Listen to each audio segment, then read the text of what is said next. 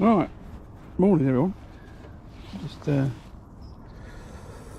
my usual little check. Make sure that audio is working and stuff. Alright. That looks good. Right, we're off. Morning and welcome to the fishing stream. Something a bit different today. I'm on the river. Well, I'm in the river. I don't think on the river is the right description. I'm in. Morning, Steve. I'll just give you a quick, hopefully the connection won't drop. Here's my box. In the river. There's my stuff. There's my stuff. And I am on the River Thames today, on what I would call Peg 1, on a section of the river called Culham Reach, which is operated by Sutton Courtenay Angling Club. It's a very interesting peg actually.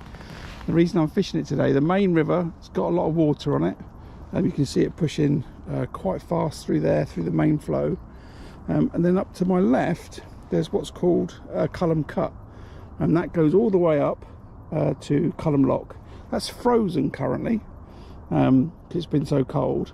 But what that creates is a real sort of slack area. Oh, where is my finger? A slack area here. And I plumbed up earlier. And I've got a little run in front of me, and then actually to the left, when I had a little look a minute ago, the float didn't even move. So I just want to spend a few minutes plumbing up again, and we'll be off. Hopefully the box doesn't fall in and I don't fall in. Although I do appreciate that would be funny if it did. So I just want to have a quick little extra plumb around. I was keen to get on by 10 o'clock, so here we are. But yeah, not very deep today. What's that? 4 foot, just a bit. Oh, pole's too far away. A bunch of snags in front of me, where I think what happens is the debris from the river comes down, and it's sort of, because this slack, it sort of all settles here, so I think I might lose a few hook lengths today. Looks like I got caught in a snag. Brilliant. A bit deeper there. Well, maybe I'll try and run it through. Maybe I'll try and run it through. Yeah, I'll tell you what, let's set up that.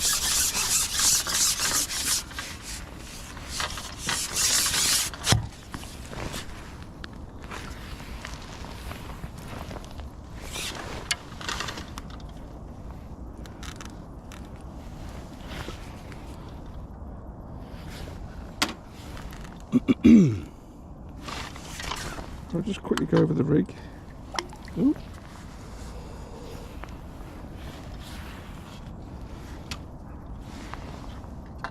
Before we start,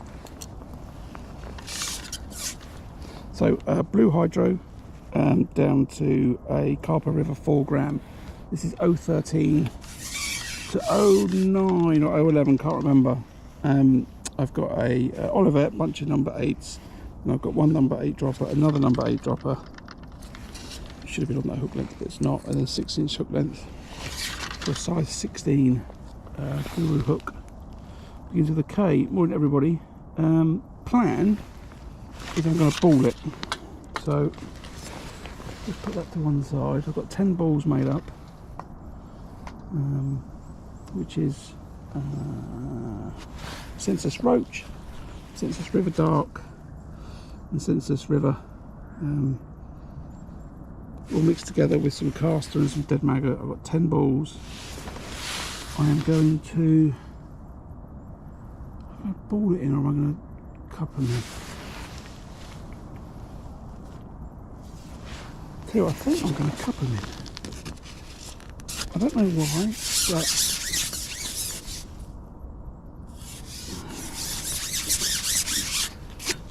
maybe that's what I'm going to do. I'll tell you what, I'll cup a couple and throw a couple. That's what I'll do. So I've no idea if I'm going to catch today, just so everyone knows. But all the lakes are frozen, and I don't fancy chucking icebreakers. So I thought I'd come down to the river. Most of the river's flooded, except this section. So I'm going to run from there. So I'm going to put my bait right in that. I'm going to put my bait slightly to the left of that white water. Yeah. So I'm going to put the 10 balls in. If I catch, I know I need to be prepared to top up. It could be amazing. You know, I do hear of, you know, big catches of bream down here. In the River Masters a couple of years ago, the guy had 90 odd pound of bream in just over an hour towards the end of the match. But I think he was chucking the feeder down towards the danger sign. There's a danger sign for boats because there's a weir and stuff we need to be thinking about. So put a couple in like this, and I'm going to throw it off. Morning Neil. Morning everybody else. Thanks for joining. Hopefully I'll catch some fish. I had set up the pole feeder as well. So my pole feeder was my backup, and then I've realised I've for some reason got no electrical tape. So I don't think I can actually set a rig up properly, which is a bit of a pain. I might work out how to do it if I need to later on, but hopefully I'm going to catch on the pole. Just normally like this with a float. That's the plan, isn't it? See, look, I've got this stick in front of me here. It's a stick. It's going that way. And the river flows that way. It's a strange little... I'm sure you get this phenomenon at all sort of T-junctions in the river. But yeah, I think this may be why the bream fancy sitting here, because it's kind of cosy really. So I'm going to fish this main swim here, out in front, and then as I said, I've got an option to fish to my left. There actually is no flow at all. I think we will dispense with that and leave that on. Put that out in front of me, and then I'll ball the rest, I think. Sling the rest of the ground bait in. Right. Somewhere there. Check those feet aren't going to come apart. Right, good.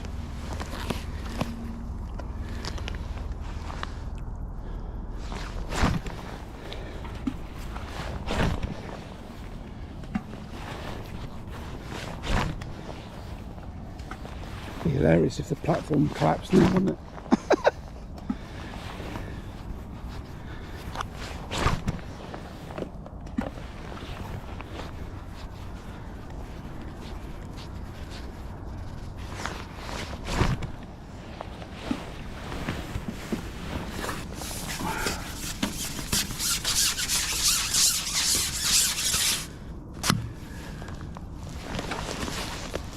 So right done. We'll get fishing in a second. Right, let's move this frame if I can.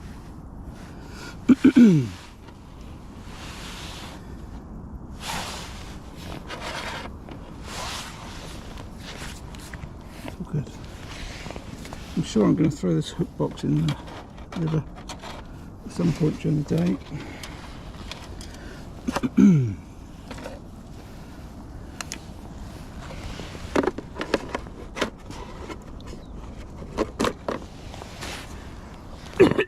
Looks sort of good.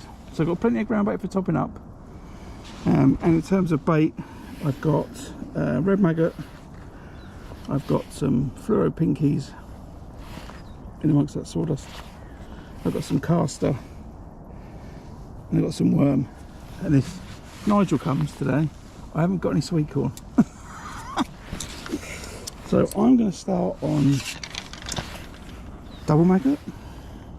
Feels right. Morning Anthony. Excuse me, yeah, fingers crossed. I've genuinely no idea if I'm going to catch here or not. I would think I would, you know? I would think I would. 4 gram might be too heavy, might change down to a 3, possibly even a 2 gram. Like I said, if I fish out this way, the river doesn't even flow. So we'll see. We'll see. Right, just need to turn this brightness up on this phone so I can see all your comments a bit better. Right, let's start fishing.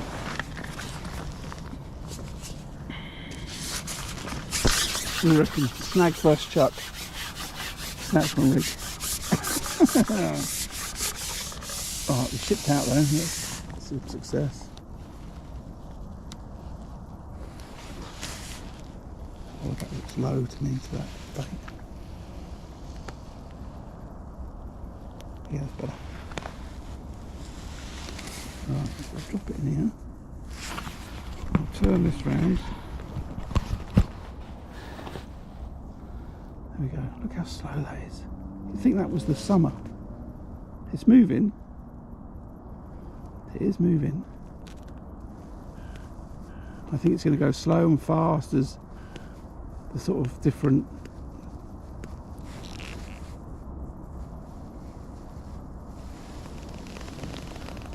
okay. What is that then? Is that a snag? Because it's moving.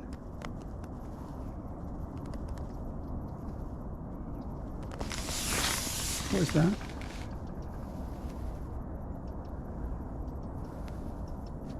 Stick. Okay. Just got excited then.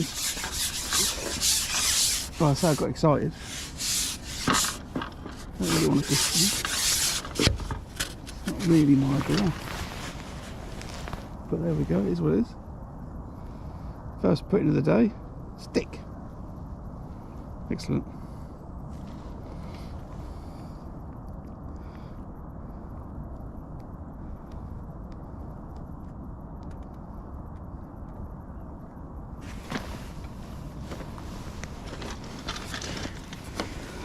Does that count as my first catch of the year?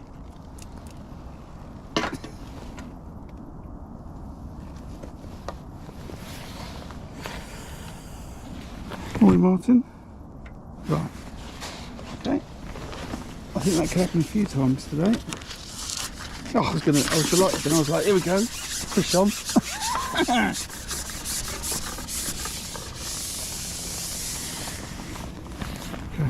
Let's try again. So I'm fishing 13 metres today. I'm probably metre and a half, 2 metres from what I would call the main flow. See where I've just put it in there, it's faster. Just run it through here.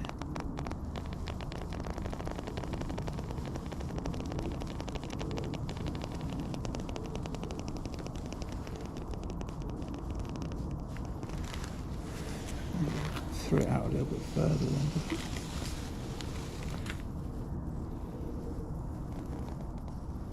Yeah, oh wow, so that's right on the crease of the two of the flow of the river. There it hardly moves, and then I'd swung it just a little bit further, it flies down. So okay, I'm right on the crease then. There's definitely a faster part of the flow. That's where the ground bait's gone in. So I expect to catch just a little bit further down, about here. So I'm looking for a bite. Float's gone under. Don't know if it's a bite or another snag.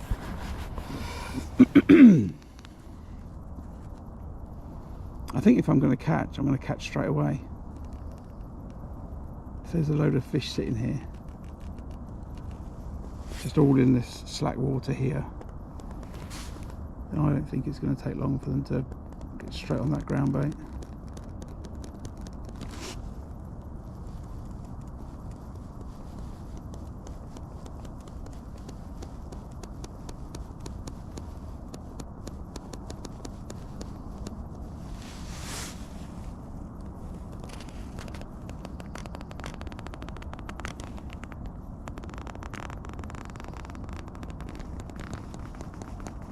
Isn't that right? I imagine what happens is it just comes around there and then goes slacker and slacker, and then basically comes to a stop to my left.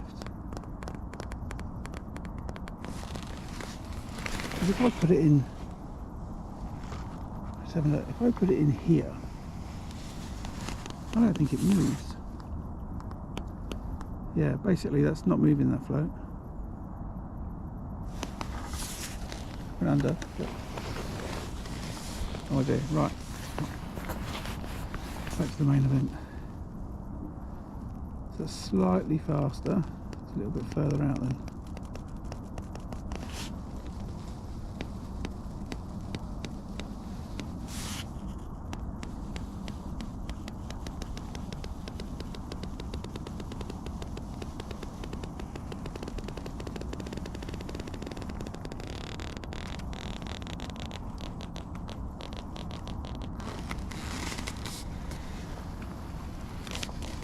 Come on, fish.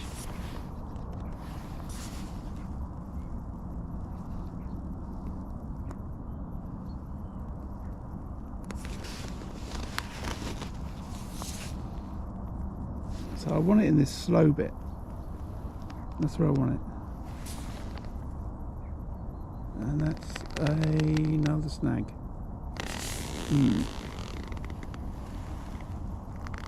I did bump a couple of things as I was coming up.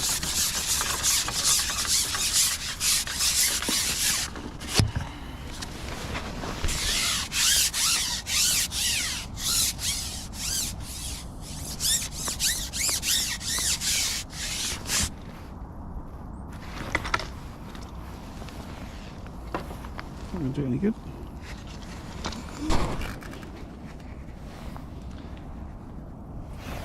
Right, everything seems good though. No, I haven't set a feeder rod up. I've got one, and I might have to set it up because of the pole feeder disaster, but I fully expect to catch on the pole.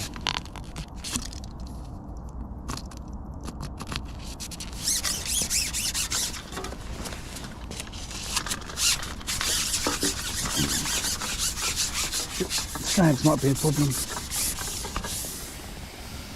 But you never know, right? You got to try these things and you find out. You know, maybe that'll be the learning for the day, Graham. Don't fish this peg in the winter when there's been a flood, because all the debris congregates in the peg. And if you want to fish, you've got to fish a feeder and you've got to chuck it in the flow. But we'll see.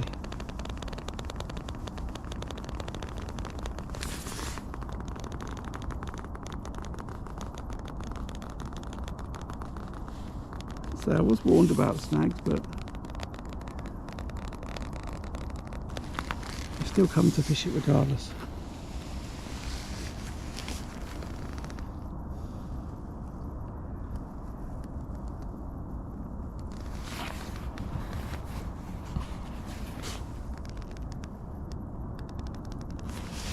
I think that a bit crazy, but not a lot of people come and sit in the river and fish 30 metres on the pole. So I wanted to find out.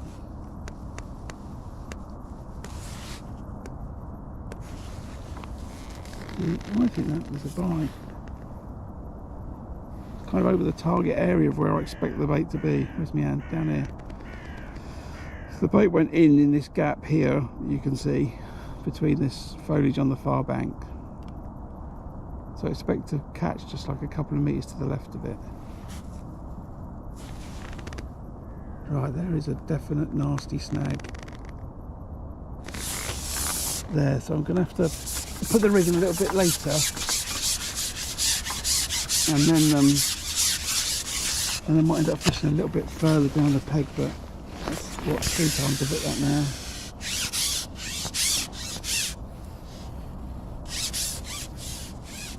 So that's something of significance.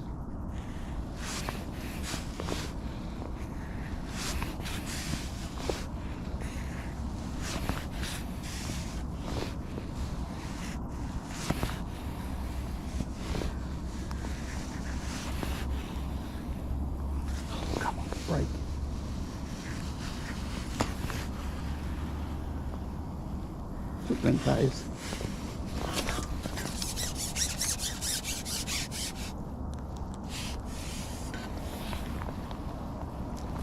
No, got a bit of the tree.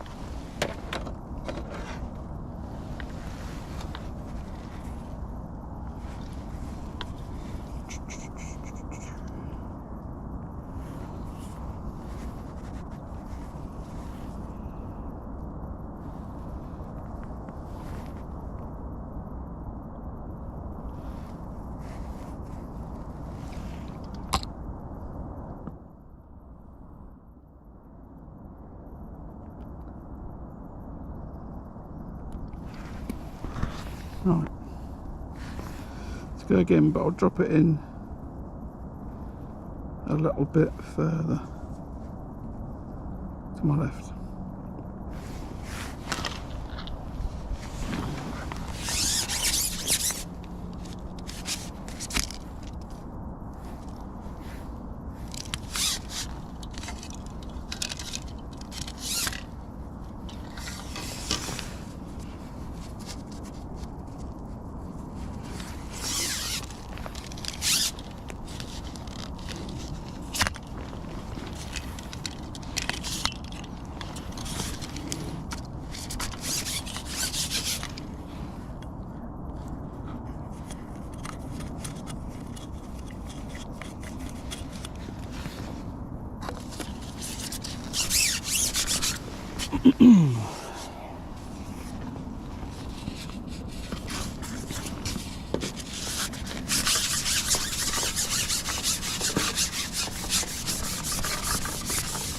Drop it in. It's got some weed on it.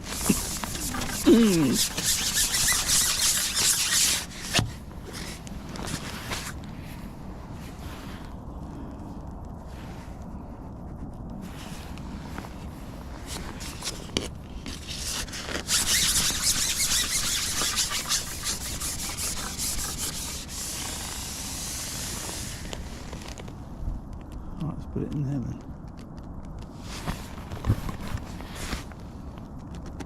That's where the ground bait went in.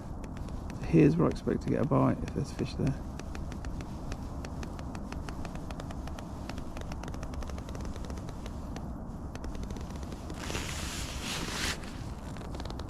Not there, that's too far away, but I'll leave it to run.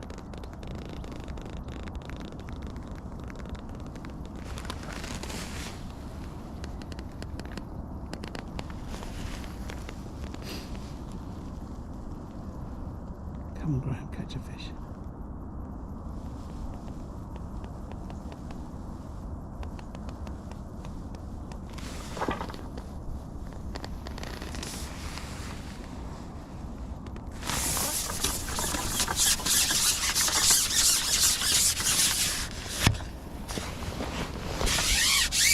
I'll call this snag, should I? This was not meant to happen today. Right, I'm just going to shallow it up just a little bit.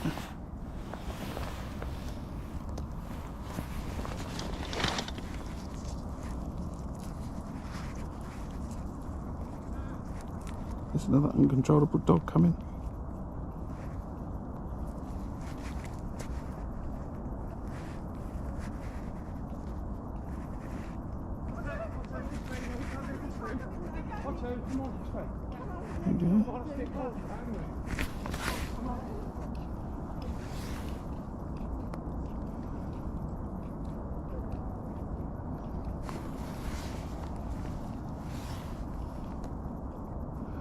So I'll give him his dues. Otto is definitely well behaved compared to his dog cousins that came down a minute ago. Right, let's shallow this up just a little bit.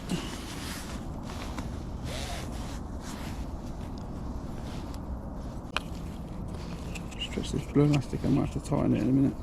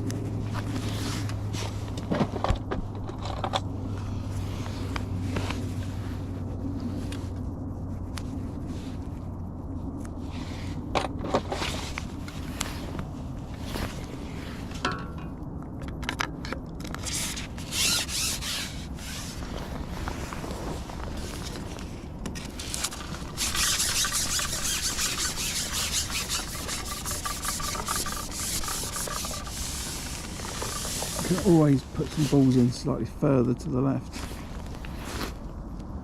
but I want some indications of fish.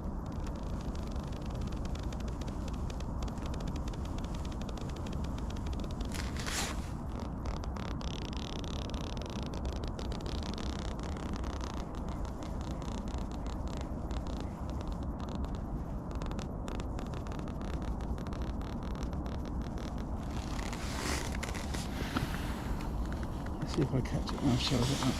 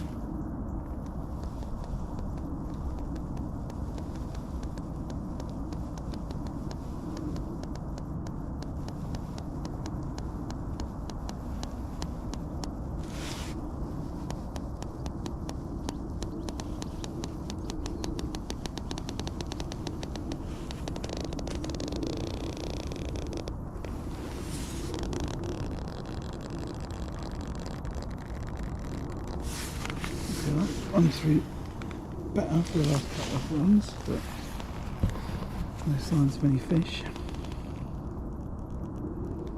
I was thinking about fishing in the town centre today, but I can't stream from there, so I knocked that idea on the head.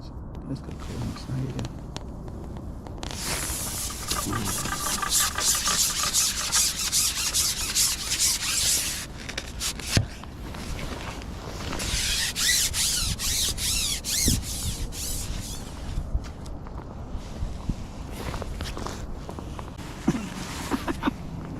Right, I'm just gonna look to that spot to the left. Just gonna plumb it up again.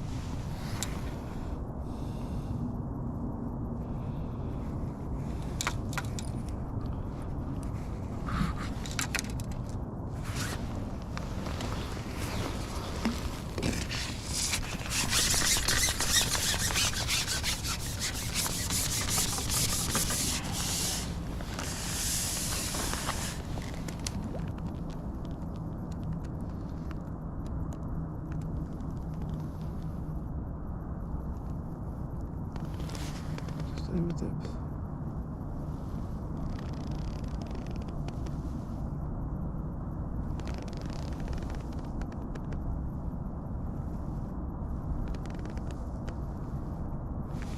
Should have got quite a bit.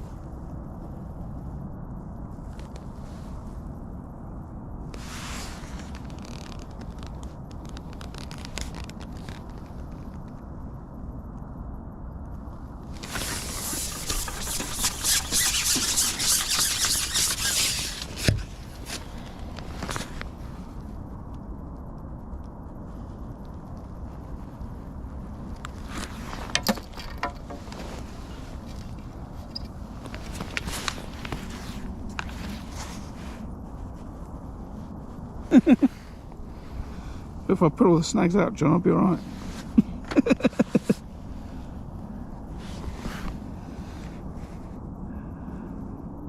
It's interesting, I didn't really feel them with the plummet.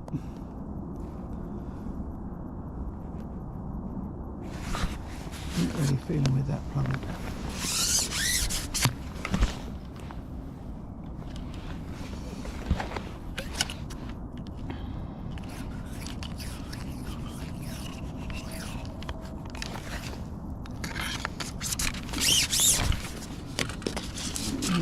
Look at that.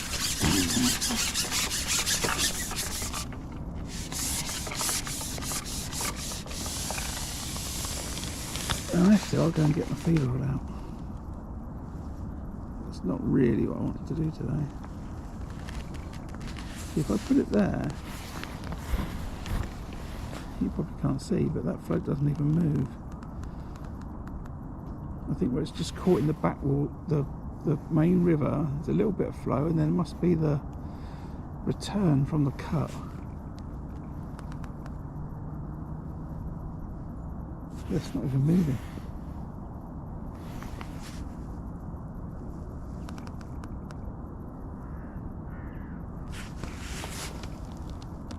To the right a little bit.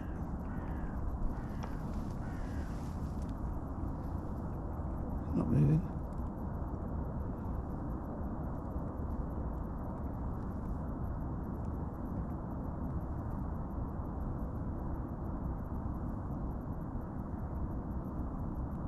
Moving a tiny bit.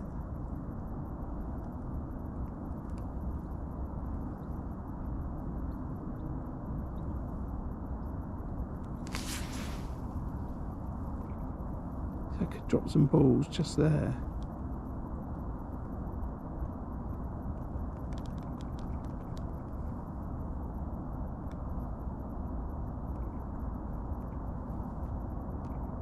My other choice is to get another section of pole out and see if I can fish another one further. Although it's going to be faster, maybe I can hold it back.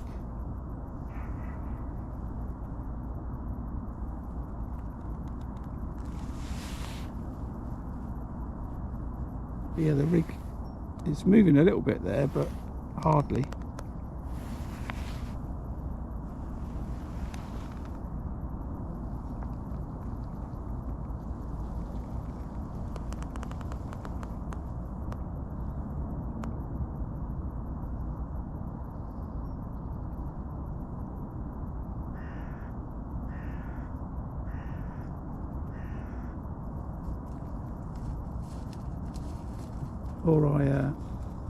Or I'm going to get the arm for the rod.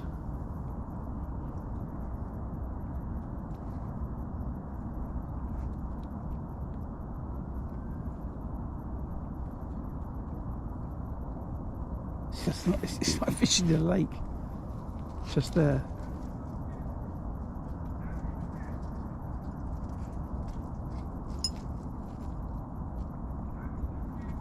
If anything, that float's moving slightly to the right. So I think what we'll do is I will get another section of pole and see if I can get out past those snags and still hold it in the flow. That's what I'll do.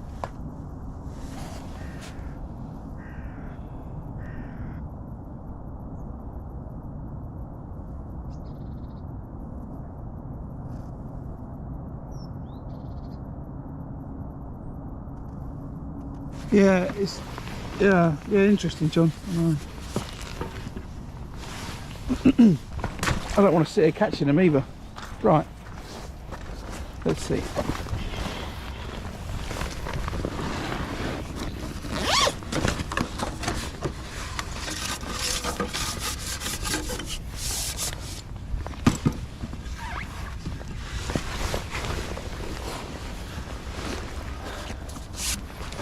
This is the this is the realism though, John, you know. angling.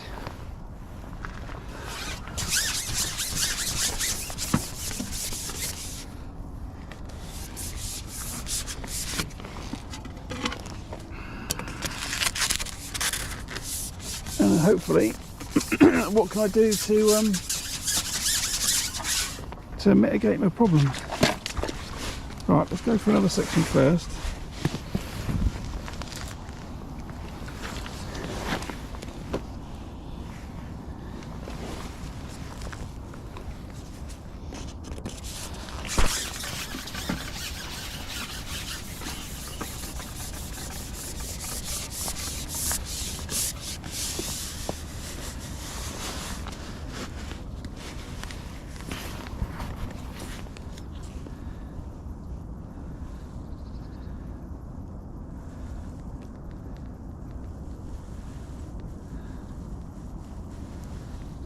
Fast, but I reckon I can hold it back enough.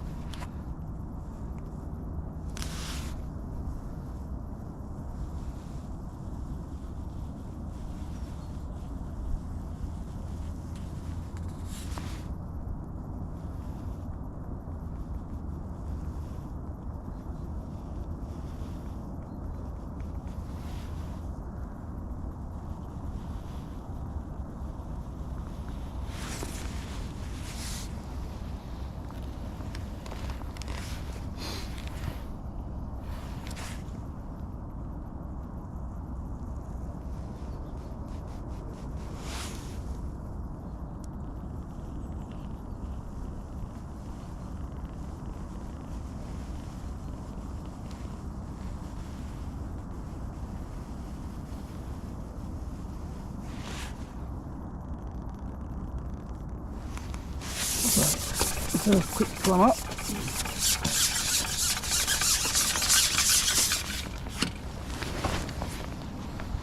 Have a quick climb up.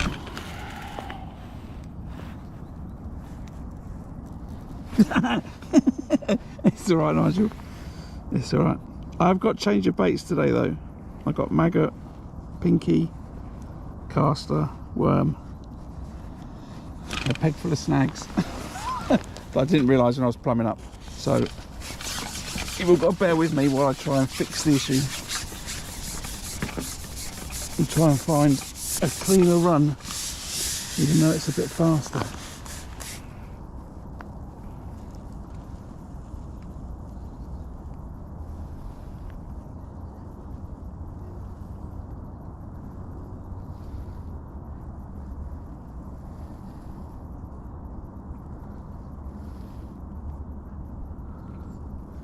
Pretty much on the bottom.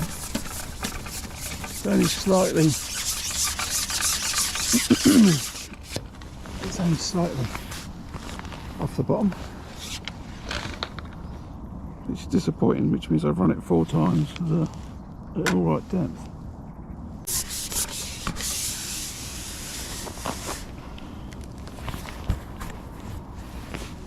Feels like it's going to be a workout today now.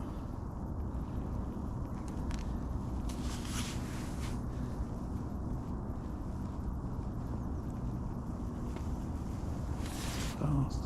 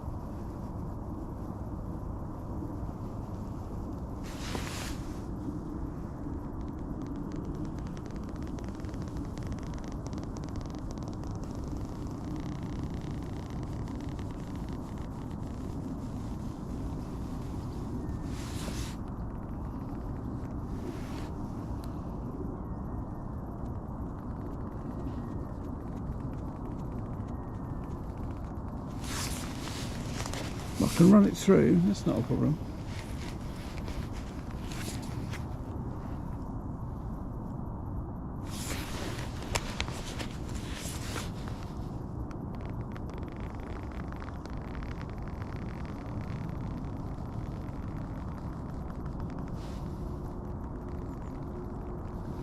Just that extra section is cleared of the snags, for sure.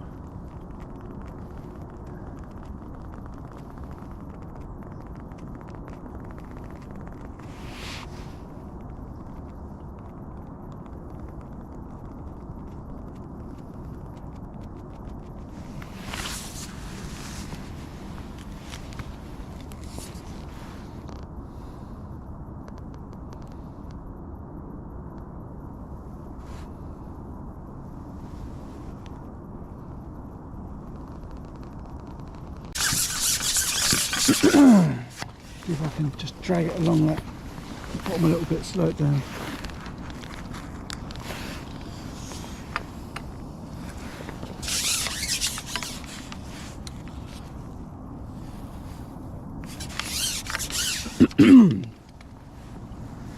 And then my alternatives are going to be set a feeder rod up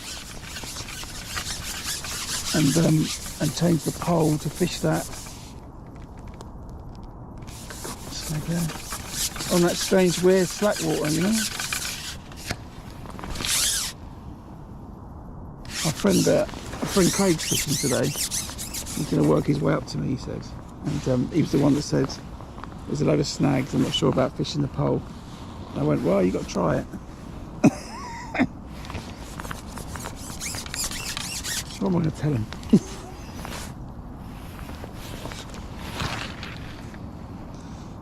I have to say no snags, Craig.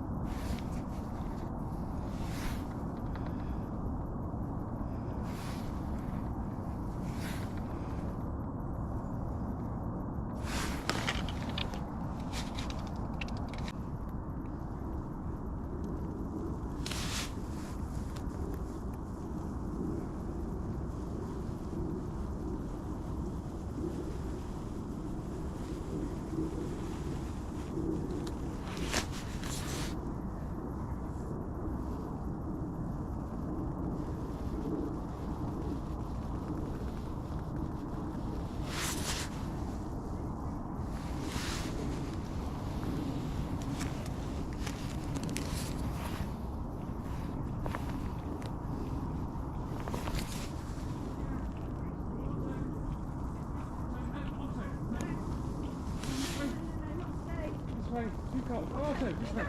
You go, come on, this way. Come on. Go. Come on, Otto. You go, come on.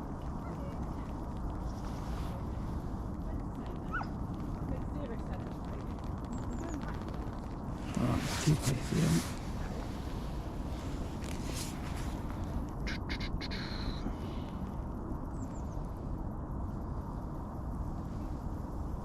It's alright just there, and then it sort of hits here, it speeds up a little bit.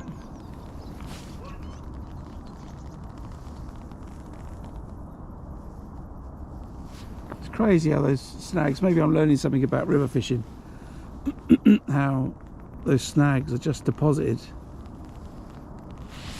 Slackline, you know, where I started off by saying I want to fish where it's slack, and that's where the river has dumped all of the sticks. That's just my inexperience at fishing rivers.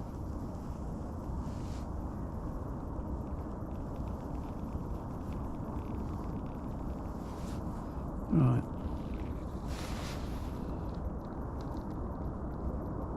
I can certainly run it through there, so right, that's probably could be a bite. So whilst so I could definitely chuck a feeder in there. I don't think it's a lot to hold. I've got feeders that are big enough to hold there today, so I could chuck a feeder out. It's not a problem. It wouldn't take long to set one up, and I could redo this pole line on the left hand side and then just ball some ground bait in there in that water where it doesn't move.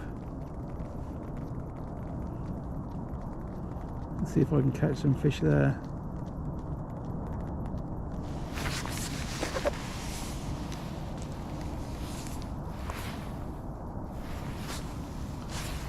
Not quite what I expected, but you know, it's fishing, isn't it? Well, not quite what I hoped for, I guess.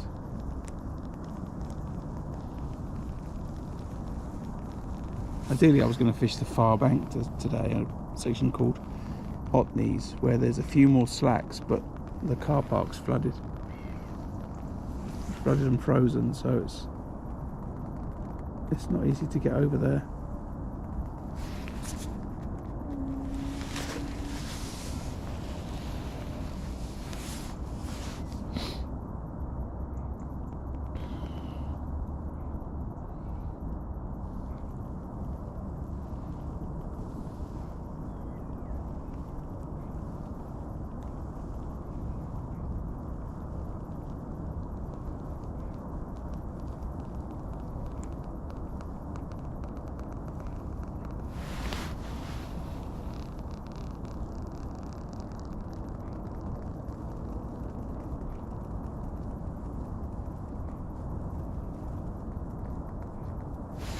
Very strange.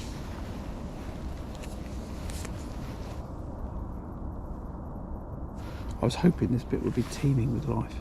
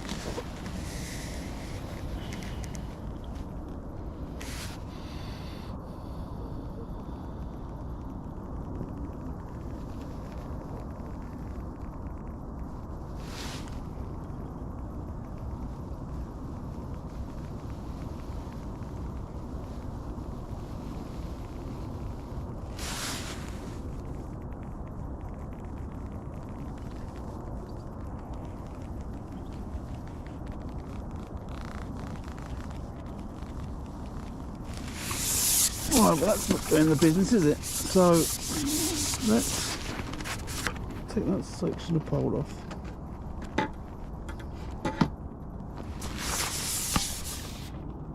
And let's go and re-plumb up to the left.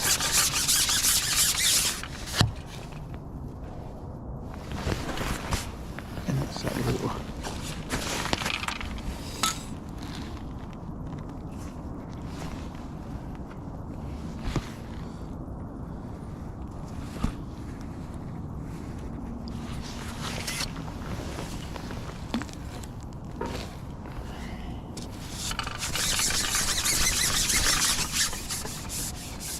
Just to the left here. Oh, on that pole. Just to the left here.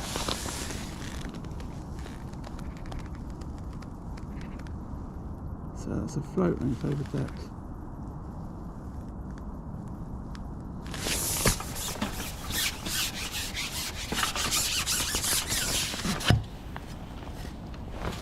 Shut that back up.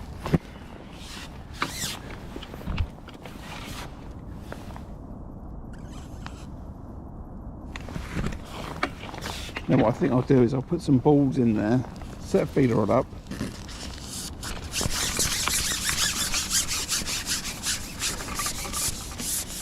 and then keep switching between the two. There, that's just on the bottom.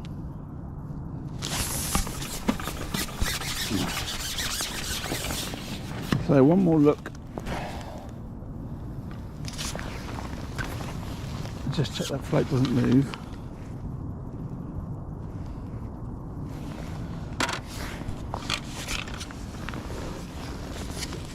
And we'll put some bait there, I think.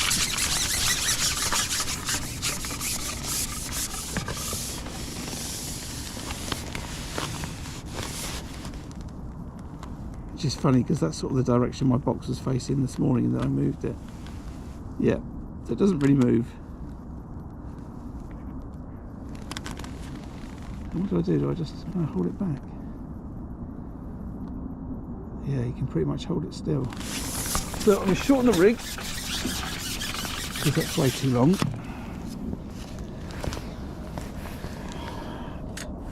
And then let's try something else.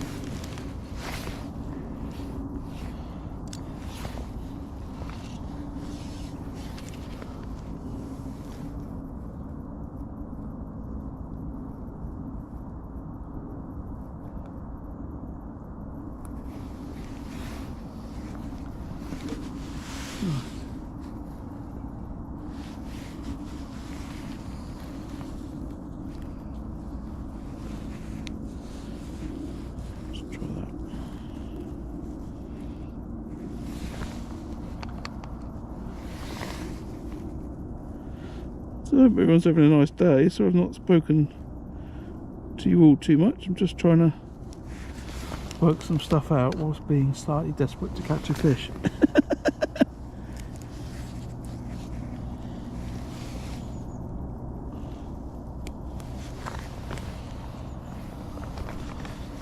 I had a feeling it was either going to be a run, a fish a chuck, or dead hard.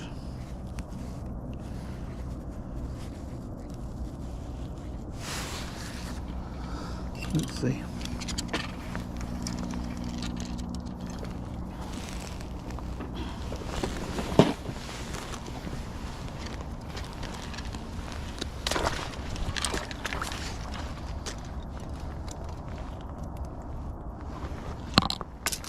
I know it gone wrong when I forgot my little ground bait bowl this morning. I had to use my Guru bait bag as a to knock up some ground bait, which I'm going to do again.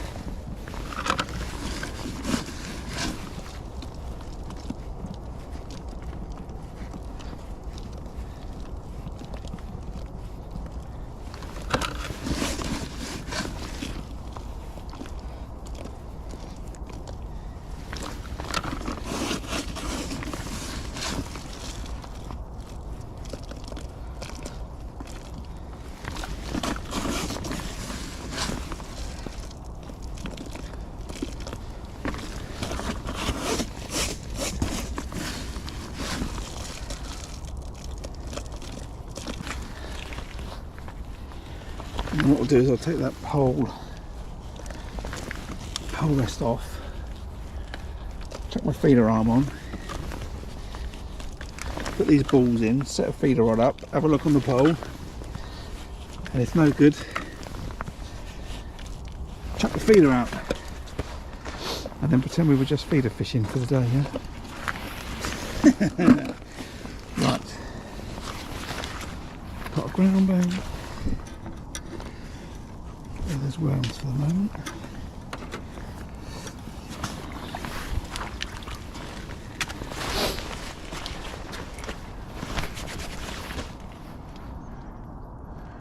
I needed that for them balls, didn't I? Oops.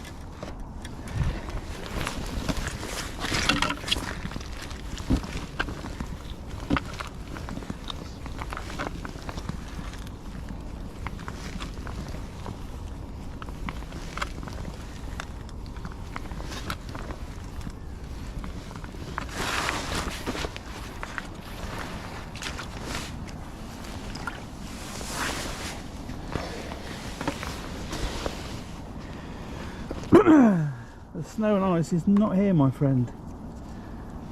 Not here. But instead, I'm just fishing with snags. Come to what I thought was going to be a lovely peg on the river, only to be cursed by debris in the river.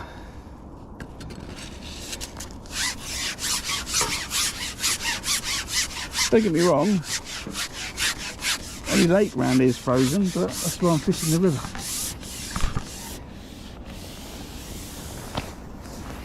There's pictures of this part of the Thames freezing. I think if you go to the town centre, there's some pictures of the Thames being frozen. But it's not frozen today, so this is what we're trying out. I've just had a load of trouble with snags in front of me, so I've just replumbed up another line to my left where there's no real flow. So I'm just going to put some balls in there and set a feeder rod up, and then see if I can catch a fish over the top of it on the pole. If not, then we'll launch the feeder out for the day. Yeah, Stu. It's yeah, I'm an hour away from Tunnel Barn Farm, and you know, rivers don't freeze really, not as much. So I thought, get out on the river and see if I can catch some fish. I had a look yesterday. I thought this looks tasty. Snag pit. That's what I'll call this peg. It's no longer peg number one. It's now called snag pit.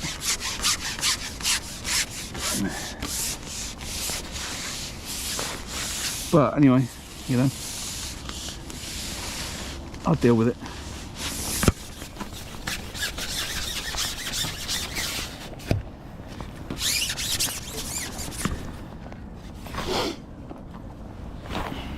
Instead of my normal catch montage, you know, where I play some music and just show me catching a bunch of fish, I can play some music, show me getting snagged up, having to pull my rig.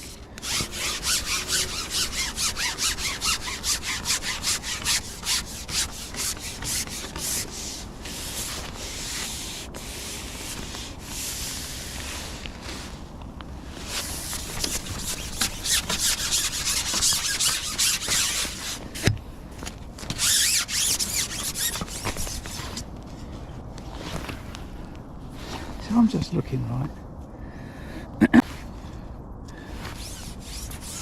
I think I'll just chuck it in front of me.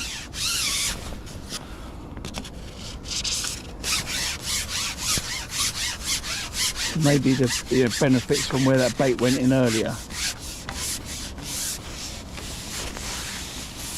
But it won't be too far away from that.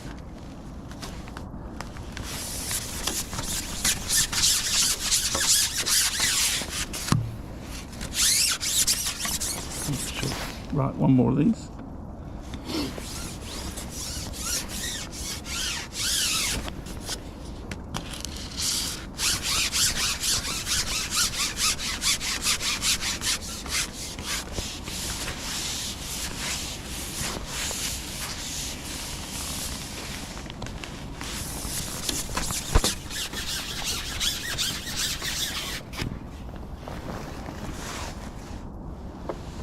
Right.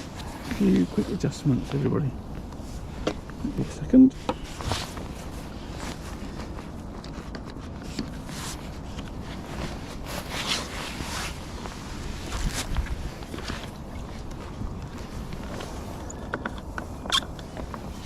Let's get this bump bar off.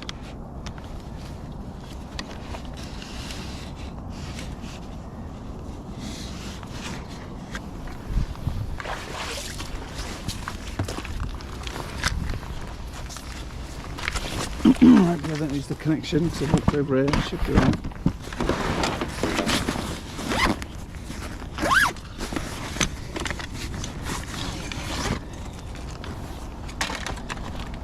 Careful, dog.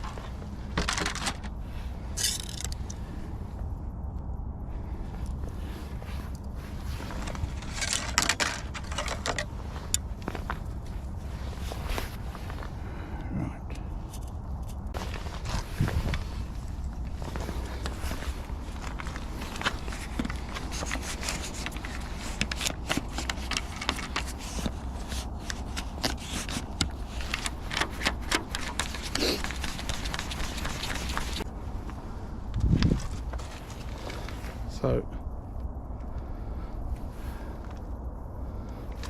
don't set yourself some big expectations of getting some top feeder fishing river tips, because that's not going to be today's live stream.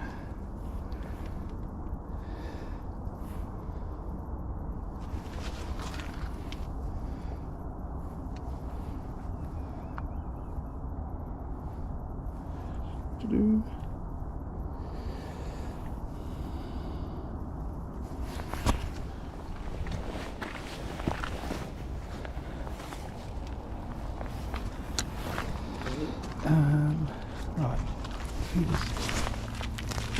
Ooh.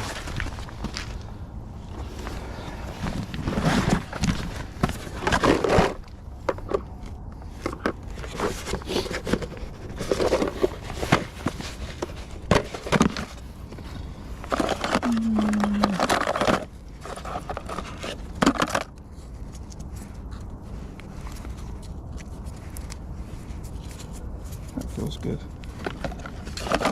Start on 55. These are huge. So that's 60 grams.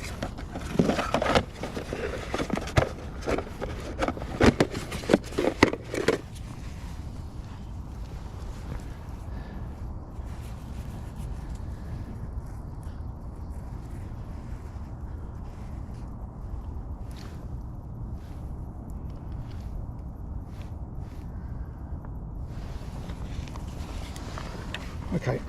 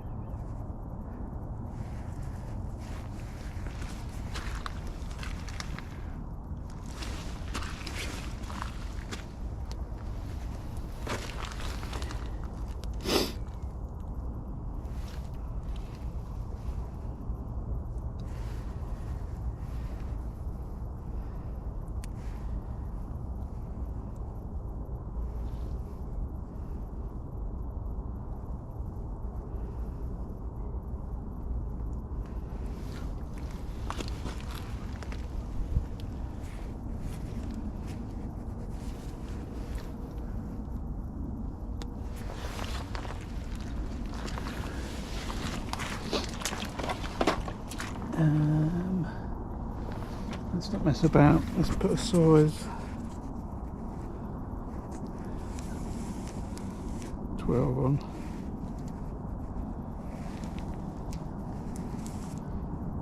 Just to an 017.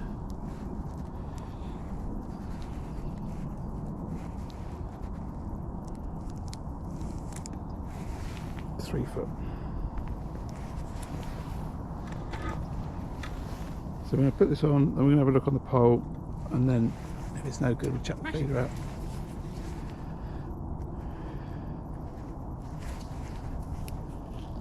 Come, let's go.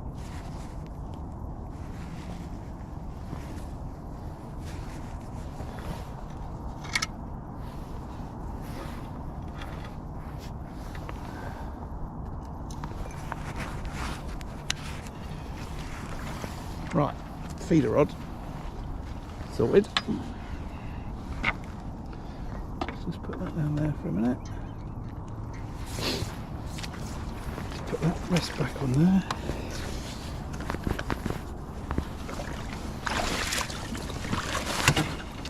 Yeah, brilliant.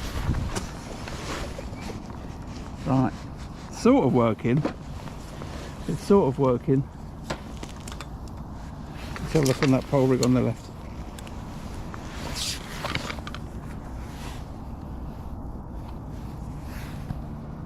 See if anything wants to come over that bait.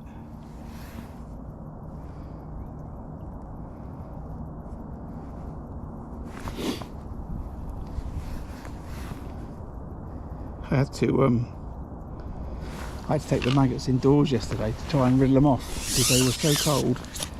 I couldn't riddle them off in the garage. Right. There's a bit of a filler word. Right. Let's have a little look from this left hand line then. Fishing in this Mr. Crabtree whirlpool phenomenon in front of me, where the flow of the river and the little cut to the left mean that the water doesn't really move. It's around the corner, actually.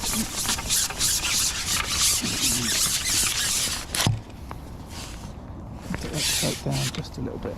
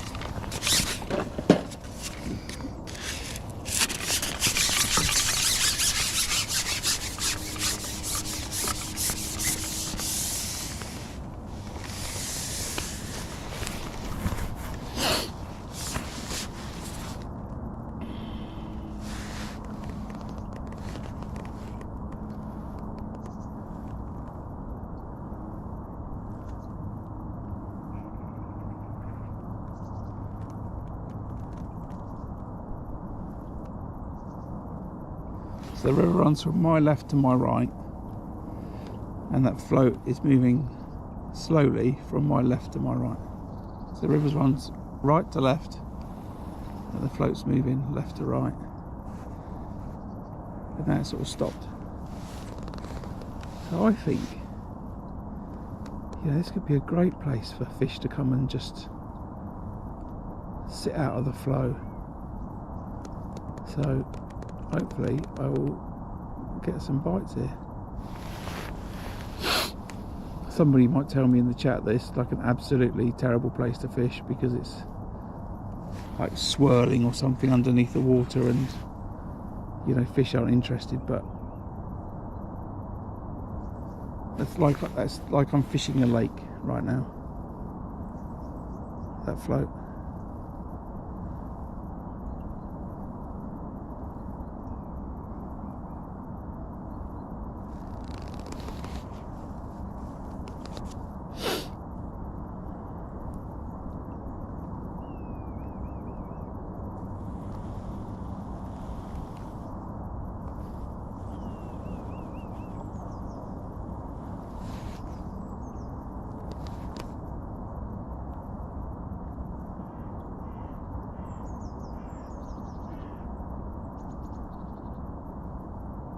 So while I'm just looking at that, I need to have a little think about where I'm going to chuck this feeder. Am I going to chuck it in front of me, you know, on that 14.5 metre line, where I was just running that pole rig through, wasn't any snags, and it might benefit from the bait that's already out there on 13 metres, or am I going to chuck it a bit further down the river, a little bit more opposite this cut, or do I chuck it way down there? I've got sort of, I don't think chucking it way down there is a good idea.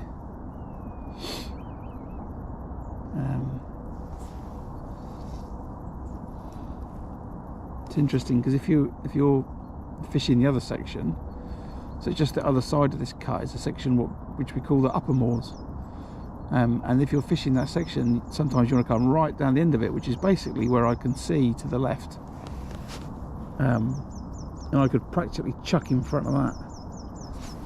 Then I've got that danger sign to cope with, and all the joys of the river.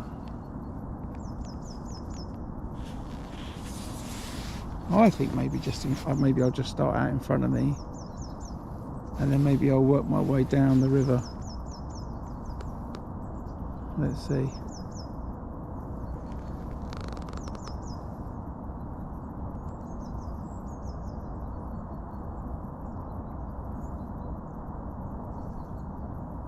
It'd be lovely to hook a bream here.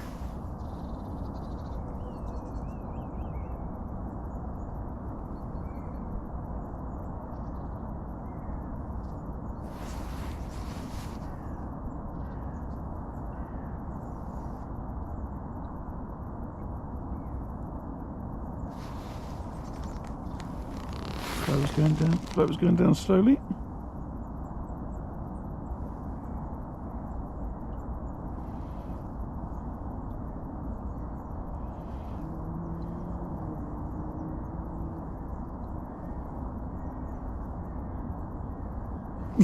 The swim behind me's been burgled.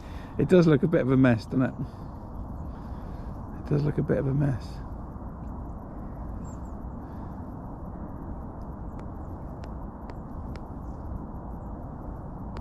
It was sort of neat and tidy, and now it's getting more untidy.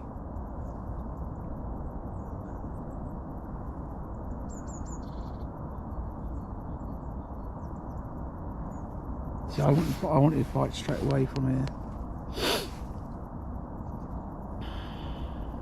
Gonna sit on it for a bit though. See, I'm not fishing a match. I could always lob that feeder out and then just ship the pole back out. It's not really my style.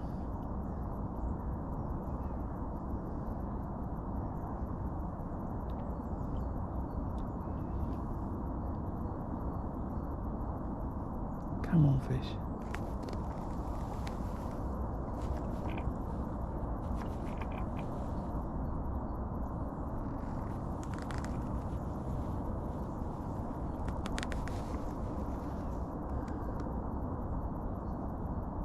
Yeah, I guess it's an eddy, but I would expect an eddy to be nearer the bank.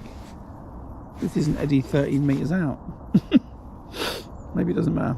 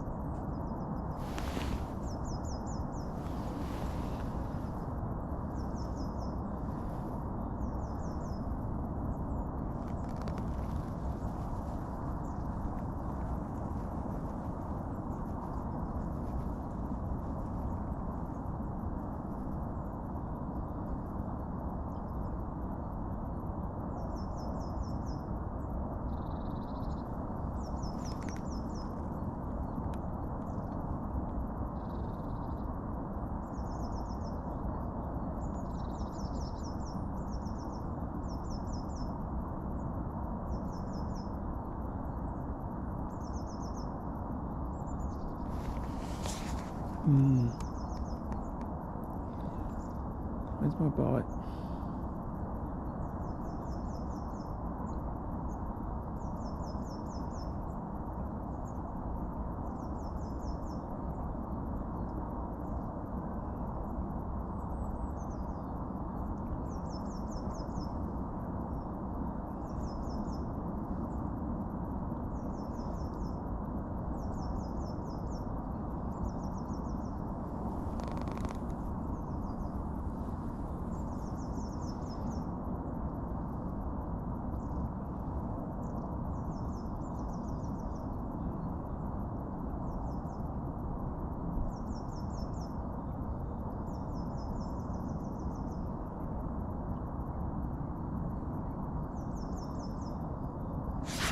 If I'm fishing correctly, you know.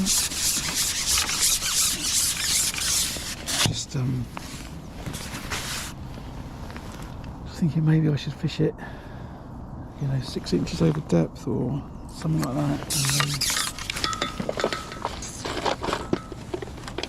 and stick a worm on. Looking for a bream, I don't know.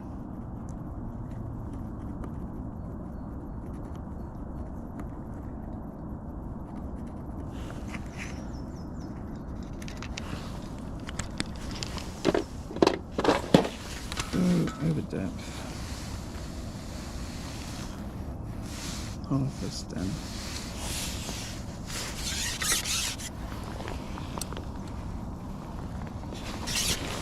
Let's chuck a bit of worm on. No, let's not chuck a bit of worm on. Because the worm's over there. Stay with this for a minute.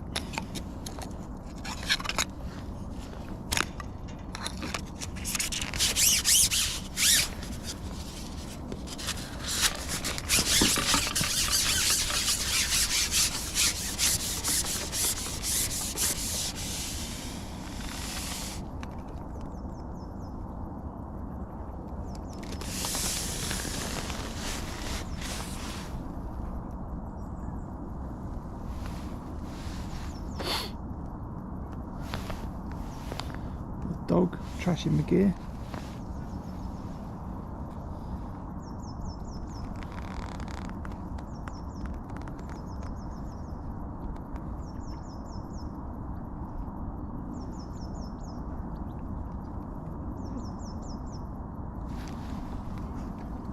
Alright, so now it just maybe that dragged my float under.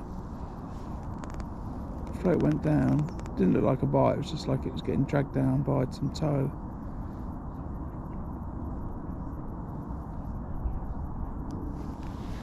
And again,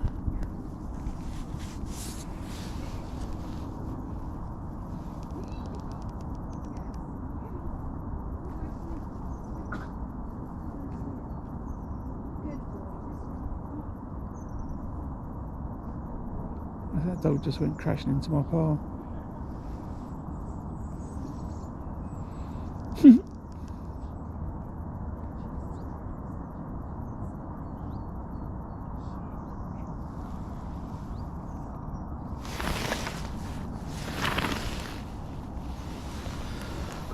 No, I think it hit my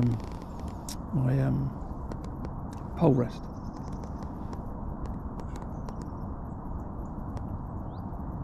Probably tried to cock its leg against it, I guess.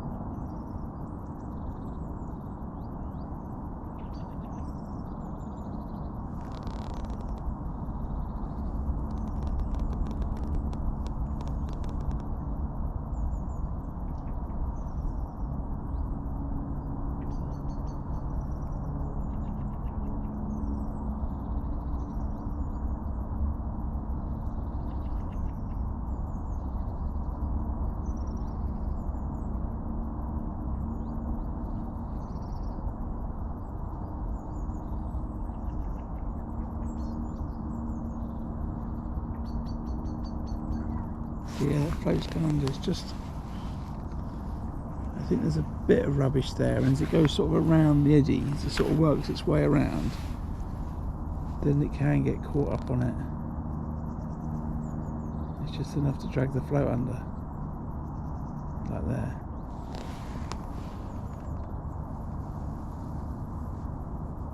No good on the fish front though.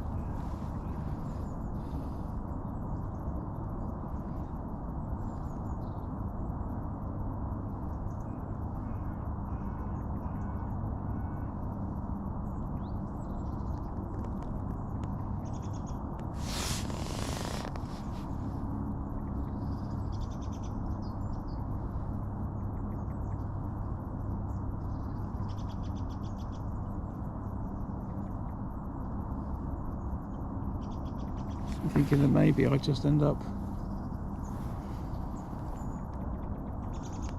chucking the feeder there every now and then.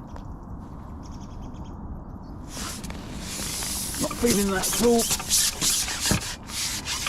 Right, time for a change, everybody. Time for a change. Let's get this moved. Get this feeder going. In there. Load the worm.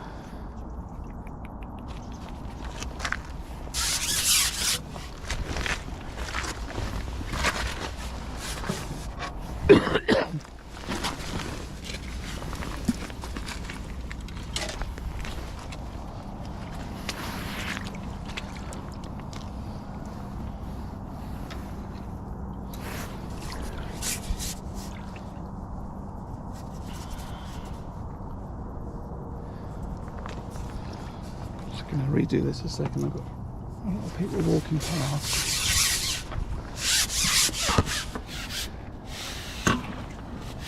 I think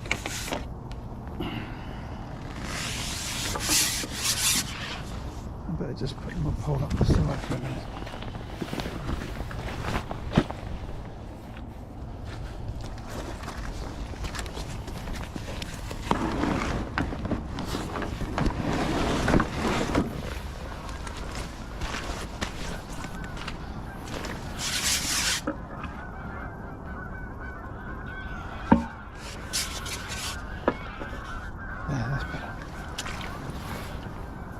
I don't want to cast into it. That's what I'm trying to avoid. Right, some worm and some ground bait.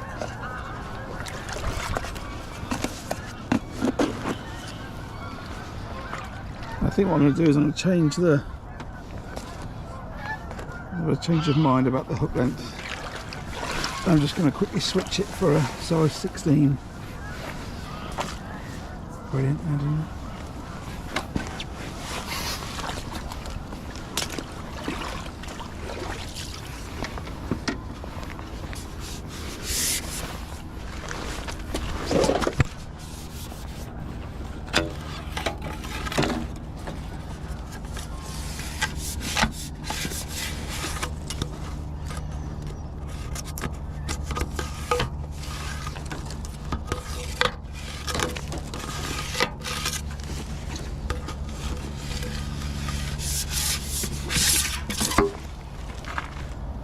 Like comedy of errors today, isn't it?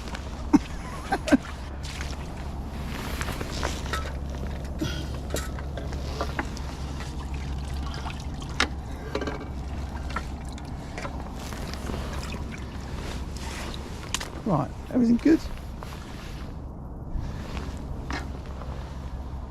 Anything else I want to bash into?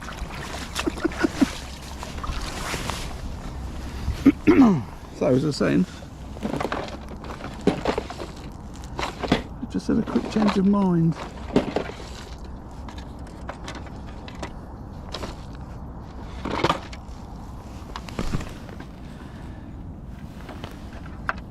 Into a 16.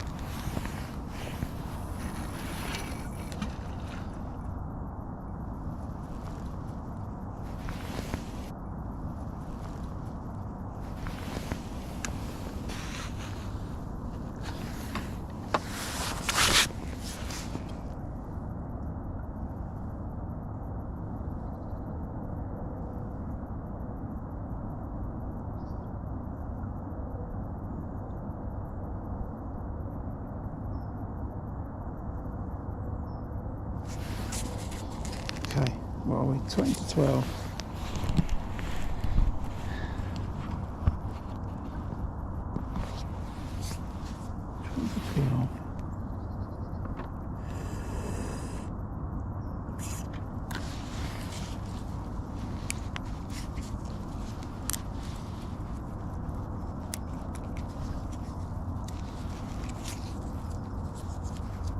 We fish this 5-minute casts, no more I think.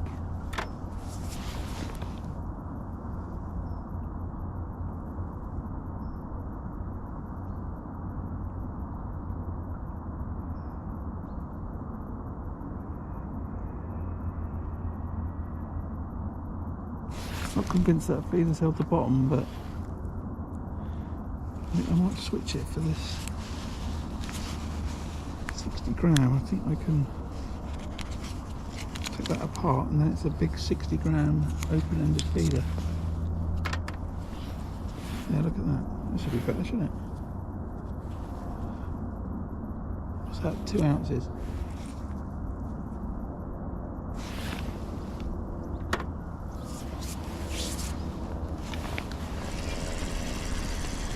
Now I've got to chuck a 2-ounce feeder. If not, I can leave it on that other one, knowing that it's just going to bounce around a little bit. Leave it out, dog. Oi! Out! Out! Out!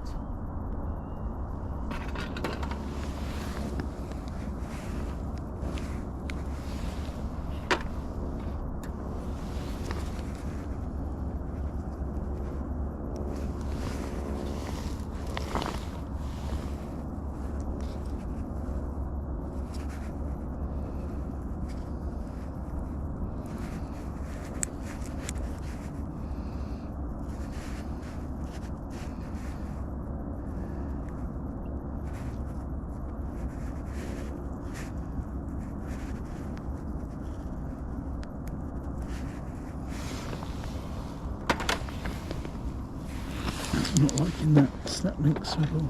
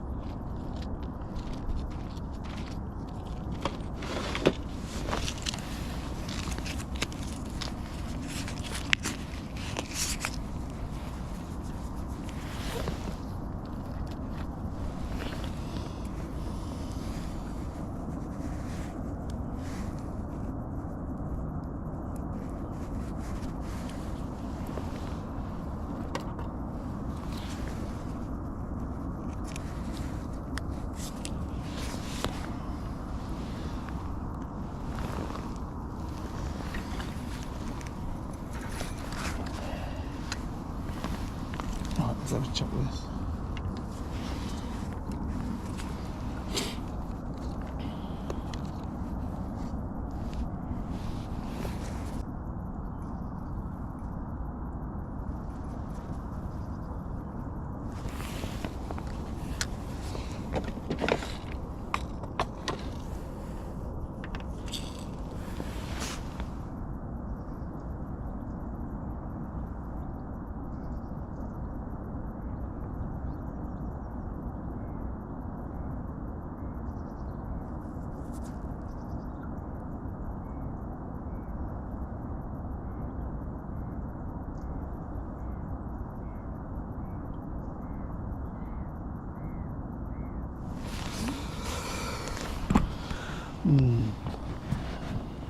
Got the feeling that the feeder went bounce, bounce, bounce, bounce, bounce, bounce, bounce.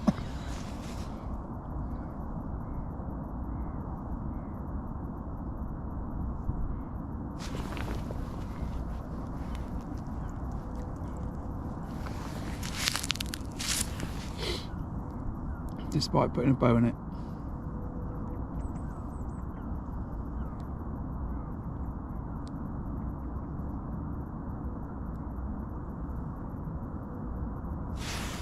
Right, how's everyone doing? Is everyone else having a good day?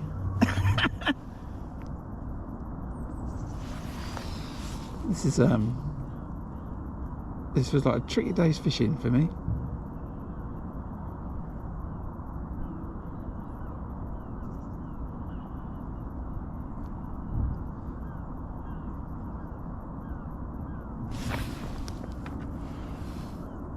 So that was 44 grams. And the other one was 60. It felt like the 60 bounced more than the 44.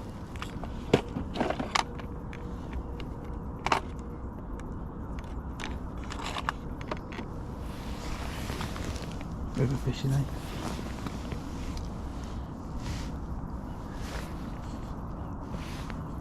Right, can you see that?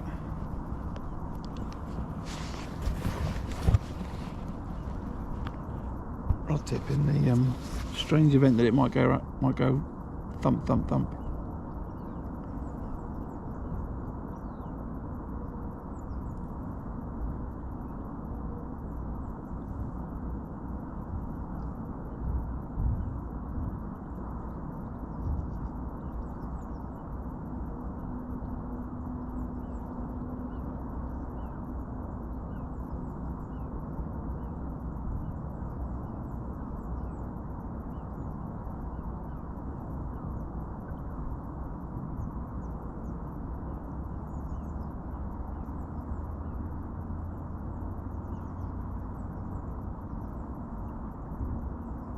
Maybe it's slightly better downstream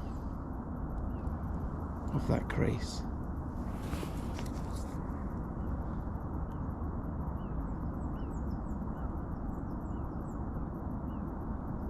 We'll sling it about a bit. Yeah, that's what we'll do. We'll sling it about a bit. Can't do any harm.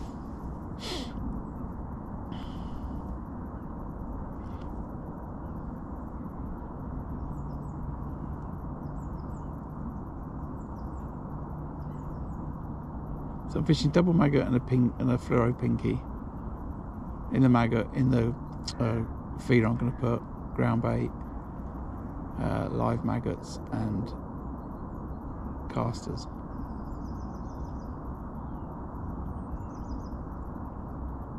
I'm wondering about firing maggots in that eddy, you know. Should I just sit there with a catapult firing maggots in that eddy?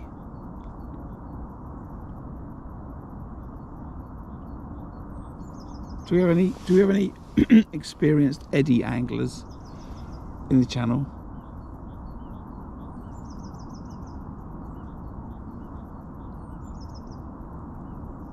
And if so, is it a good idea to just fire maggots over the top?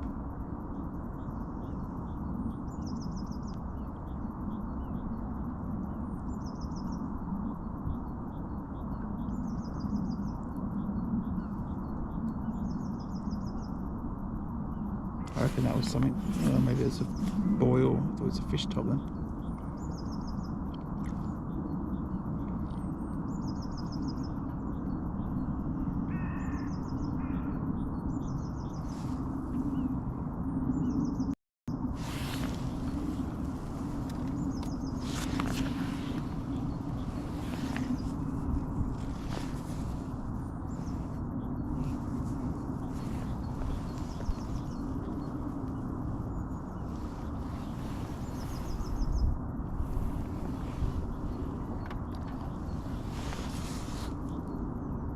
If I just sat here firing maggots over that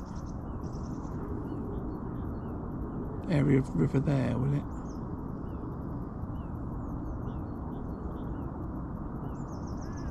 Would it do anything, I guess?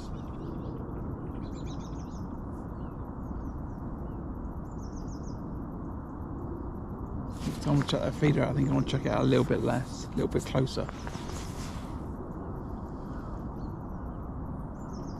I said I was going to clip it up, but I don't think it's the right thing to do.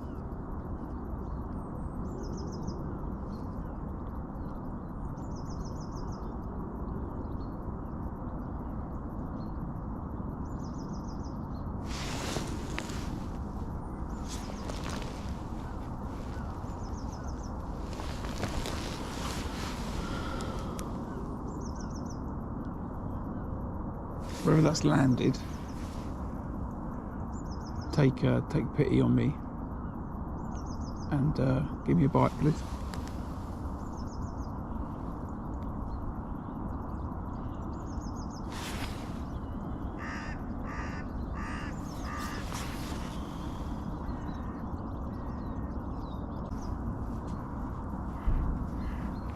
I have a prediction. I think I'm going to catch. Then I think there's going to be a pike line around here.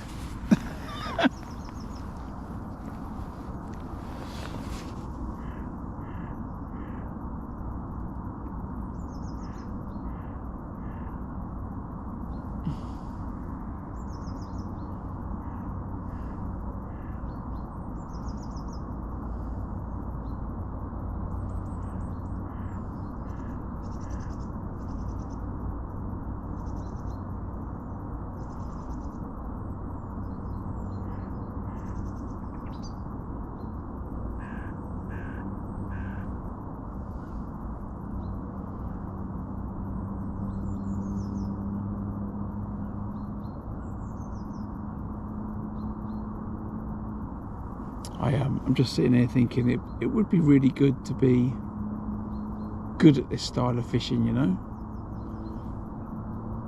And I think the only way that ever happens is spend a bit of time like this, trying to have a few chucks around and, you know, think what's happening and stuff, and then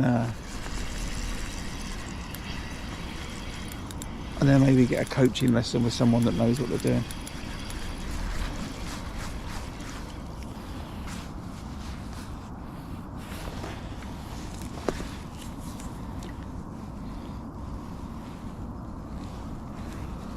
I think that might be the way.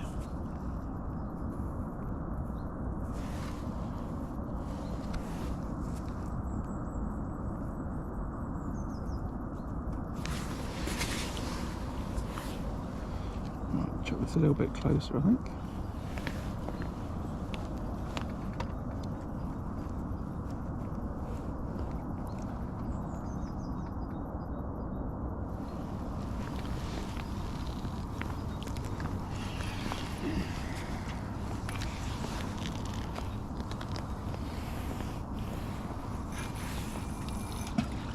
Yeah, chuck it more like there.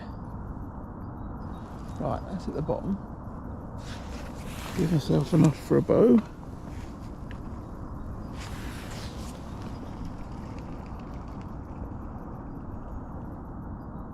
And maybe that should be better.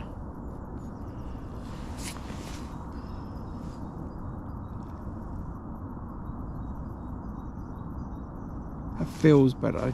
There's less bend in that tip, which makes me think more that the feed has held more where I wanted it to, and it's the bow of the line. That feels a lot better. Only thing is, the big old feeder, it's going to put a lot of bait in.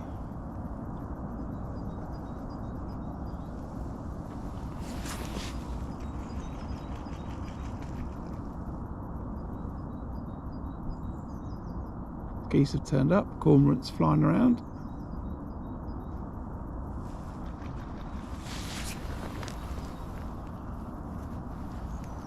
Red kites in the sky. There's plenty going on. There's plenty going on.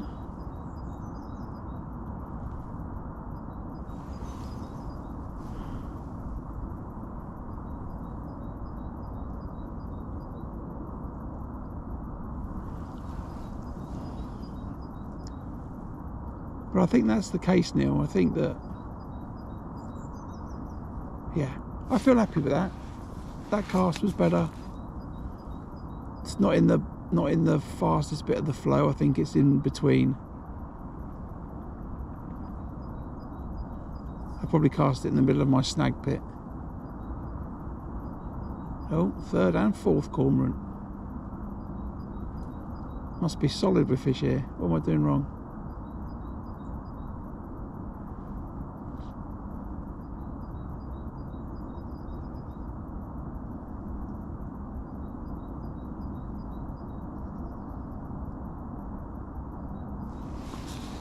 So what is it? 5 to 12.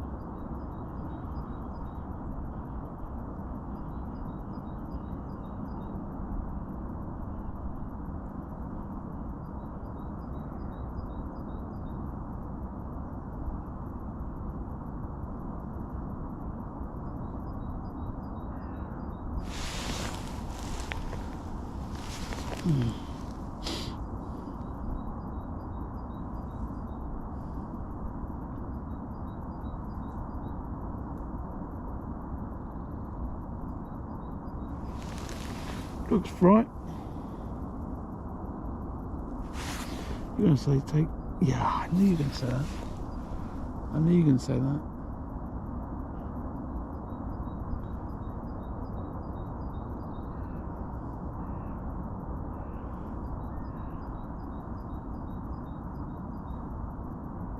We can worry about baits when I'm more comfortable in my casting and my rig presentation. For now, it's worms and maggots.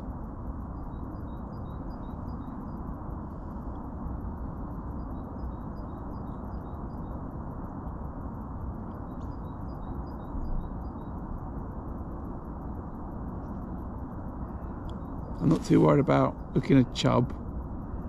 Also, just make that tip bounce. Get me excited that I'm going to catch a fish in 2025.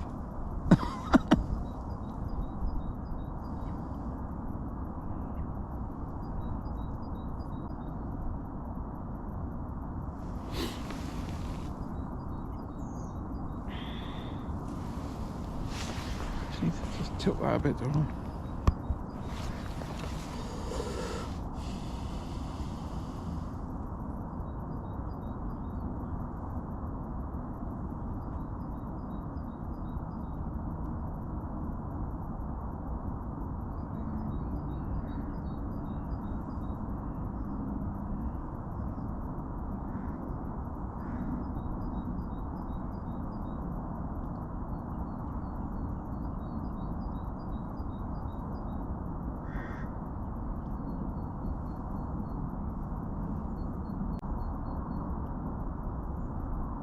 It's funny, it looked all lovely when I plumbed it up first thing this morning. I thought I got a bag up here.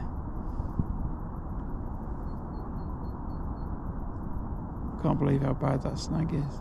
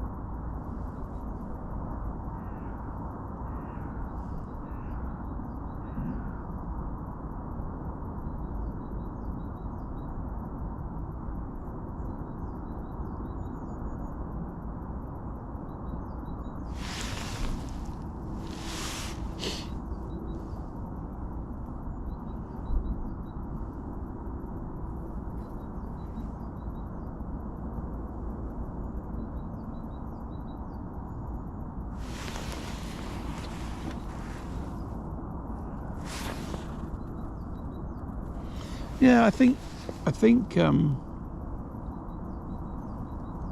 yeah, it's strange that I never found it plumbing up. As one as I shipped out, as I bounced that rig down the river, I had no No indications of a snag at all.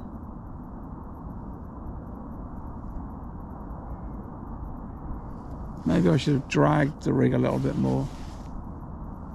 I need to think about that. It dragged that plummet along the bottom a little bit, instead of lifting it up and dropping it down, lifting it up and dropping it down.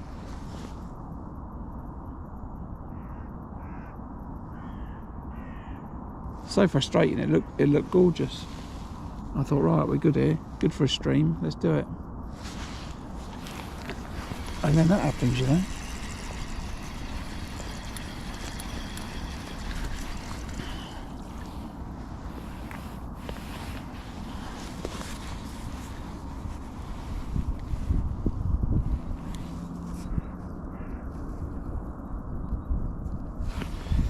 Still, is what it is.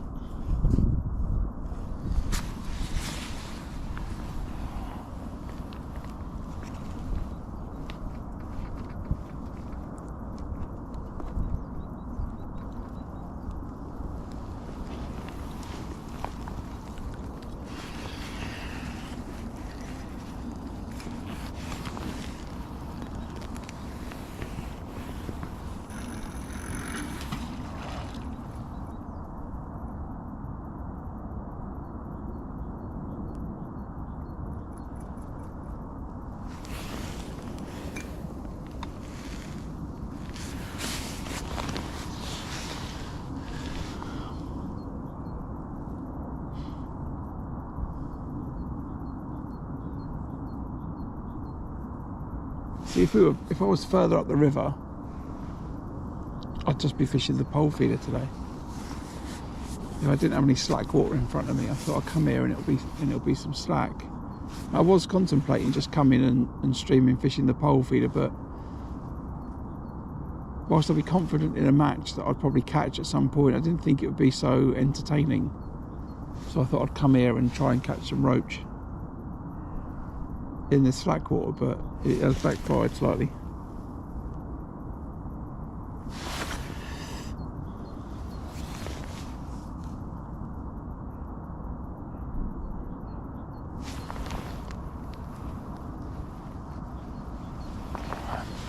My experience, no, John. 2-3 maggots I think is more of interest to fish, but what I'll do is I'll have a few casts like this, and then I'll have a few casts with a worm on. Just try and be consistent where I'm putting the feeder, you know. I think that feeder's holding the bottom where I'm casting it, so, you know, hopefully, if I'm now consistent, I'll catch.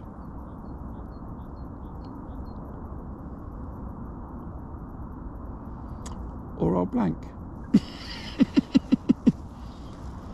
Or I'll blank.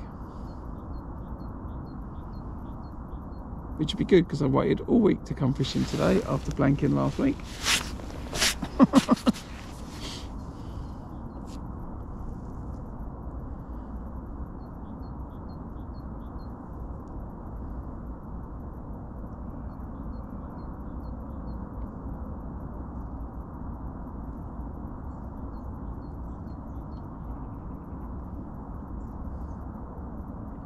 Oh, if someone's at the keyboard, can you type exclamation mark pole in the chat so I can see if Nightbot properly responds.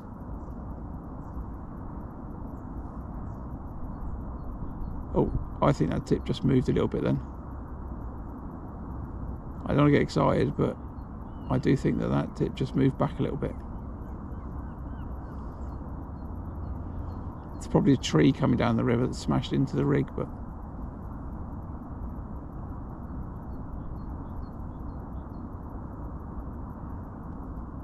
I just need to wait for it to bend over. Yeah, exclamation mark pole. No space, Neil.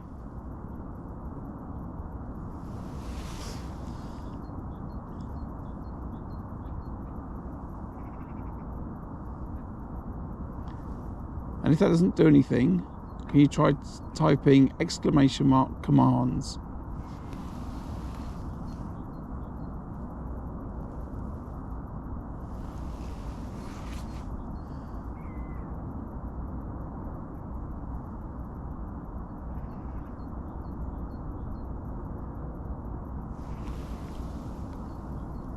Oh, there you go. Right.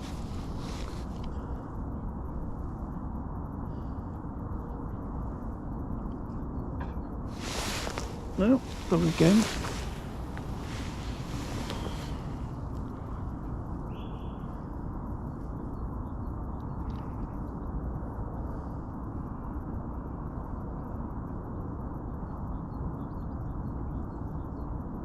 Right, I've lost track of the time. Recast it at 10 past.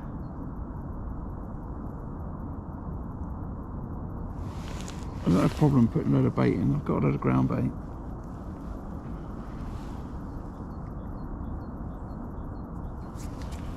And then if that runs out, I've got a load of maggots. So yeah, I could just use this as a maggot feeder. I've got loads of maggots with me.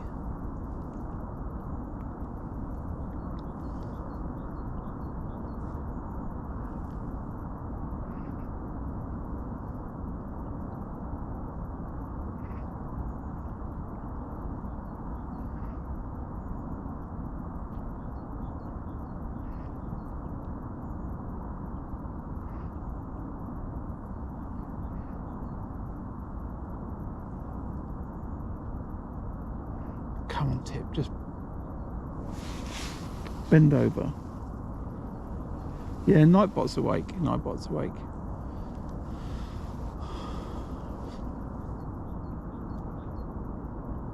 The thing that Nightbot's not doing though, it's not firing off the channel reminders. I don't know why. There's enough chat going on. But I think maybe that Nightbot's few. It's a little bit of punishment for me.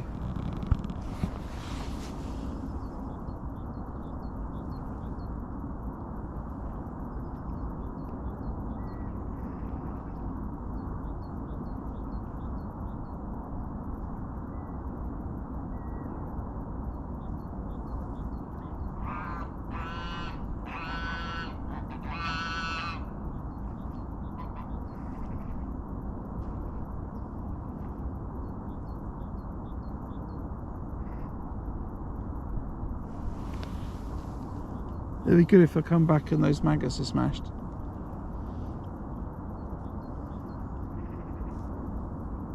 So I think I'll do one more cast on maggots. But I'll do it now. And then I'll switch to a worm, I think.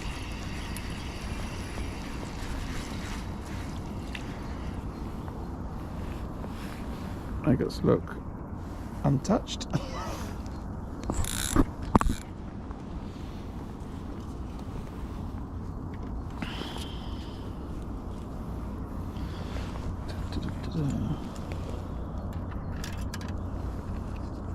Cast maggot.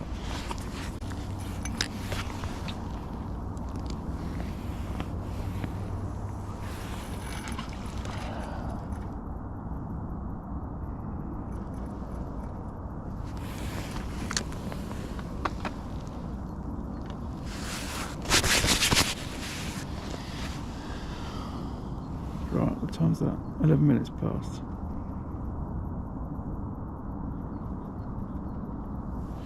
Yeah, I've got enough. I've got loads of maggot with me.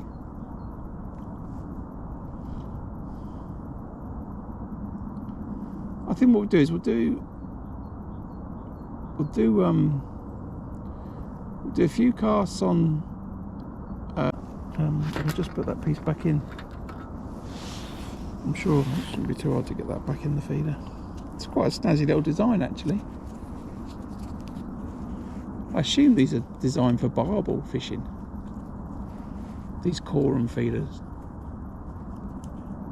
I went a bit crazy. I bought them. I bought a set, so I've got them up to 120 grams.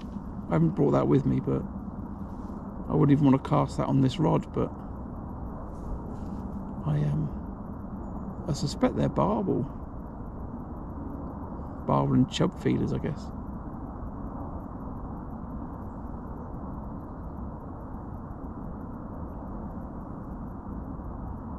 Probably better off suited with a load of pellets in them.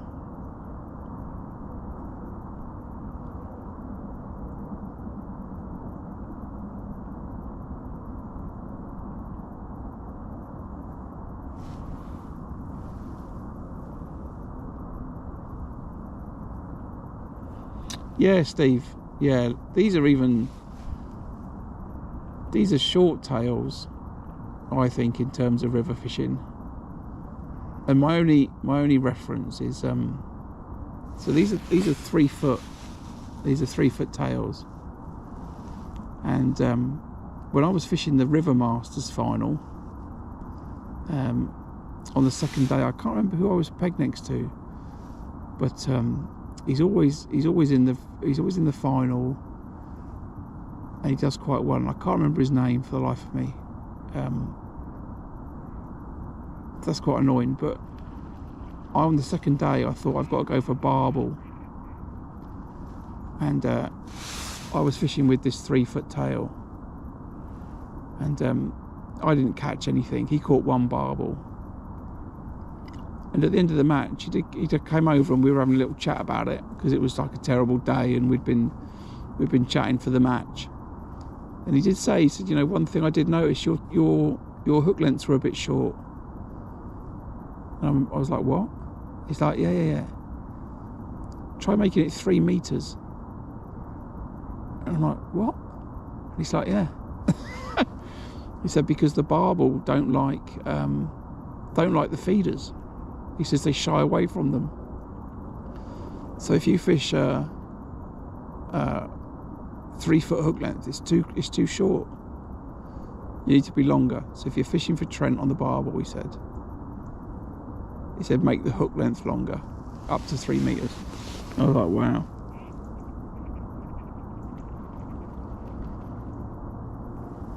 See you later, Neil.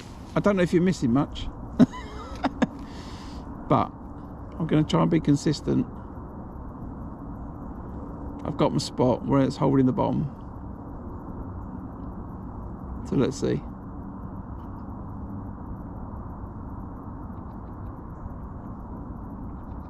I'm disappointed about that eddy.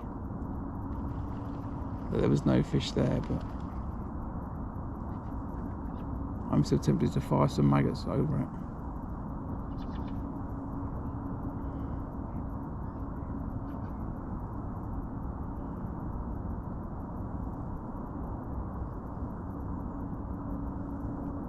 Just know that if I come here in the summer and do exactly the same as I did this morning, I'm going to catch. So long as that snag's not there. But fish it at 14.5 meters. I think that's maybe the thing, right? Sit out a little bit into the river, which is what I'm doing, and then fish 14.5 meters in the summer. But it's a long way to catch roach. Is the only downside. Only downside.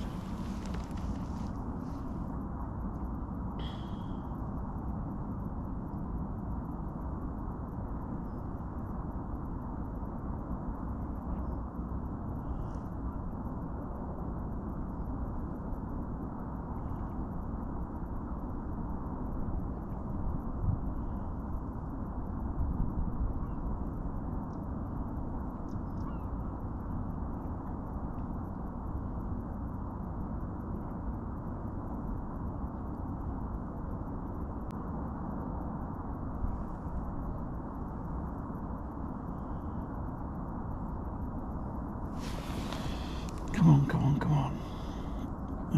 Were we 17 minutes past? Recast it at 20 past, I think it's 5 minutes.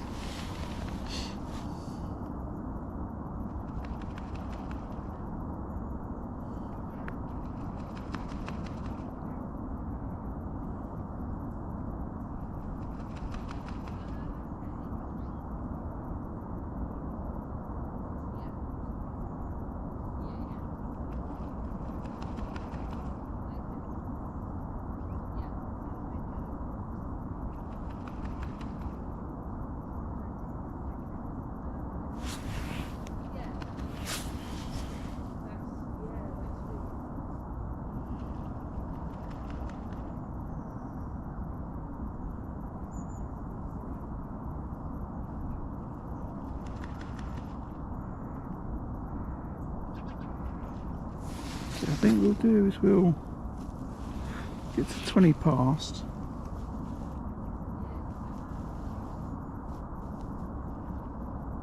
So get to 20 past, get my side tray sorted out, see if I can get a smaller pot for these worms, and then get rid of the hook box, get myself a cup of tea because it is cold, sandwich, chuck it out, we'll fish 10-minute casts on the worm and we'll see what that does.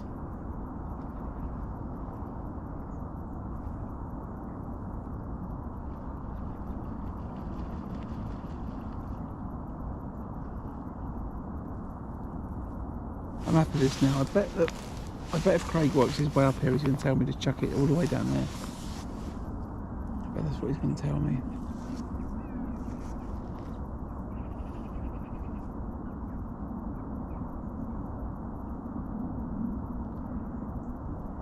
Actually, though, I don't know.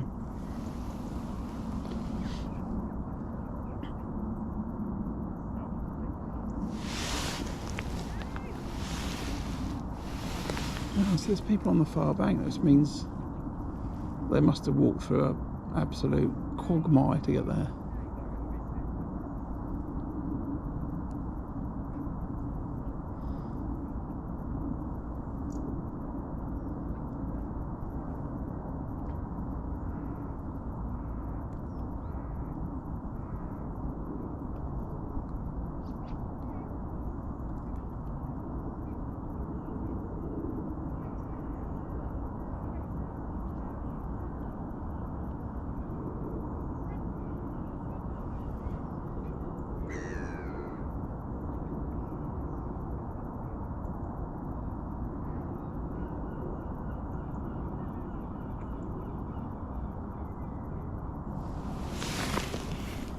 Right, 3 past.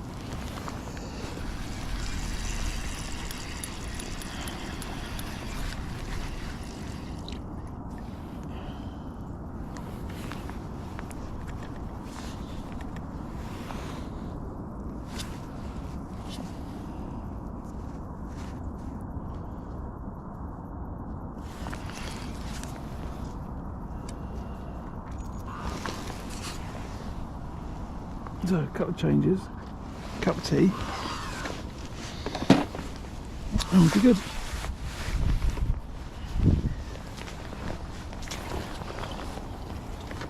Very full ground, eh?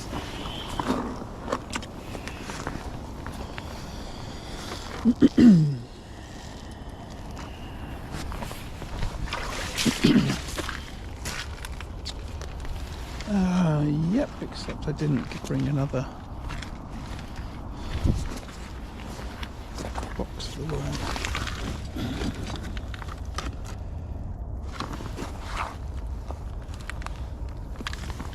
Let's put some in that pot. That'll do.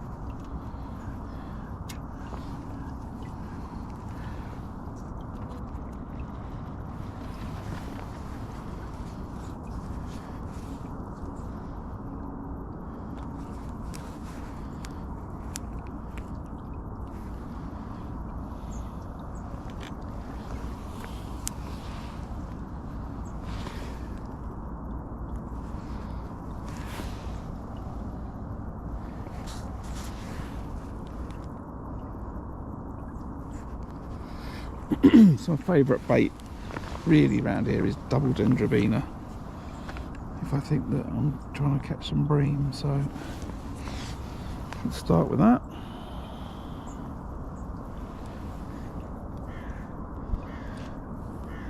Try not to pour the ground bait in my teat.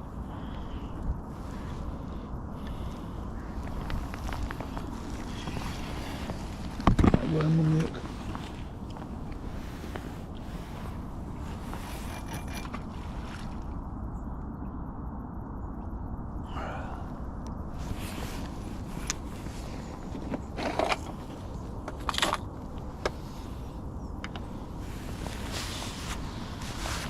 Right, that's good.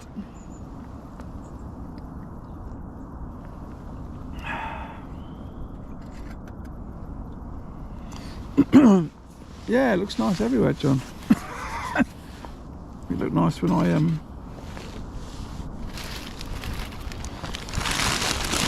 plumbed up this morning. Right, excuse me, I need to have some lunch.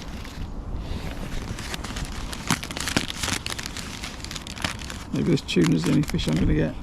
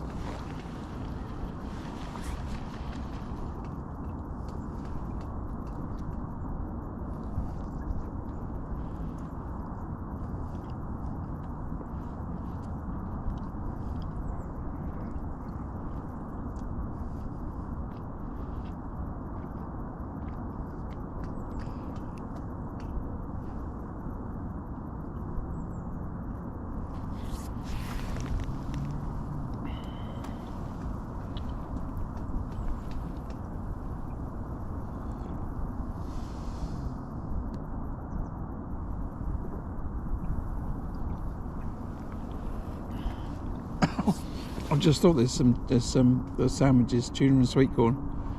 Maybe I can get a couple of grains of corn out for you, Nigel.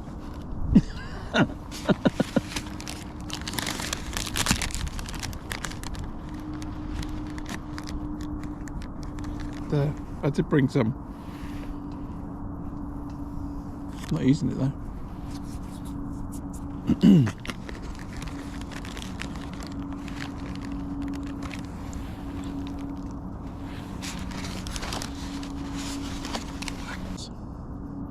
Where boat traffic can't pass. So this, what's cut in is this thing called the cut, so the boats can go down the cut and they go through the lock and then they rejoin the river slightly further down. And that water up there is pretty still. It looks like a canal, and it's currently frozen.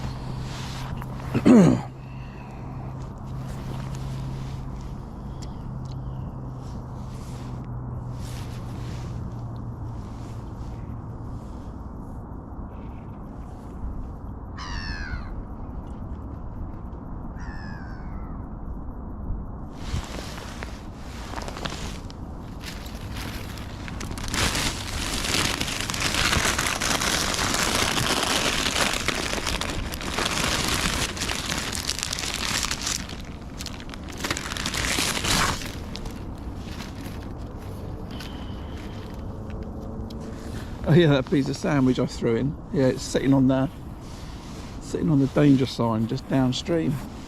Yeah, it clocked it straight away.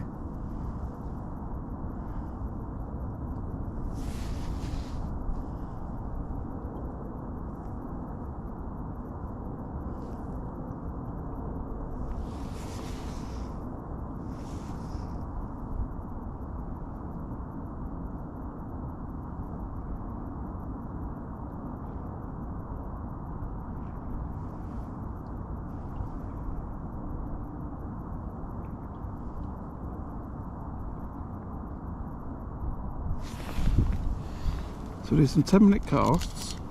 Unfortunately not Jim. I'm having a bit of a bad day, I think you could call it. After blanking on... did I blank for 2 weeks in a row? No, I didn't. I blanked last week, didn't I? I caught one F1 the week before. But after a not too good run on my one of my favourite commercials, I thought I'd come down the river, fish a new peg, where I suspected there would be a load of fish, because I'm aware there's a real big slack water just in front of me. However, it seems to be the primary depository of all of the sticks and logs that have come down the river during the floods. So I'd set up to fish the pole. Everything looked fine when I plumbed it up, and then I snagged up about 6 times. Now I've chucked the feeder out.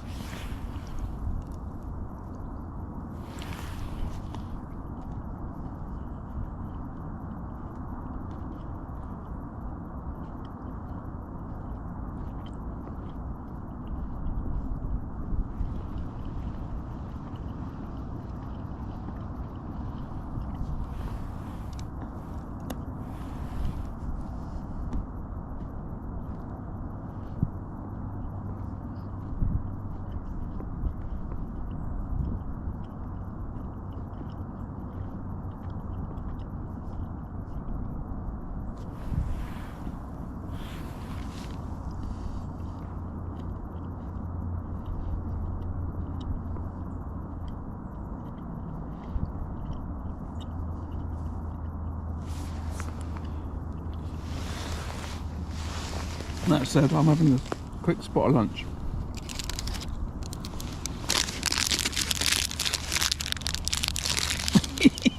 Yeah, we are.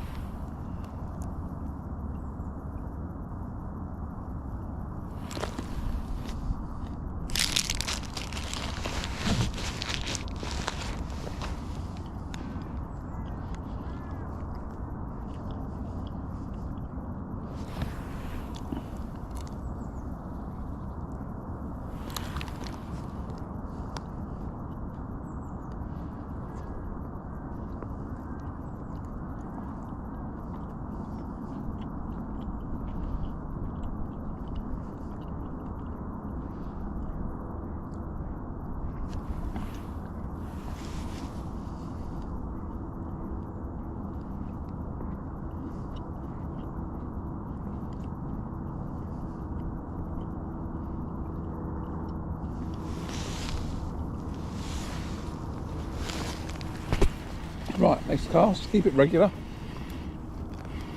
Let's see if I can make something happen.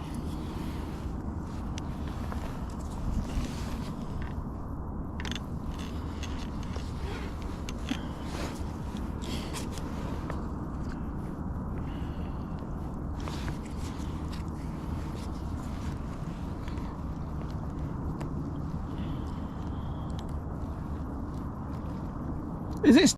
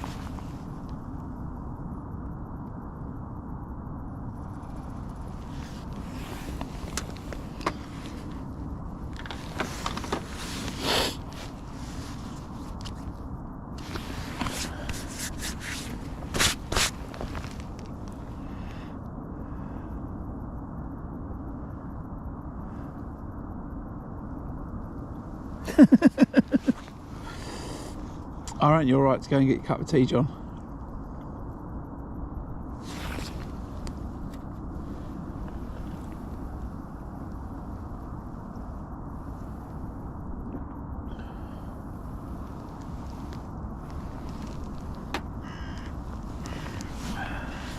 Oh, can you see that tip?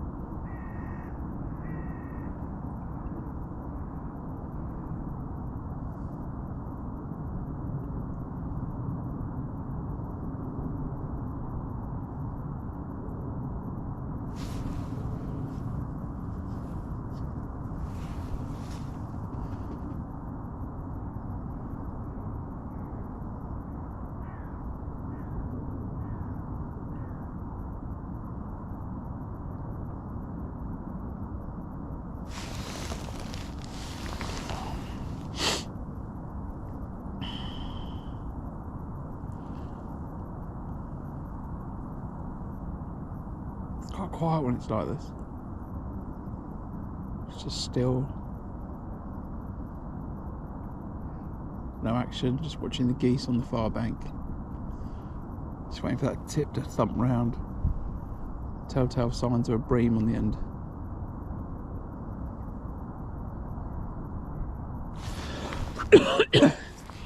Oh, unfortunately it's not moving. Oh. So thanks for all coming today. You know, thanks for all of you tuning in again. Sadly, I've picked a bum draw, I think. And I've tried to do something, and I'm kind of paying the price. But I'm confident if I fish this for a few hours, I should catch.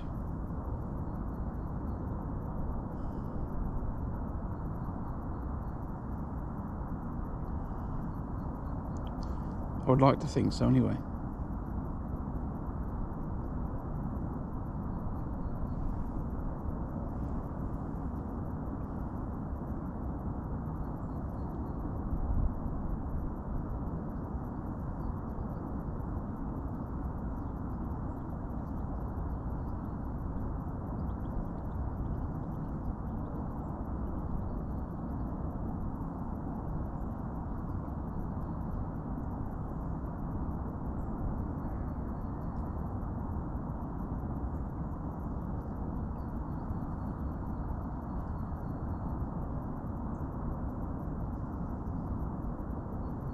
Tip's just bent around a little bit, but I think something's just hit the line. It's not bounced back, it's just bent over a little bit more.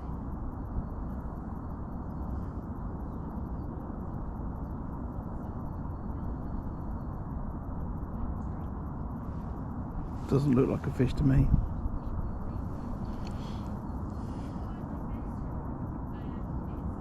But yeah, I think if we keep putting that ground bait in, with that bait in it, cast as a maggot,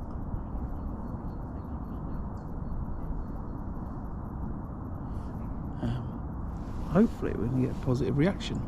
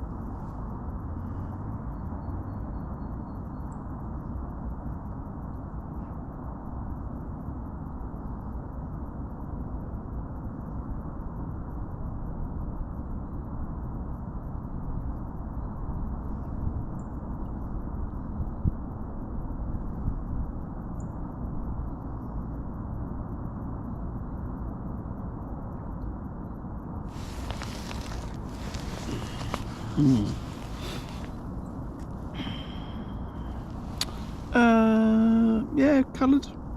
It's not too clear. It's got some colour to it.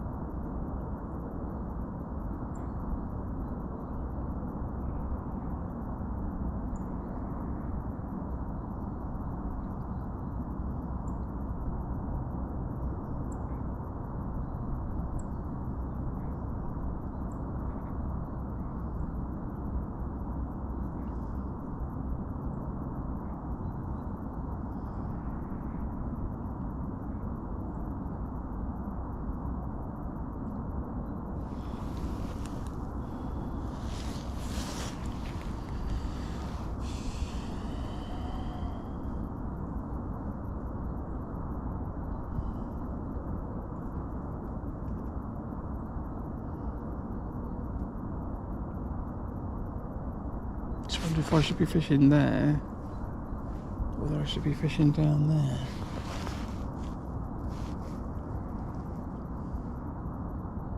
More towards the mouth of that cut where the slack water is.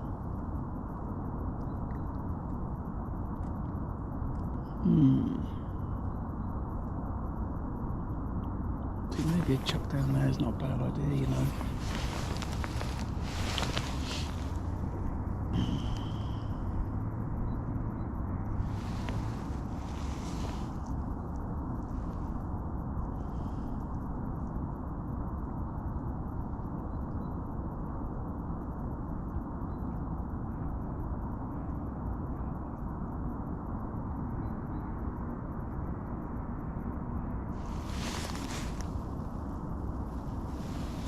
Is that my 10 minutes? I think it's my 10 minutes. 1:45. Well, I'm not sure. Was that 10 minutes?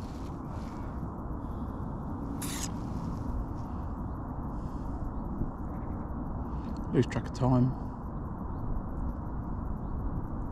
I think the next thing on the to buy list is a stopwatch. As well as a new box. I think I'm in for a new box relatively soon. It's starting to fall apart, which isn't too bad because I've had it for 12 years, I think, 11 years, something like that. So I've had a good amount of use out of it, but nuts are starting to spin on a couple of the legs in some bits.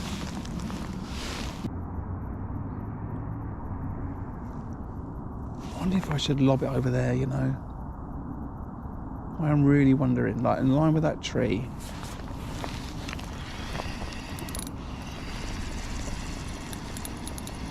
Where I think it's still a bit of a slack water boil, you know.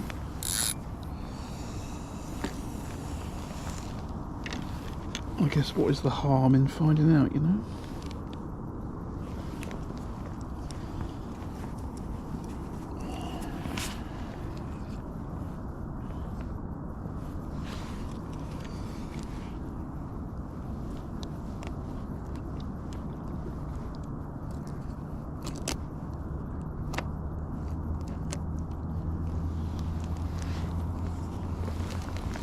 go. I'm going to chuck this.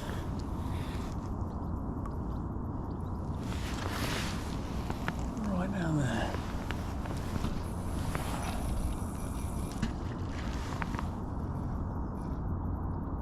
Now, got a bit of line.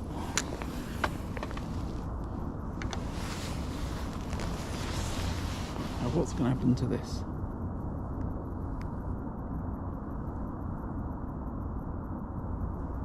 Out goes the line.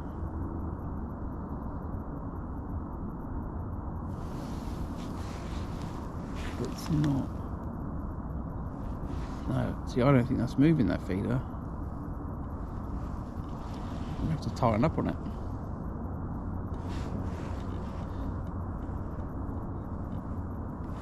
Right, let's give this a few chucks. What is it, 1:45?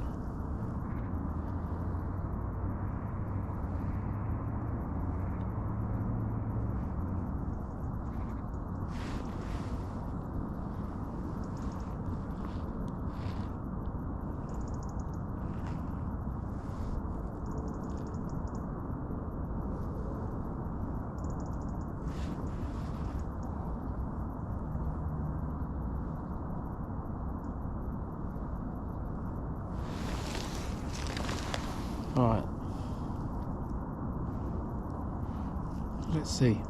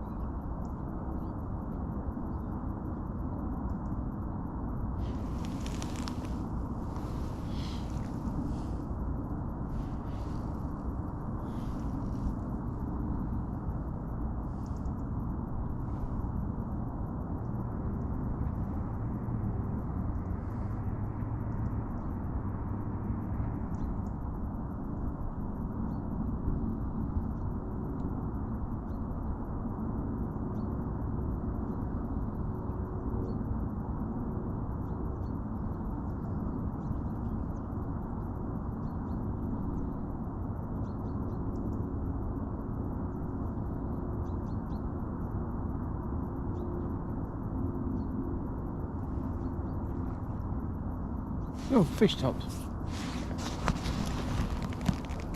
Got excited, fish tops in the cut. There's a big fish as well. Interesting. It could be that I'm fishing in completely the wrong place, by the way, right? It could be that I need to be fishing where I've chucked it and or closer to the mouth of the cut.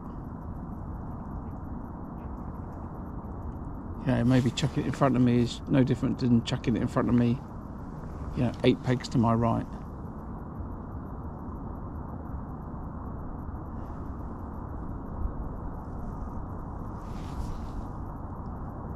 If there is a congregation of fish, maybe they're down there. So I think this is the day to find out, you know.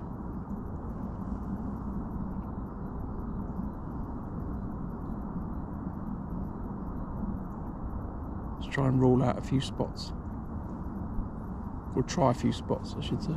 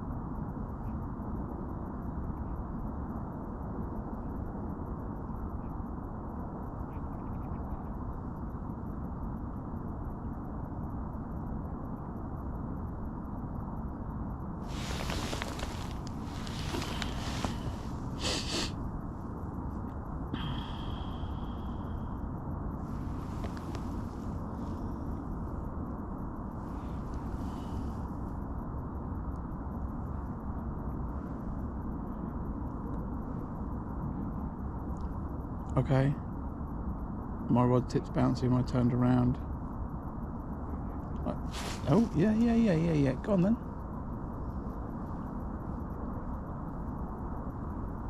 I was looking down the river.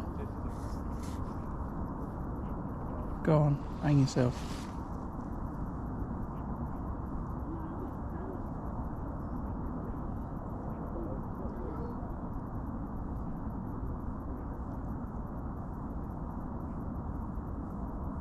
So what's the conclusion? Bite and then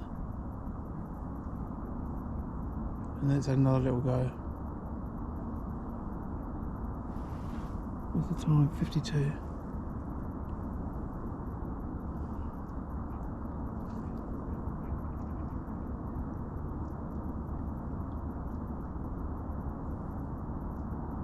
You probably saw that bite better than I did. I think what we'll do is we'll leave it till 55 and then we'll chuck it down there again. Right, it was towards that double tree.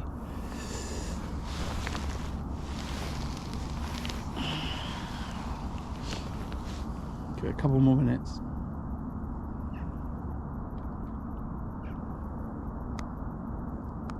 Breams should just hang themselves.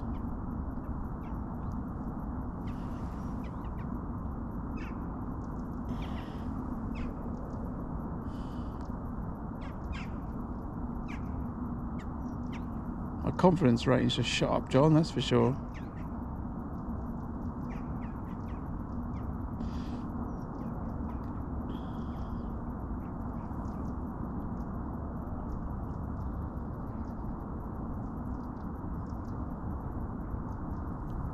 Now I'm comfortable I can chuck it in reasonably the same spot. That's not a problem. I don't want to bring it in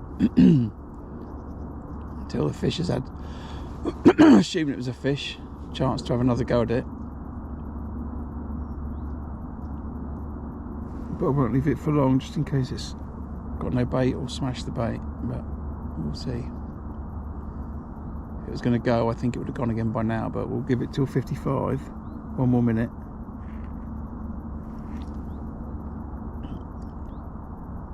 And then we'll check it again.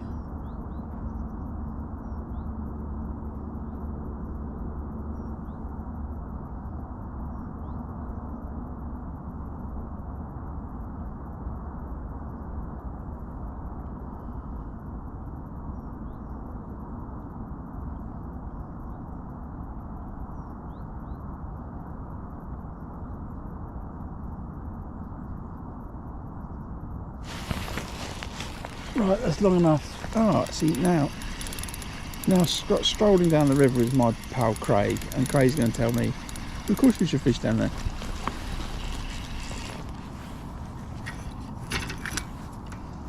Right, bait looks like something sort of go at it, look at it.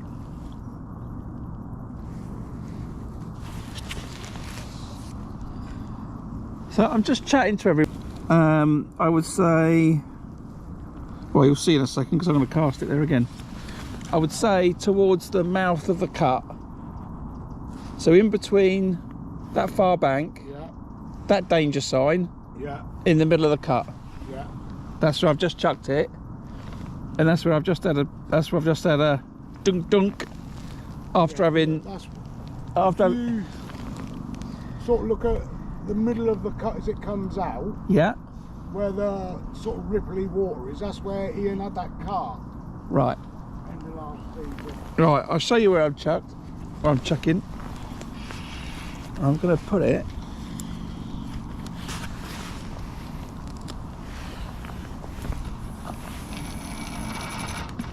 a bit to the left of that, the last one. Yeah, and on what was it? Was it Riverfest? Yeah. 2 years ago. He was getting the bream on the borrow. Oh. Through, roughly on that line. Right. He only had a couple, I think. So I started out here, 13 metres. Yeah. Looked lovely. Until I got snagged up 6 times in a row. Yeah, I said you'll find a lot of snags. Then there's an eddy here to my left. Yeah. Doesn't really move. I put some balls in there, didn't have a bite. Then I've chucked the feeder out in front of me, and I've been out there for 50 minutes, an hour. And then I was just chatting to everybody saying, I wonder if you've got to sling it down there. What they generally say on this peg is head towards the danger side. Right. That's what they generally sort of say. Right, where's that cast? 57. You know, there's fish all over here. Well, they're not there. See, when I'm sat here, I only fish that crease and I can catch a bream. In front of you there? Yeah. See, I've tried that. I've not caught. And then I've lumped it down there, and within 10 minutes I've turned around, the rod's done that, and I'm like, hold on a minute. I'm watching down there. everyone else is. Huh? Have you caught? No. No. But those maggots were chewed up. Those worms were chewed up. Right. I just brought back in. So you've got crayfish out Yeah, it could be a crayfish. Could be a crayfish. Yeah, I've come down, I've fished 4 or 5 pegs on the bread and I haven't had a bite.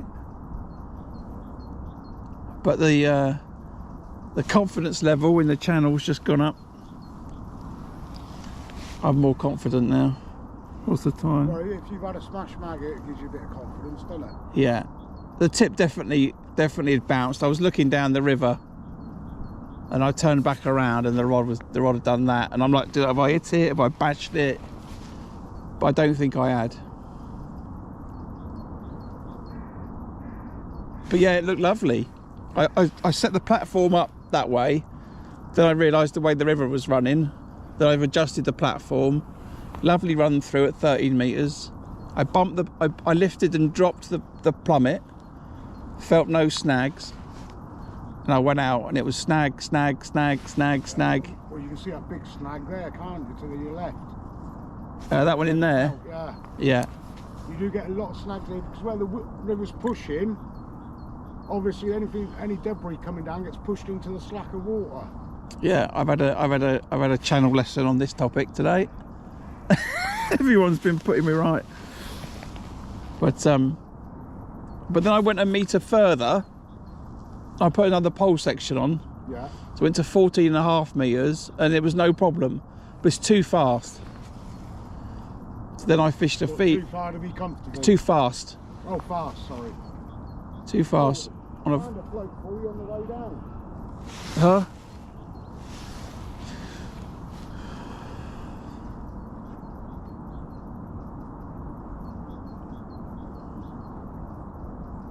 Yeah, mate. That's a big old flat float, isn't it? Was that 20 gram? 30. 30 gram flat float. Wow. I'll leave it there for you. I'll never use it. I'm not sure I will either, but fair enough. And the reeds up there. Was it? Why is that tip gone a bit slack? I don't think I've got any gear to take that amount.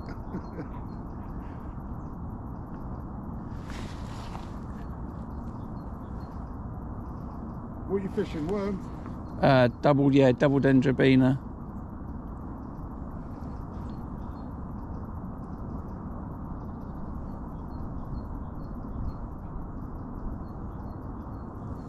That's me.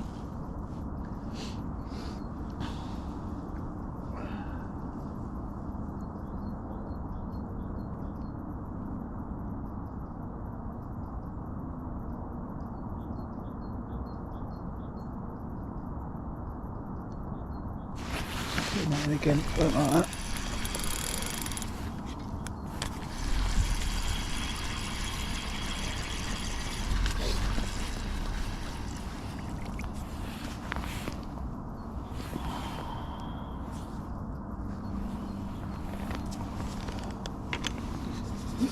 But anyway, it's nice. It is nice. I thought I'd try it out.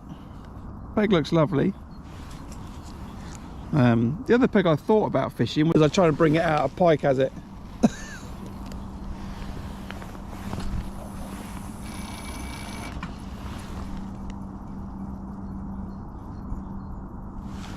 So you can go there, or you can go further around to the left, where that water boils a little bit more. Yeah, I was wanting to tell you to go to that sort of left point, to the right hand side of the lock. To the left, further round? Yeah. Yeah. You know, them green ones. I mean, you can get Oh, in. It might be a tiny fish.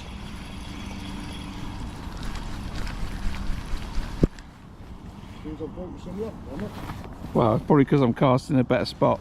I think we're going to put it down to that. Right, that was definitely a bite. No. No.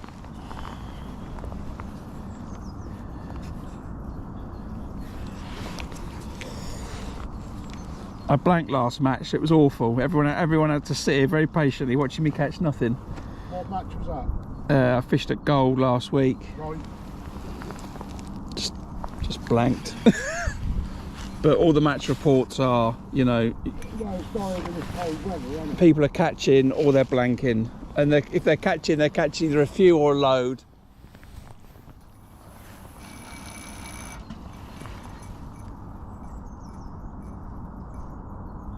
I think that was about the same spot.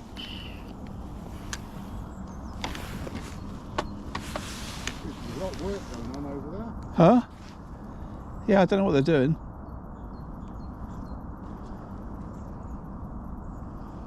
Right. That was definitely a bite.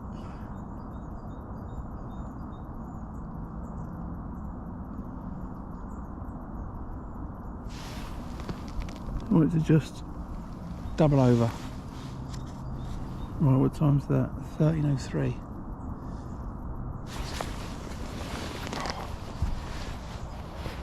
So chuck me a cup over, I'll make you a coffee. Hold on. A lot of fresh stuff here. Thanks, mate.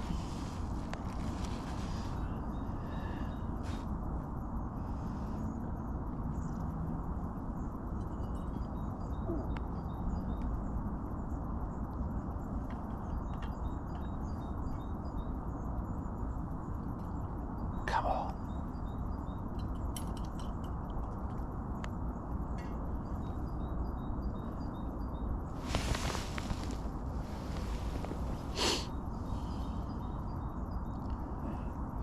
It's a little bit. Just a little bit, please, mate. So I just put that in. It was slightly to the right of where I think really I want to chuck it. I can see where Craig's talking about. There's sort of like a boiling sort of line that goes down. I think the next cast I'm going to chuck it a bit more to the left.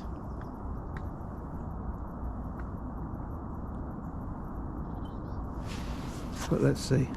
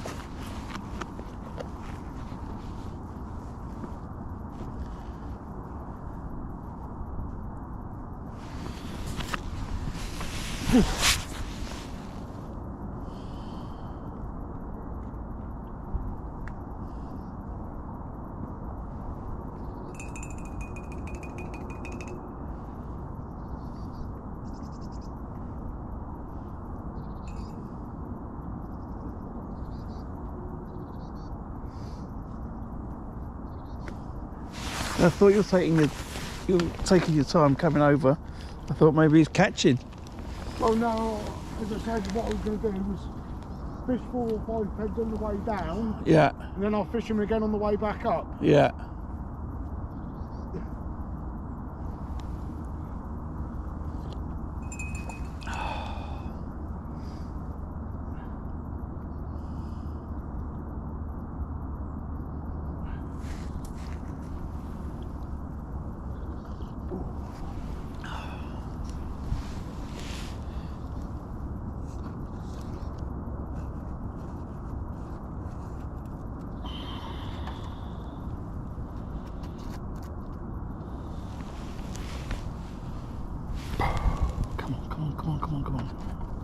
Go round tip.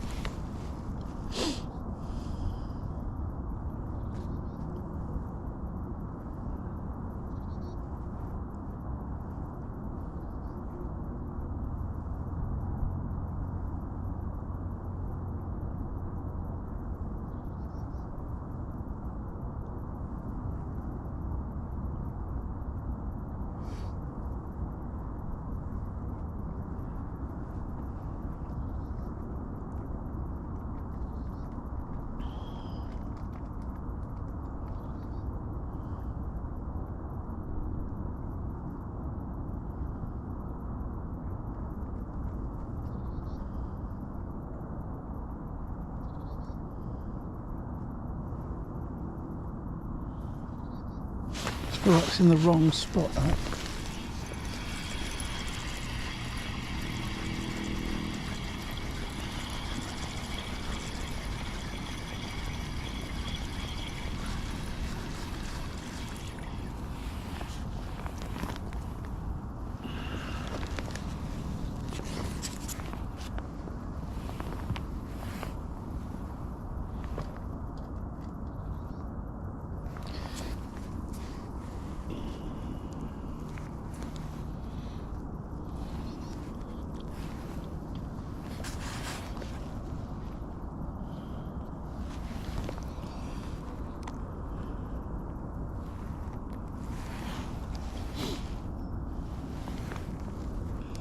Taking the end off of these worms.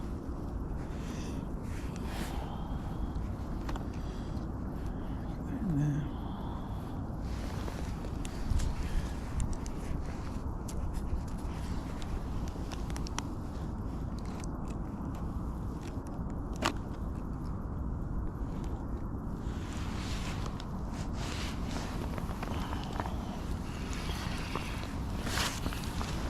Right, a bit to the left, I think.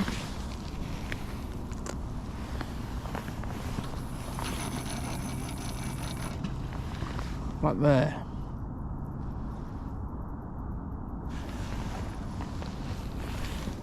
It's a long old way to bring a fish back from down there, isn't it? Say again. It'll be a long way to bring a fish back from down there. Well, them bream out on that a few weeks ago in this current, they were so strong.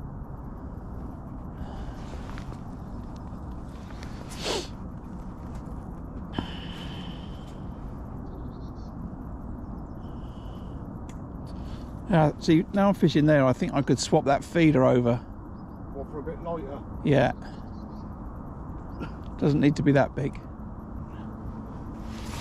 What are you on then, 65, 70? 60, that is.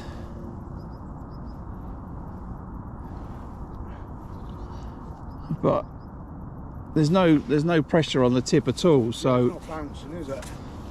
it's not going anywhere. So I think I could chuck a 44 on there, give it a go.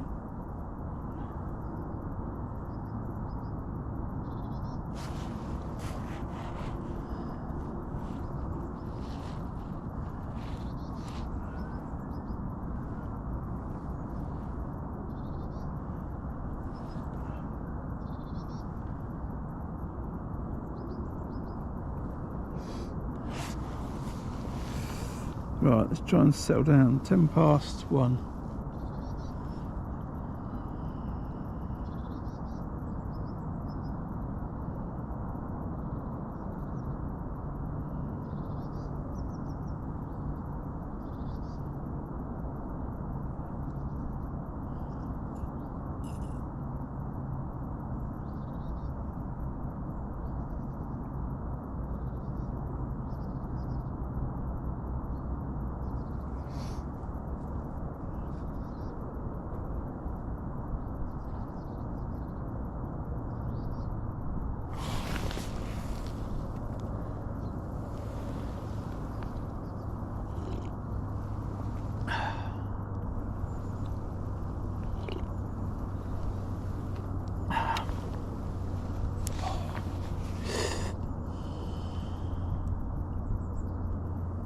I had a feeling it was success would be casting down into there, but I wasn't sure, and it looks nice out in front of me, so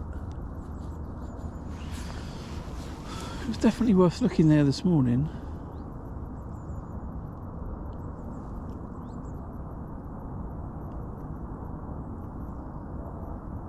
I definitely had a bite and some smashed worms down on that left hand side, so we're going to stay there I think for the rest of the day.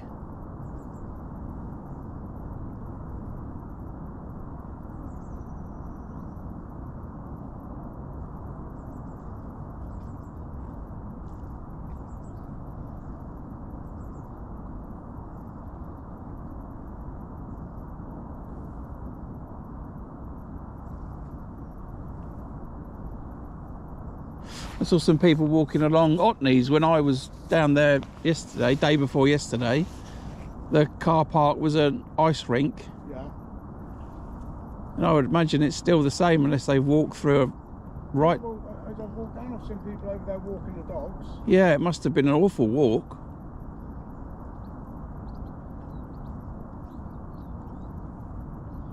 I tell you what did look nice the other day was when I walked down to Otney's and then turned left. Yeah. And then walked up to the marina. There's a couple of pegs there that look quite nice. Slacks on the inside. That's Abingdon's water. Yeah, slacks on the inside. Look quite nice. Yeah, because of the way it comes around that bend, it will be slack. The marina was frozen.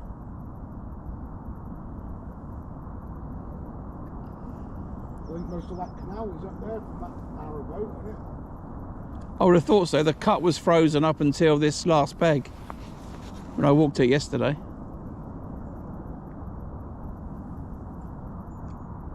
I saw a couple of anglers. I think it was the one that must have posted in the Facebook group. Him and two lads, they were just going towards the cut from the car park as I came over it with some plastic lures. And that it just bounced off the ice. This week's looking promising. It's warming up a bit and there's no rain forecasted. Is it? Because we're on here next week, aren't we?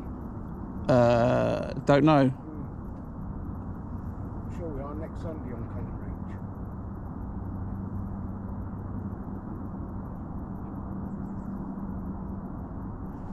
I didn't have one person book in this week. For the canal? Yeah.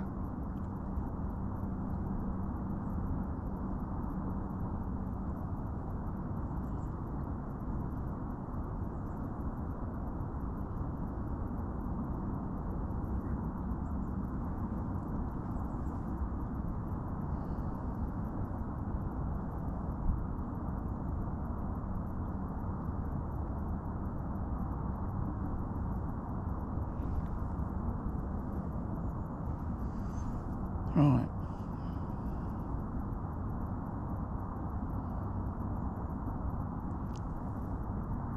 I'll just chuck this in every 10 minutes and see what I can do.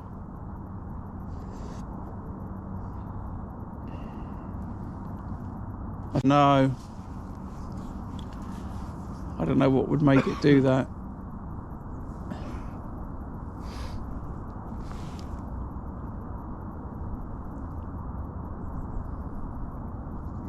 The fish are sat there. They can't go anywhere, can they? What's that? The fish. I think they're still out there, but they just ain't having it.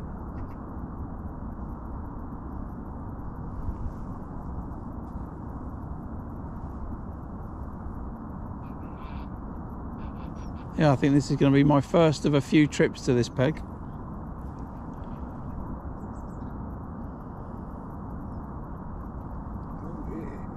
Same as every peg, you know, it can produce. Just need to learn it, do you know what I mean? Is it worth fishing out there? Is it not? Is it worth fishing in that little eddy or not?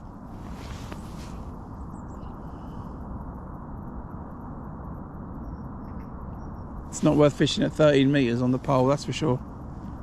So I think when Steve Harwood had that 96 pound, I think he had him over.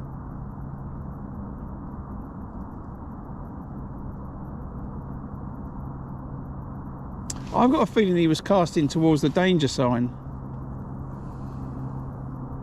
I'll have to go back and watch the footage. I think he says On the. He said it just went black all up there, didn't it? I think he said on the Drennan. On the footage that Drennan did of the event, I think he says where he chucked it. And he only caught him in the last hour. Yeah. He claims the river went black on the other side where it was such a big shoal of them. Oh, he could have been just out here, you mean? Yeah. Yeah, it could have been. But that seems to be in the... congregate the other side of the stones, you know what I mean? That seems to be in the wrong... Well, I'll say that seems to be in the wrong place, but... Yeah, we definitely know they're the other side. We may try and get up there end of next week for a session. On the upper moors? Yeah. When this temperature does warm up, like they say, and it drops a bit, it slows down.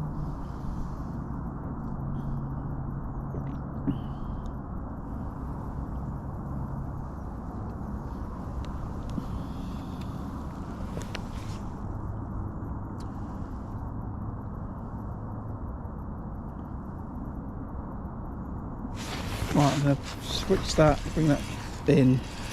I might switch to doing like 5-minute casts because maybe I just need to drop it in the right spot and then I'll find them. Yeah. Just switch this feeder.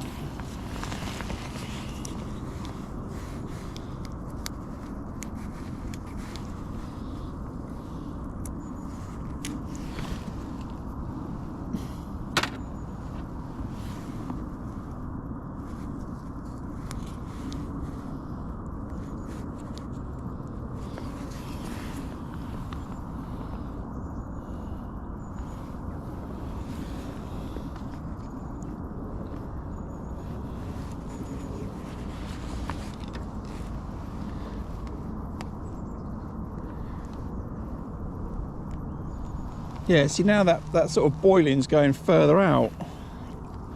Just watching it. So I think we're gonna have to navigate by the far bank. So I'll go tree this cast.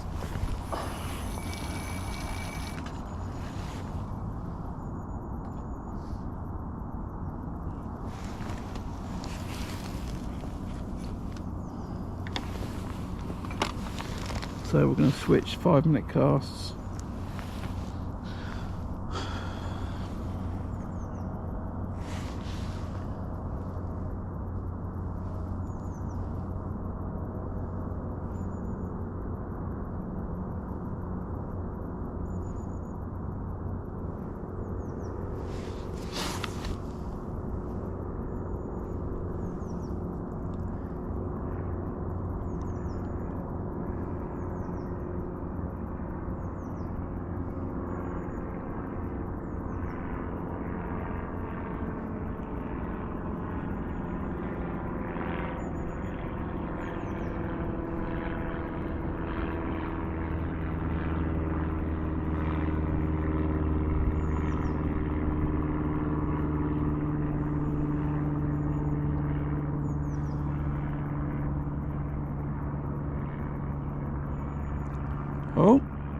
Oh, what are you doing, feed up?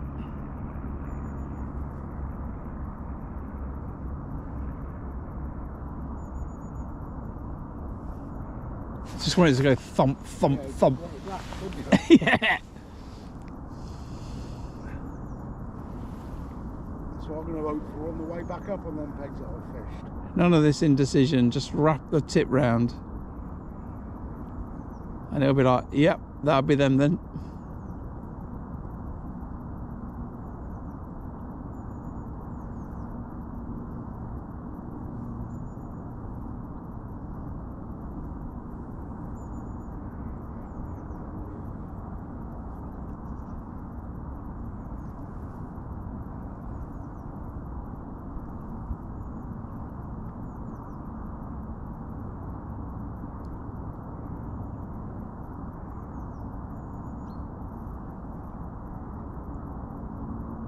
Just a fish would be good, not fussy.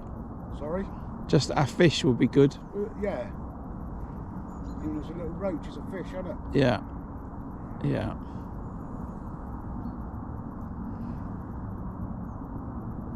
Have you tried any bread at all? No.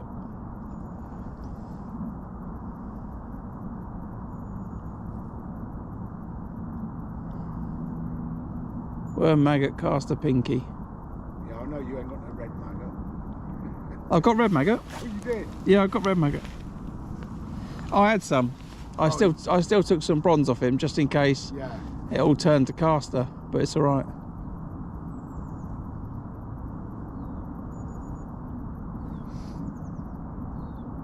So now I've got 2 pints of bronze maggots just sitting on the floor in the garage.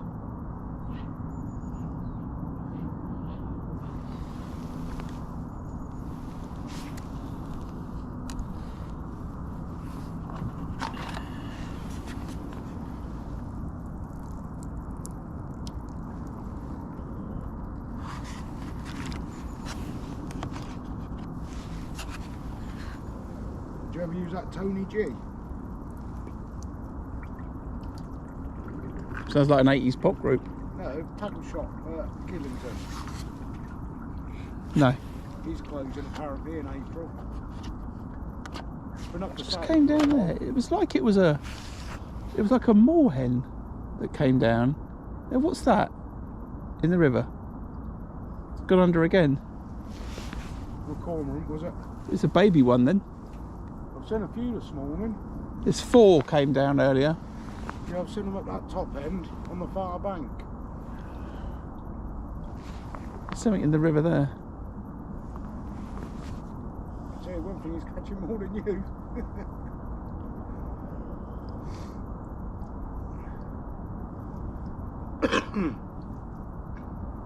I can't say I've ever seen a baby cormorant.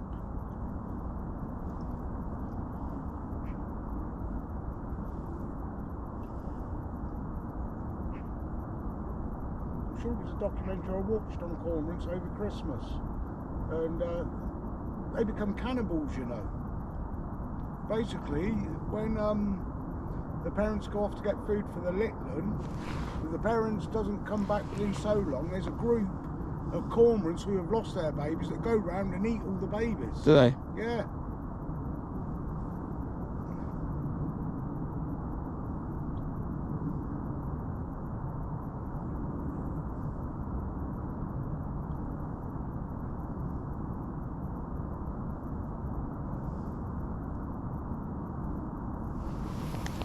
Right, it's 5 minutes.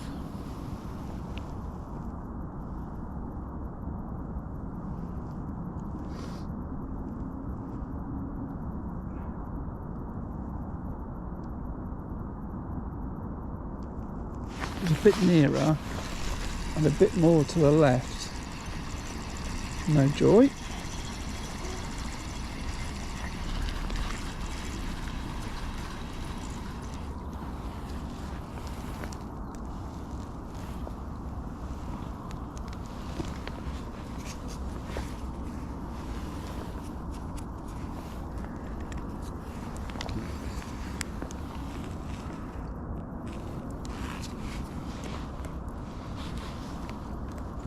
It's exactly what I ended up doing last weekend. Just chucking it and chucking it and chucking it and trying to find a fish. Yeah.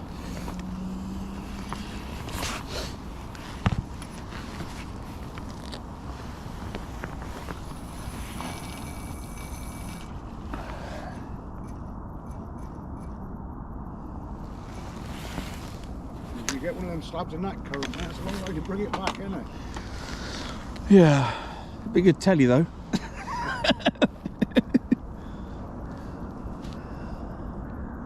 There's a gentleman in the channel, John, he's like, we're sitting here like expectant fathers in a maternity ward.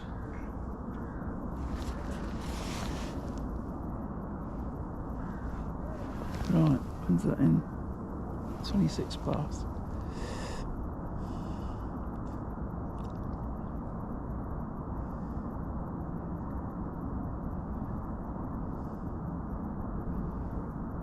What hook and bottom line you want then? Cool.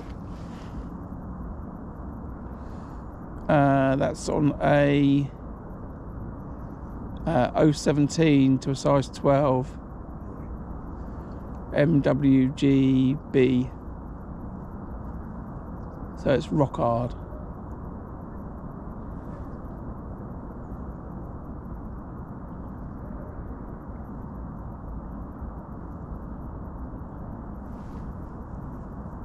Are you going? Are you not going?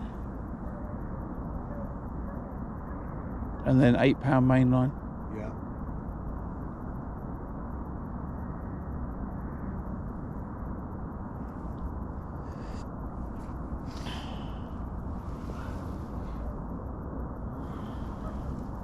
We're fishing till 3. Yeah, I think so. And then there'll be 45 minutes pack up, and then 20-minute walk back to the car. Something like that.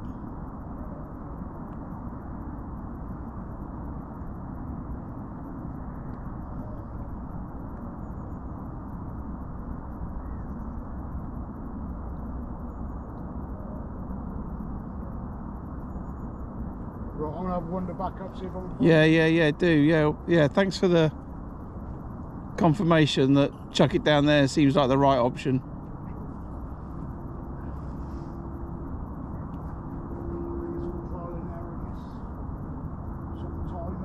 Yeah. Well, unlike other pegs where it's just chuck it out in front of you and maybe to the left, there's definitely different elements to this peg. Oh, definitely, yeah. It's just a case of trying to. Well, we know them bream are all down that other side, don't we? What other side? They're all down that from the upper moors. Do you reckon they're all down in that tree line? Well, I don't know with these conditions, do you know what I mean? Because generally you can get them in this slack of water too. Maybe I didn't fish it for long enough. I fished it for just over an hour in that slack of water. Well, imagine that water's cold though as well, isn't it? It's I thought it was all right. Yeah, I think it was warmer than I expected. Right. It's just. Look, so if it warms up next weekend should be pretty all right, because that river should slow down a bit. Yeah, it could be nice. Yeah. We're going to fish this top end of it. Depends how many I got booked in, I suppose. Because trouble is, a lot of people moan about this walk down here until they draw this peg, and then they don't mind. Well, see, I think the walk's all right at the moment because the ground's hard. Yeah, the ground's good.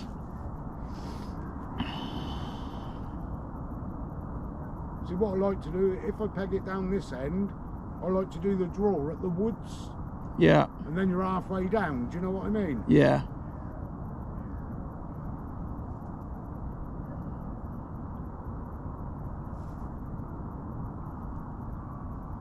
Come on, Tip.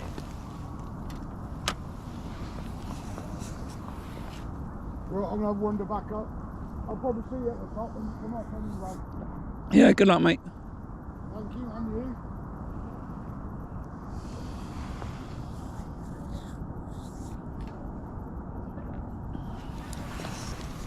Is everyone still alive in chat? No one's said anything for ages. So, little update. Let's do a little update. What is it? 1:30. Got about an hour and a half left to go. And I think we're settled on then now that the likely place to catch fish is on this crease line at the mouth of the cut.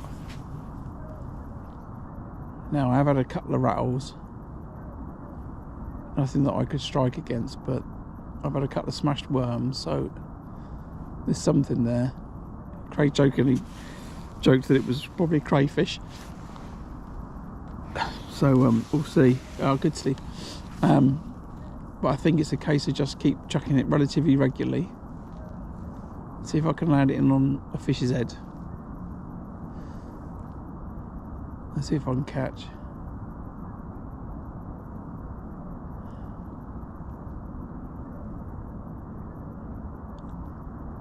Yeah, it looks like this whole front bit here from there, sort of all the way through there, will be full of snags.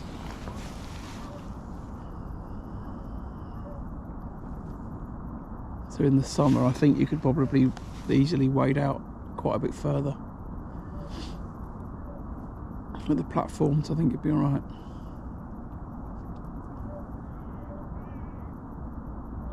So if you fish 13 metres, you fish past the snags, I think.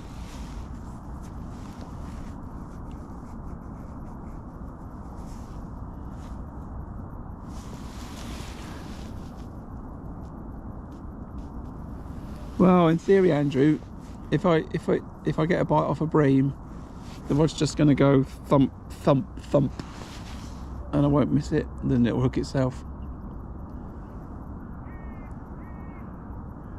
I'm not worried about missing a bite.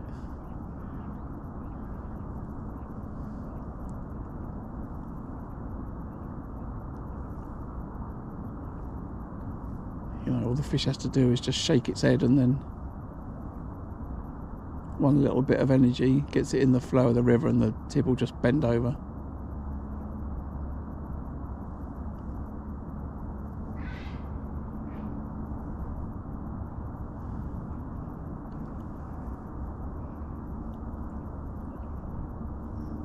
I'm trying to think where I had that bite. I think it was in line with those two trees.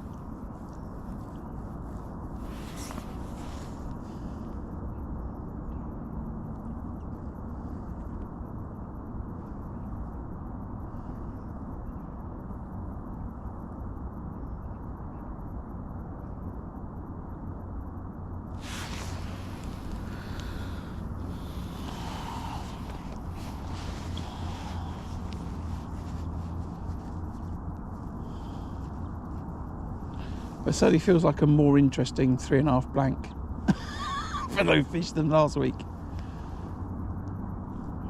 Definitely a bit of drama with the snag that's in front of me that I didn't see on the bowl line. I'm very happy that I kept my cool and didn't completely lose my rag with it.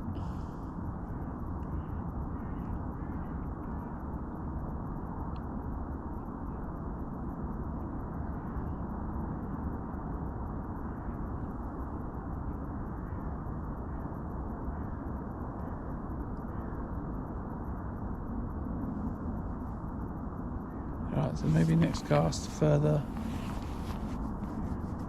slightly further to the right then.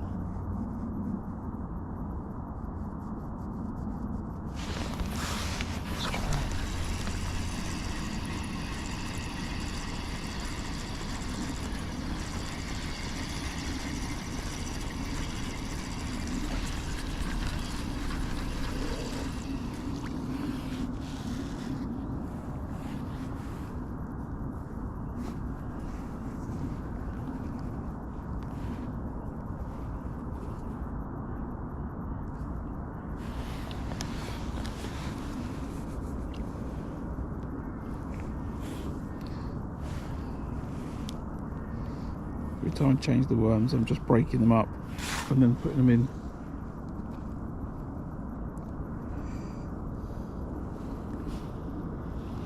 Morning, Ron. Good to see you back again this week.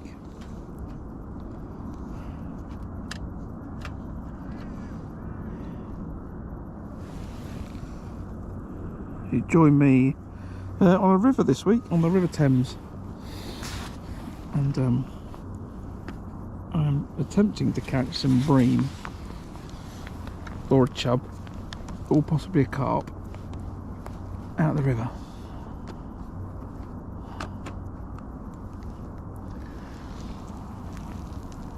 But it's a new peg for me, and I'm just trying to work it out, really.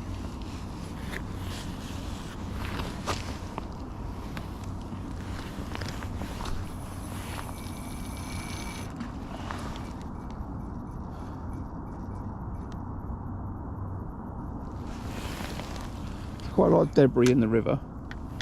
Just watching a log just float out. Well, say a log, a branch just float out, and I seem to have a lot of debris in front of me, and there's a lot I can see to my left, but I've spent the last 3 hours sort of learning about the peg and where the river's depositing sticks and branches through the floods. So if nothing else, it's a good bit of information I'm building for when I come and fish this again. I was just chatting to Craig, he's the match captain for the club, and he says that we've got a club match on here next weekend, so if I could just work out an ochre fish in the peg and see if I can find out where they're hiding, then if I draw it next week I'll have a much better idea. I certainly know that I won't be fishing the pole at 13 metres, that's for sure. In fact, I probably wouldn't even set the pole up if I drew it again next week. I think we need to wait till the summer where I can get out a little bit further with the platform. I've got my box on a platform. I'm actually sitting in the river right now. Not in the main bit, but I'm in the water. And in the summer I could fish that bit further. And I could fish on the pole. I think it wouldn't be a problem, but today it's not right. We're just trying to work it out.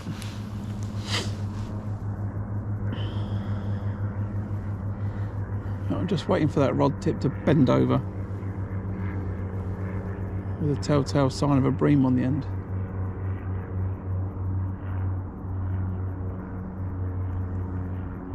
I'm fishing double worm. I think I'm going to swap it to maybe a worm and 2 maggots in a second.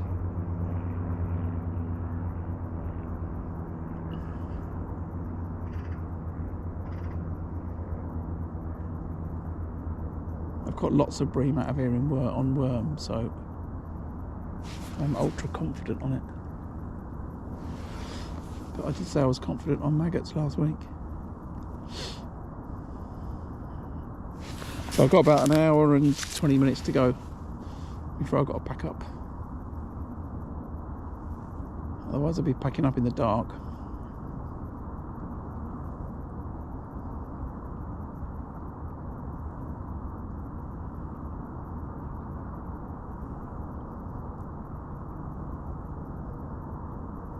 But yeah, it's quite ironic really. I thought I'd come to the river today because all the lakes are frozen. I thought I'd have a good chance of catching, and I'm struggling, but I think it's just the dynamics of the peg. I didn't think it was going to be quite like this. Feeder, yeah, you can do. They're the shoals of bream in here can be quite ferocious, and lots of fish. The bream average about 4.5 to 5 pound, and they can be in shoals of up to 50, I think, personally, if not more, through this stretch of the river.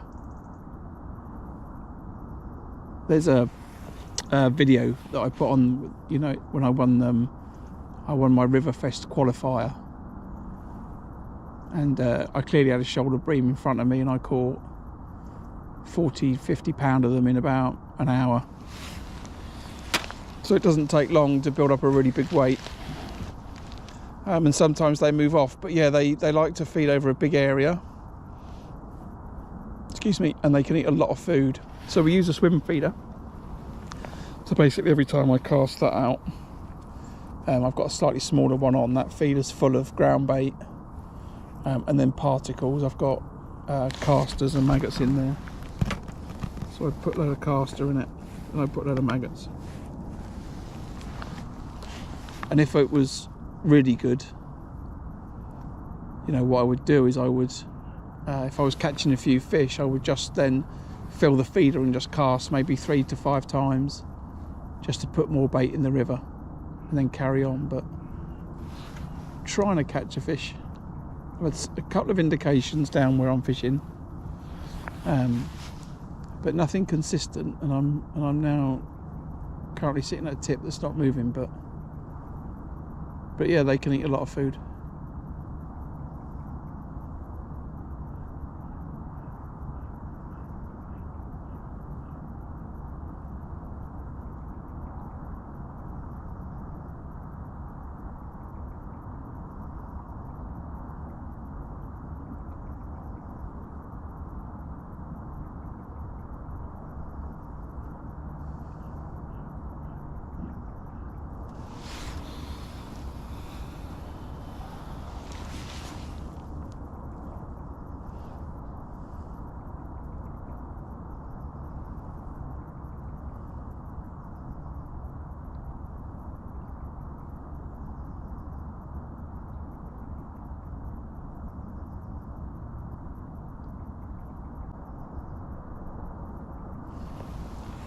keep this till 50, I think, and then what's the air temperature? 4 degrees today, Celsius, that is.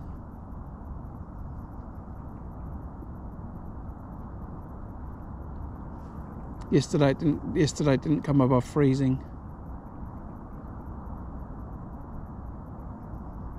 which is what drove me to the river, because most of the lakes, if not all the lakes around here, are all frozen. It's been cold all week.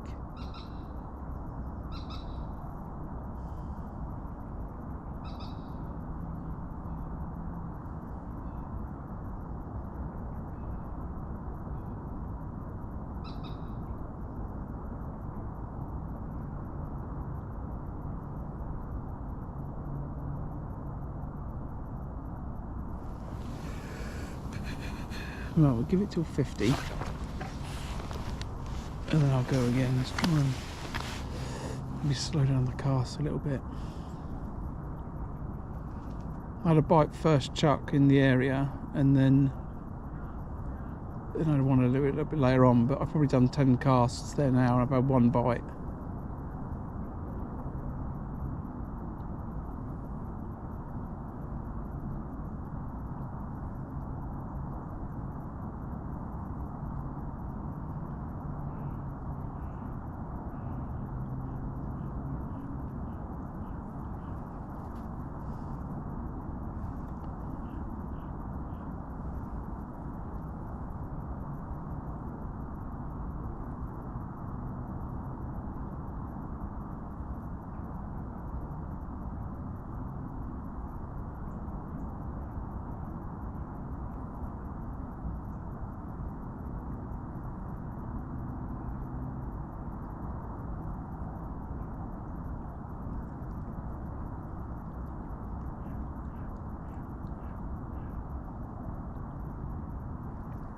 Come on, fish.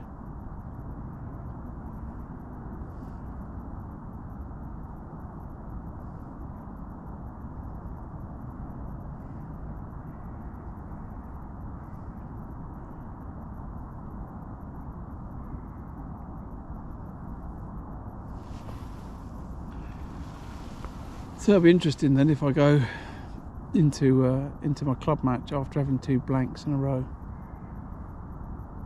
Maybe I have an amazing day. I need to sort my pole feeder rig out. I don't know where that electrical tape is gone that I need for the rig, so I need to sort that out. Left it in the house somewhere for some reason.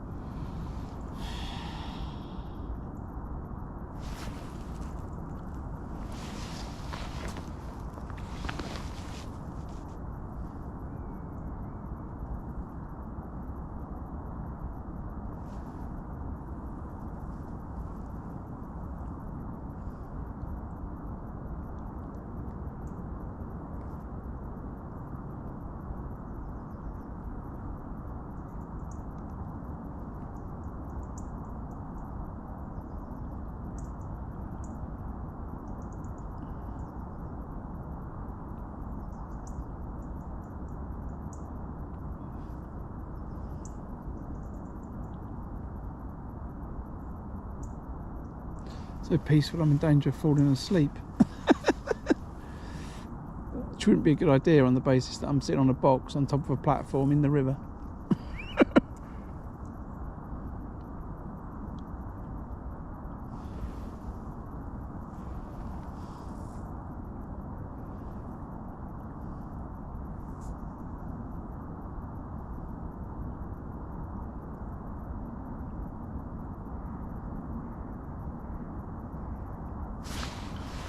Cast it again.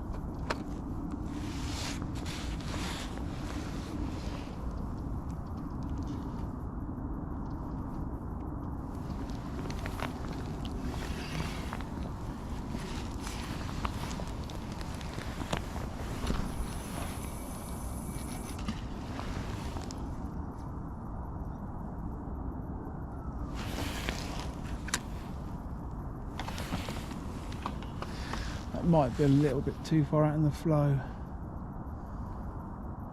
Is he going to be alright? I think this might just bounce around a little bit. Okay, I think it's alright.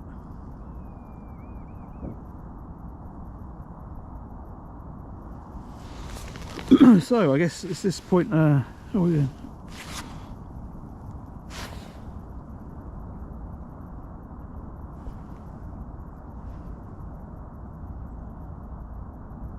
Yeah, true. I do have a lot of confidence in using worm for bream in this part of the river. But you're right. It could be awful. But you know, it is what it is. So I think I'm going to just stick with the worm. Maybe I'll put a worm and maggot on. I'm going to just stick to 10-minute casts. And then, you know, I've got like 6 more casts to catch a fish.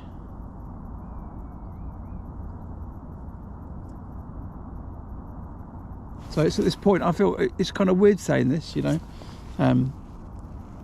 You know, if you've enjoyed it, you know, make sure you give it a like, and if you're not subscribed to the channel, then consider giving it a hitting the subscribe button. I think I've now fished for 10 hours and caught no fish. And if you're watching, then maybe that's not been the greatest of entertainment, but one of the things that I said with my live streams was, you know, it's always going to be the goods and the bads. So it would be the times when I don't catch and the times when I bag up, and everything in the middle. And it's just, I think I've come to the river this week trying to avoid rivers that are covered in ice, lakes covered in ice. I fished a new peg, and I'm not quite sure what I'm doing. I've got a better idea now after 3 hours, but I'm just not exactly sure where I want to be chucking it to my left. But I get the feeling that's a good place to catch fish versus out in front of me. I do know that this is this area does hold fish, but I've just got to try and work out where. It feels like one of those very old spot the ball competitions used to get in the newspaper. I'm just not sure where I need to chuck this feeder to go and find these bream, but I'm going to keep plugging away. But yeah, so if you're enjoying it and appreciating that I'm not catching anything, then hit the subscribe button. And as they would say, things can only get better, right? I still got a lot of confidence that tip might suddenly start thumping around and I'm going to catch a bream, but nothing that's torn the rod round. But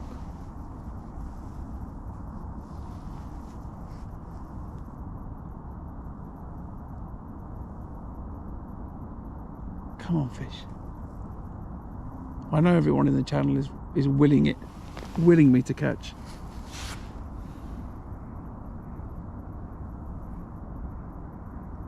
Yeah, Ron.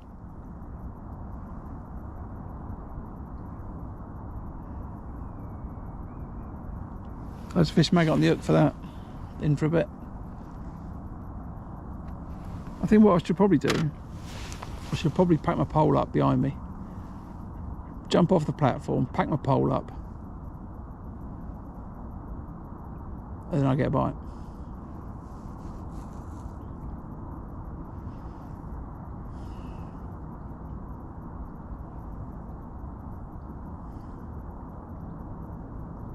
It's like, come on, I had a bite over there, so why am I not getting...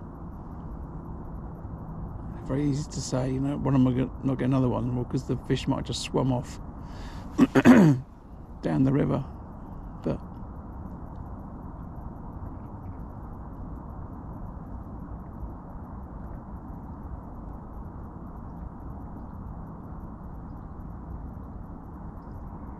this needs to produce something.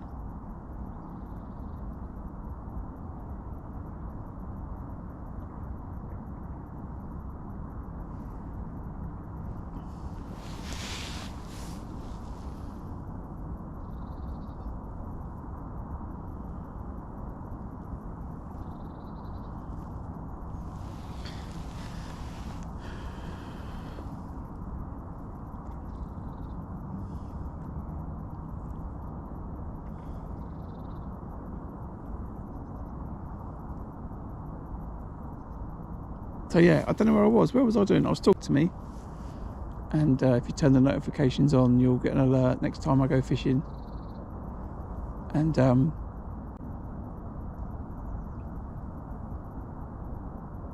was going to go. I said earlier on the channel this morning I was going to go to the town centre today, because I think there's some fish to be caught in the town centre in a little back stream.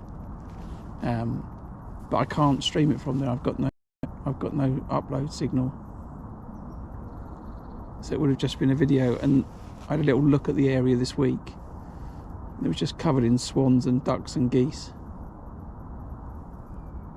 trying to appeal to the passers-by to sling them food in the river. But I think there's some fish to be caught there, but it might have to be just a static video that I do. Come on, Tip. Can you please ham around so I can pack up today feeling happy?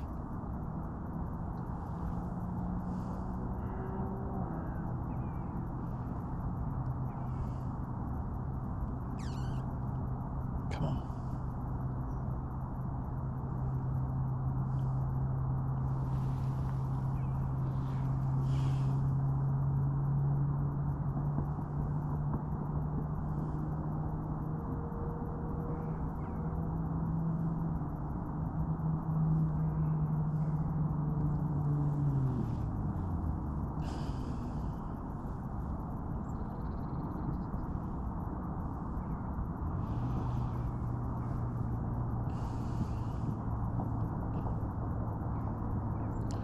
So I've got one video I need to edit up next week, which is my Boxing Day match.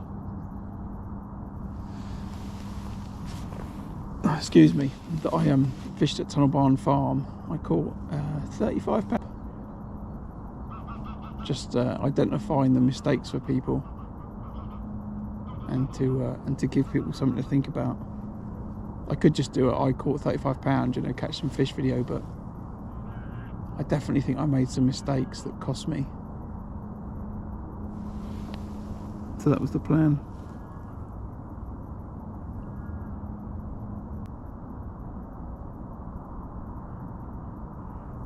I thought I'd come down here, fish this lovely peg, bag up on roach and catch a few bream.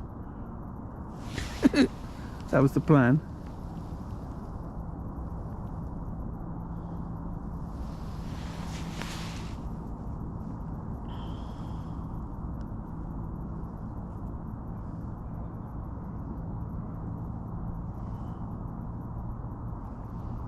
Yeah, I think people fish this with a bolo, and you know, I don't own a bolo rod, and I own a couple of floats. I guess you could classify as bolo floats. So it might be something I have a little look at next season, because you could get a fair old run down here.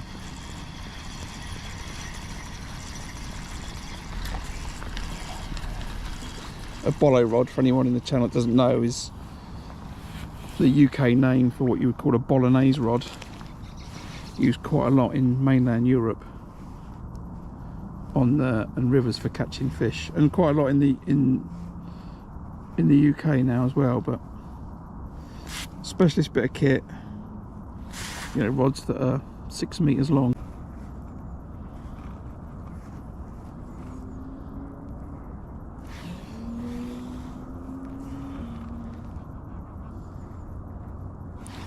But yeah, I might invest in one, or borrow one at least, to try it out. But I think this could be, you know, a peg to do it in.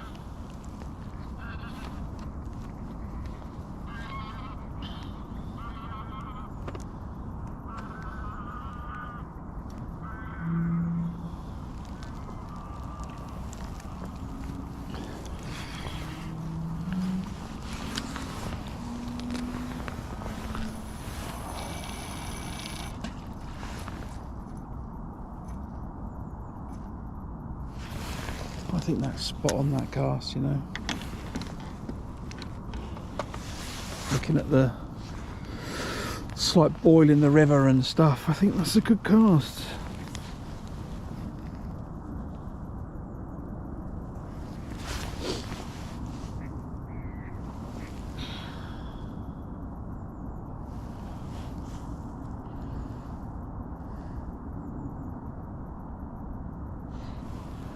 Right, still positive though. I've had one bite out there, so come on.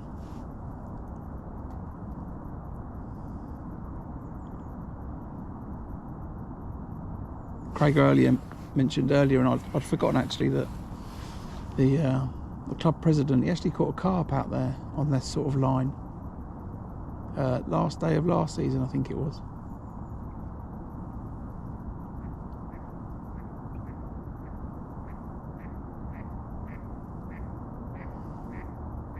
Come on, I don't mind a £10 mirror.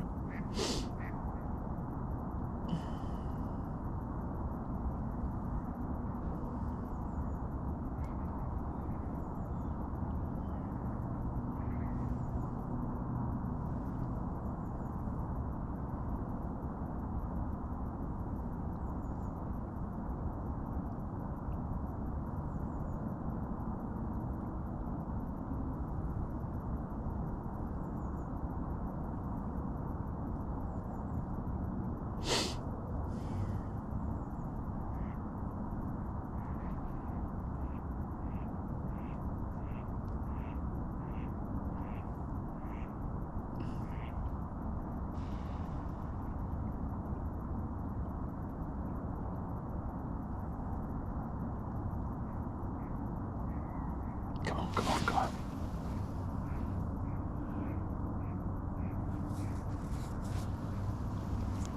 Yeah, I think it's getting quite popular now.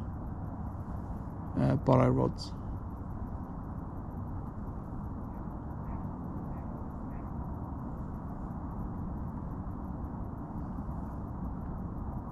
In many of the pegs here, it's not suitable because the banks are all tree lined, so it's difficult to get a run through. You know, that's why, you know, a lot of people fish the pole up through these sections of the river. But on some parts of the river, you could easily trot down for ages. Come on.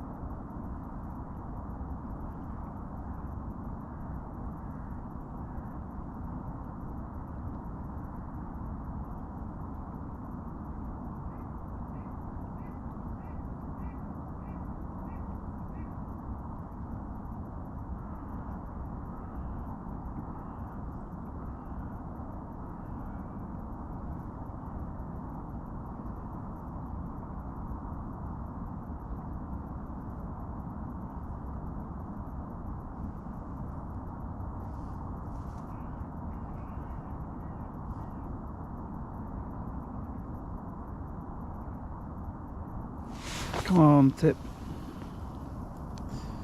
Go around.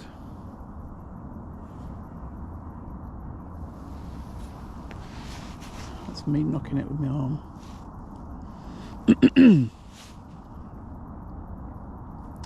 So yeah, so then in theory then I'm back here next week then, stretch of river. So hopefully if the forecast is good for the local area, there'll be no more rain. So the river should drop a little bit more. But you know, we are very dependent on what happens upstream of the Thames, to whether the river rises or falls. But if it warms up, slows down a little bit, it could go off. And if I draw this peg, I'm just going to fish a feeder down there, I think.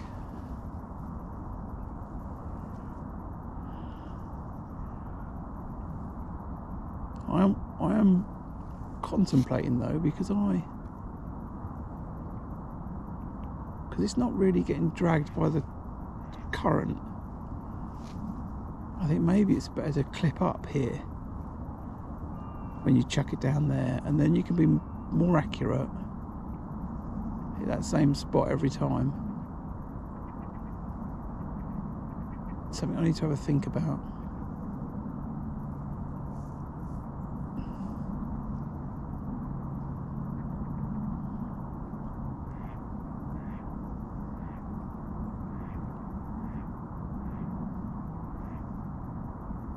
Something to think about.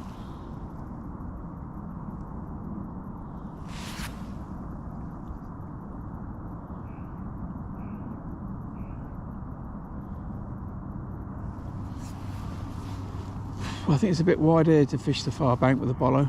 I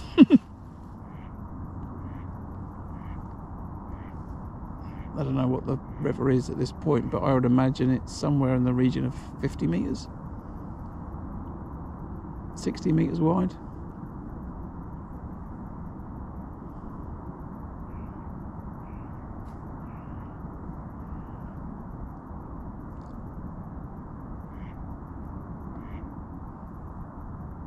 Maybe a bit more actually, just here.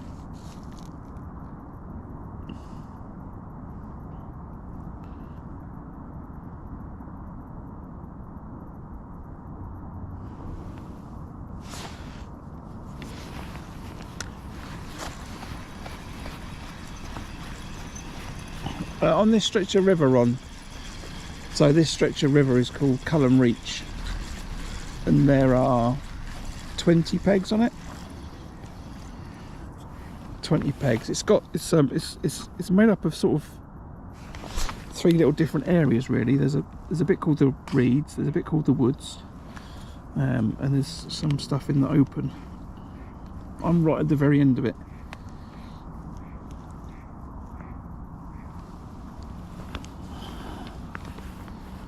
But I imagine we'll have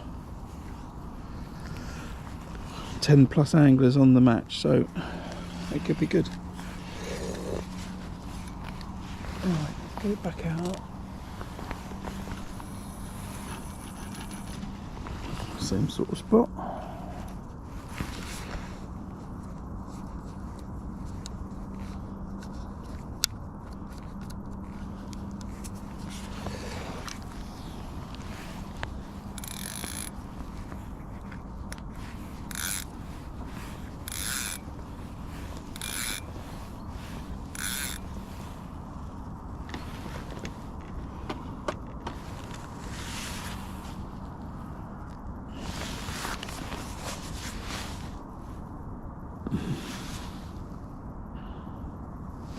I don't know why you didn't get any notification for today.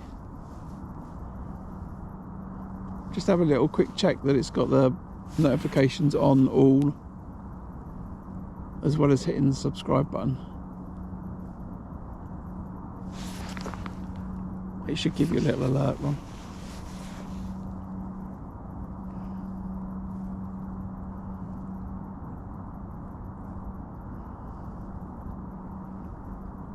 But yeah, all being well, then I'll be fishing this again, this stretch of river next weekend. The match will probably be 10 till 3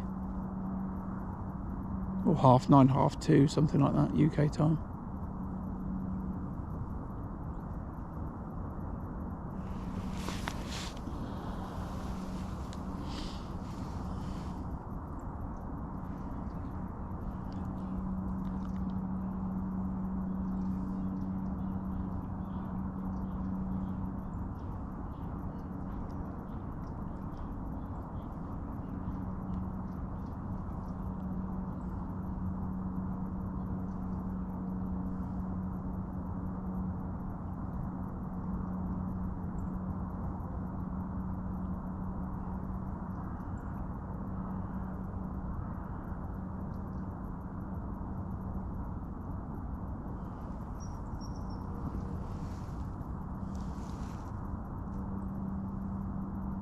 I'm not sure what else I could have done in this peg today to try and get a bite. I could have stayed fishing in front of me,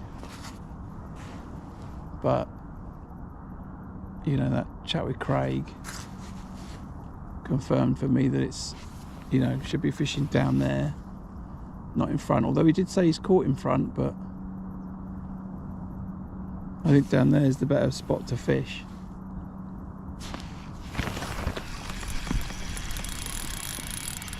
Oh, I was convinced that was it then.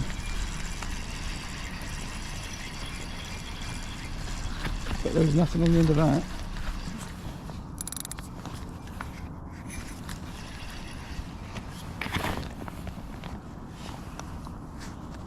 Well, that looked like a beautiful bite to me.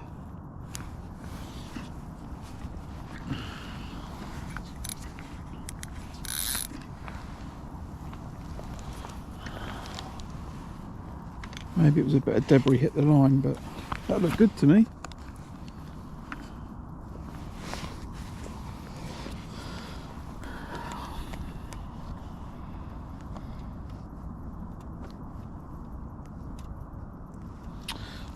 Culham. If you look at Culham in the UK,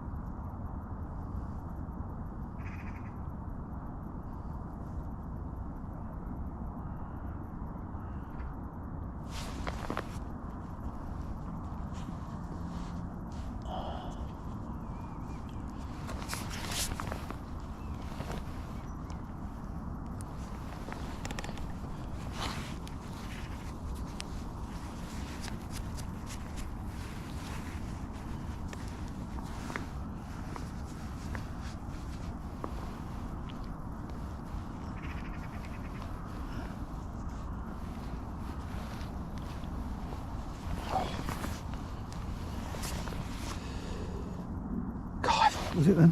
Thought we were good. No, Marty, I've not clipped it up. I've not clipped it up for two reasons. One, I was having a little look around. Just watching that tip there. Hold on a second. I'm having a little look around because I'm not sure where to fish. Whilst it you know, it looks, it's a big old area that I'm chucking into. I'm not quite sure where to chuck it, so I've been chucking it around a bit. And then the other reason is I'm reasonably alright at hitting the same spot if I need to. But it primarily because I'm having a little look around.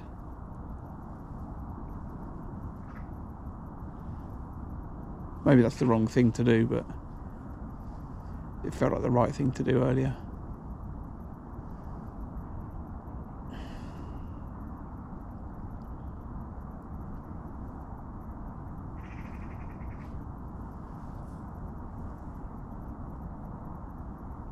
But yeah.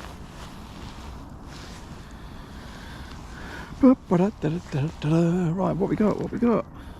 42 minutes. 42 minutes to go.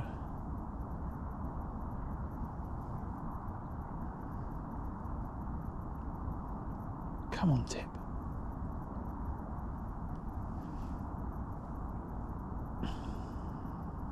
So one bite that I didn't really see. I just sort of caught the rod bouncing and then left it and it never went again. That had smashed maggots on it. I just had that then that I thought was a bite, but must have been a piece of debris hitting the line. Excuse me. And outside of that, no real indications. For anyone that wasn't here at the beginning of the day, I had an absolute nightmare fishing the pole in front of me at 13 metres. I plumbed it up, it looked nice, the speed was nice. I was fishing in the slack water, and then when I took the plummet off and then started to fish, there's some horrendous snags down there, trees, branches, and everything. And I've since learnt that that's where the river is depositing a load of rubbish that comes down the river. Just as it gets to this bit of slack in front of me, it's like the junkyard of the river. So don't fish there again at 30 metres on the pole. But it looks so nice. I brought my platform because I thought I might end up fishing this peg, so I was higher up, so it would be better for shipping the pole back. So I've lugged all that up here and now I'm going to lug it all back, having blanked.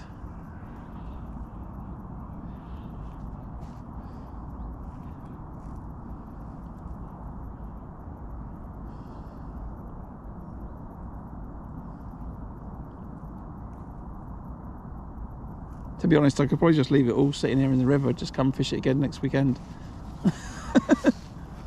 Alright, it's going to be untouched.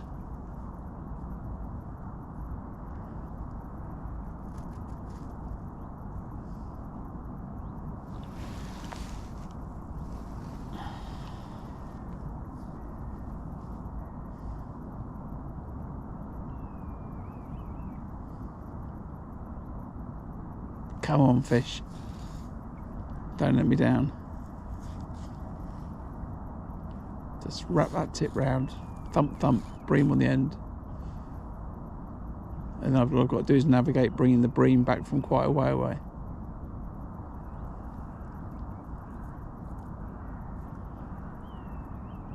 But my rod can handle it, my reel can handle it. I've got 8 pound main line, 0.17 bottom, size 12 hook.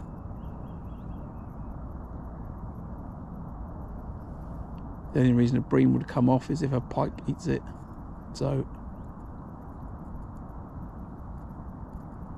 that probably just cursed myself, but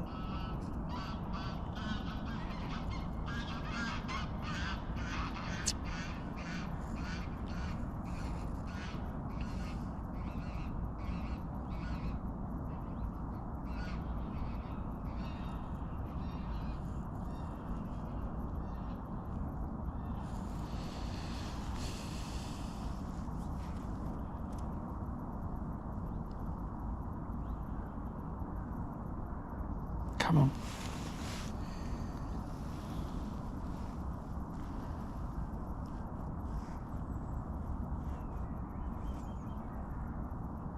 I think what I'll also do for next weekend is try and get some more worm, so I can fish some chop worm through the ground bait as well.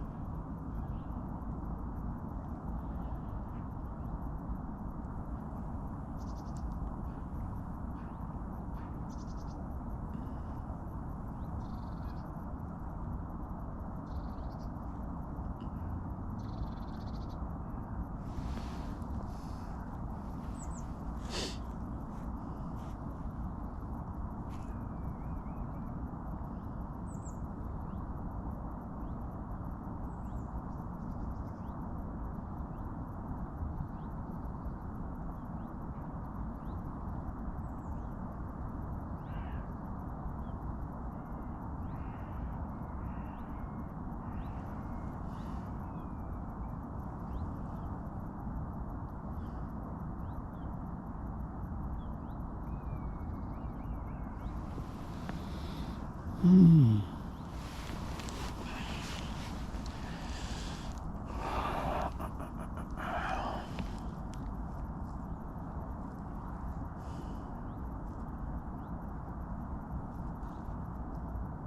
just so little action. I'm just staring at the tip.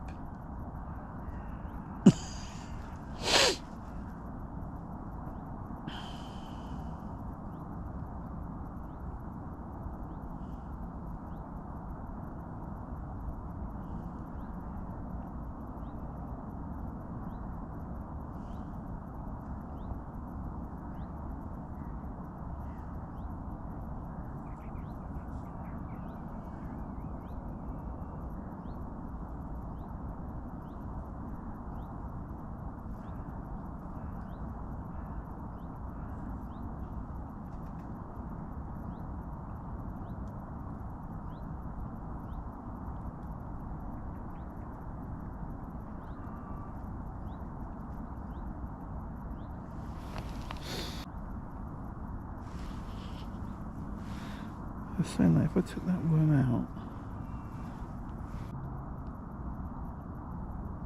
I could chop that lot.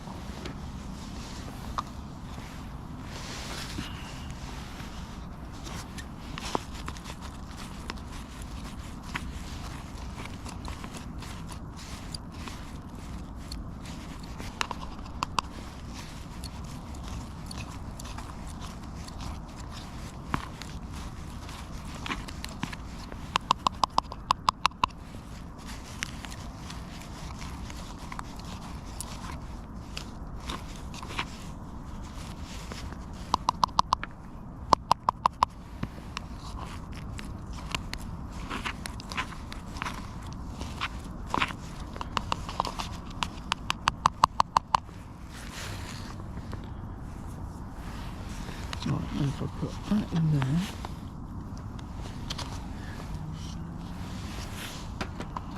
put them back in there.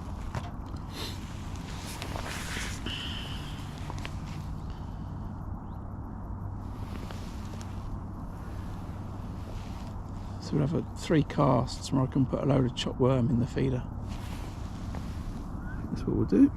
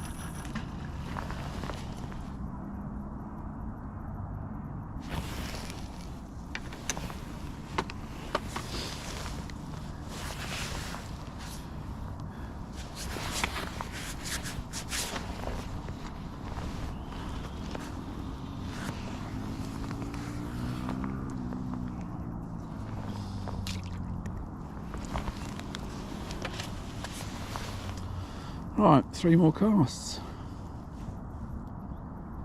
That's all we get.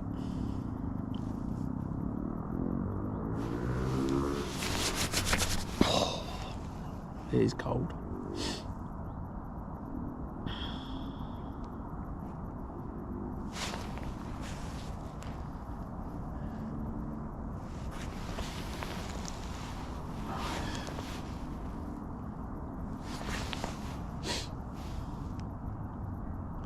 So back to double worm on the hook, and just a load of chopped worm in the ground bait. It's probably more chopped worm than ground bait, to be honest.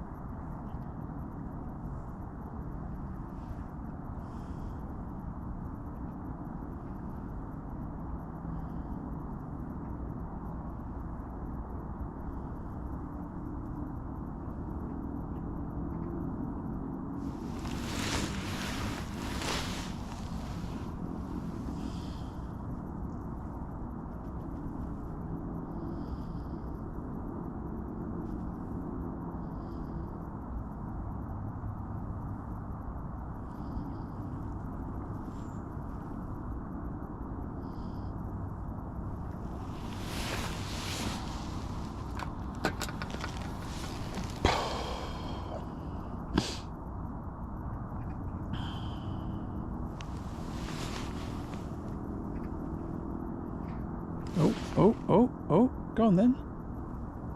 Oh, come on. That was the most feeble bite ever. Tip's just gone dink, dink. Come on, have it. Like, properly have it.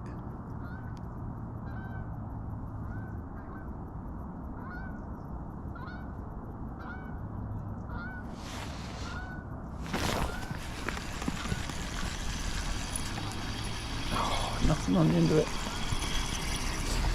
Oh, come on. Come on. Give me a break.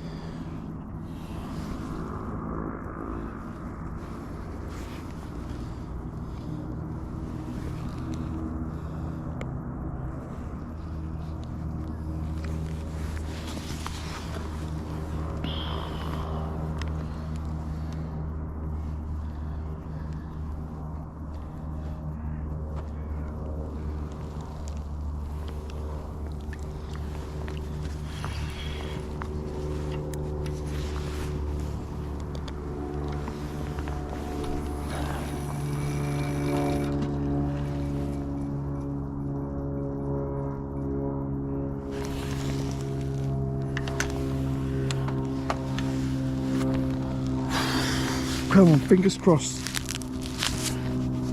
I said 3 more casts, but I'm allowed to fish to the top of the hour. Like allowed, like someone's going to tell me off. But I do have to get packed up and back to the car. Come on, fish.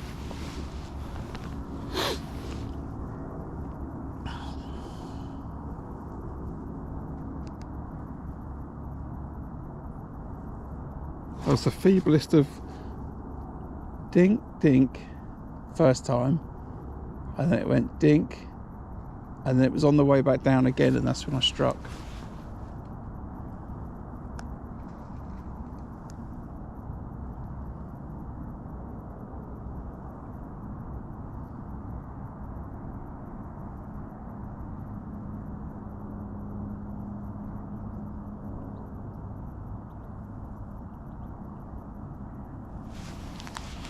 Come on.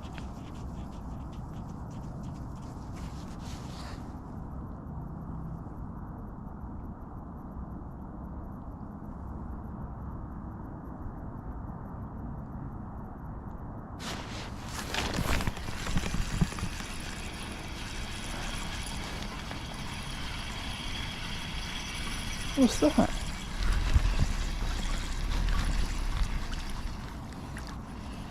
Someone want to explain to me why there's no fish on the end of that?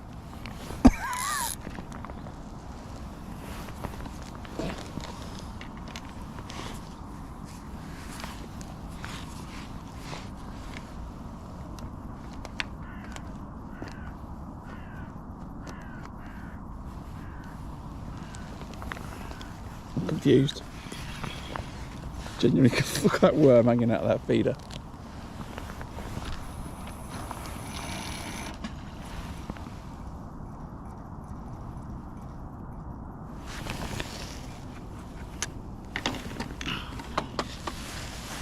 Right, what's going on? Still got a load of chopped worm there.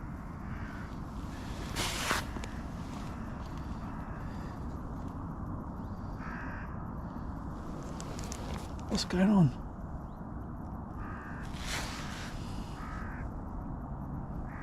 It's very crayfish heaven. That's probably what it is.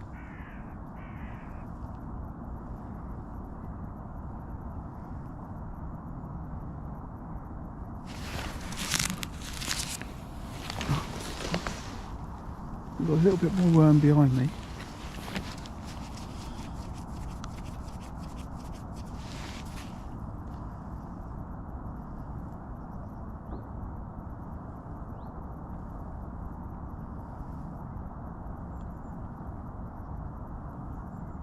Can't believe it. I've never had those. I don't have this many bites and they are not hookfish. It's crazy. Like, why of today of all days?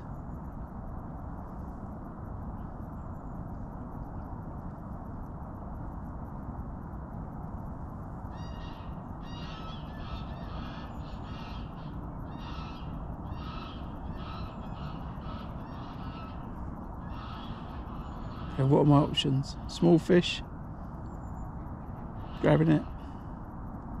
Crayfish, grabbing it.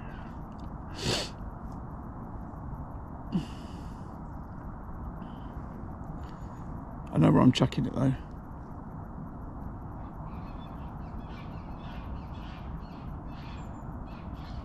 That's been the same place. It's back to this double tree.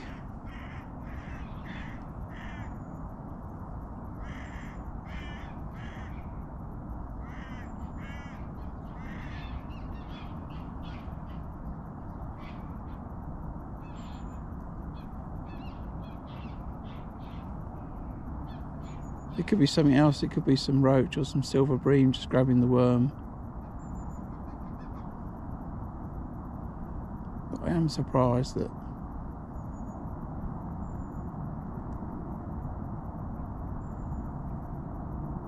let's see. Come on, I'm confident. You know, there's all that chopped worm suddenly triggered something in the area to feed or to come shooting up the river to where my bait is.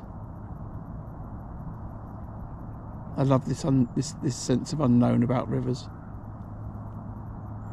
You know, and scents drawing fish up the river and stuff.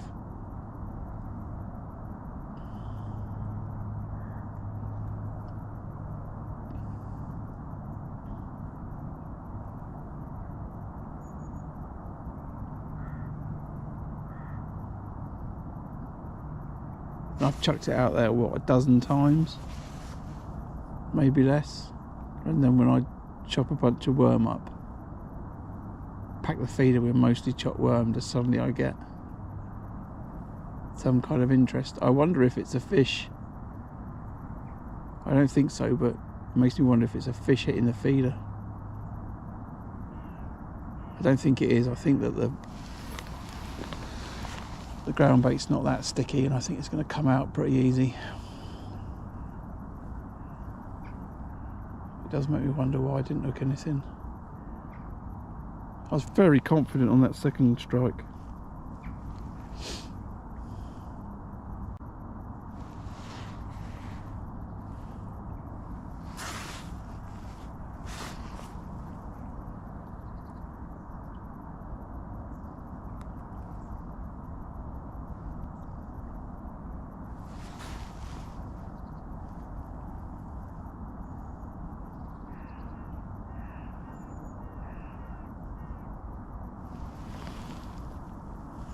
What's the time? 22.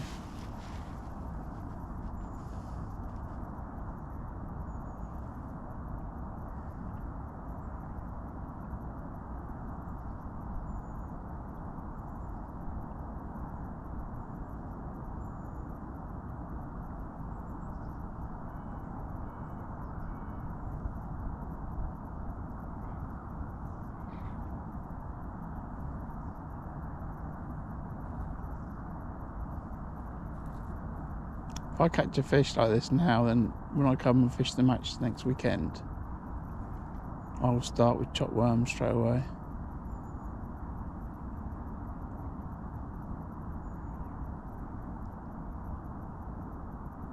Come on fish, prove it to me.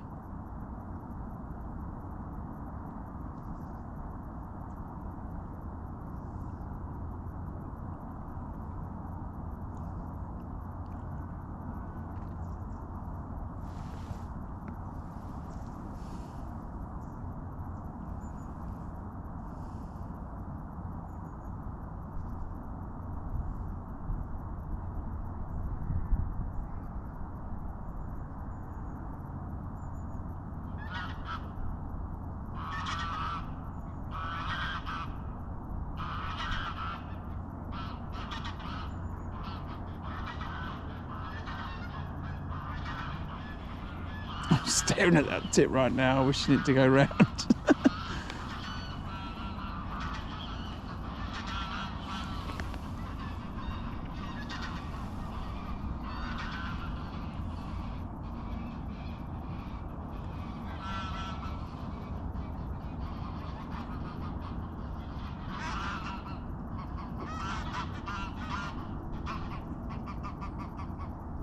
I'm gonna have to watch this footage back, but I'm pretty sure that those bites were within the first 2 minutes of it hitting the water.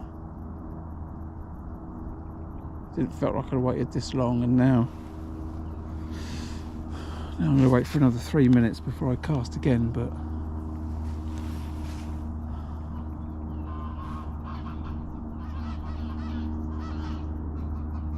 I haven't got enough chopped worm to cast every 2 minutes.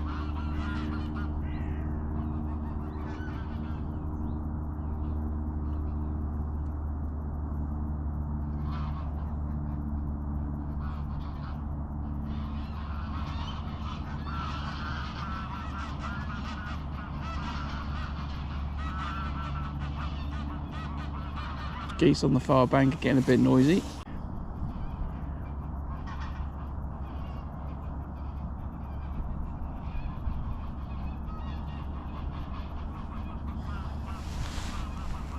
I'll get home and people will be like, "Did you catch?" And I'll be like, that's people, my kids, they'll be like, "Did you catch, Dad?" And I'll be like, "Well, no."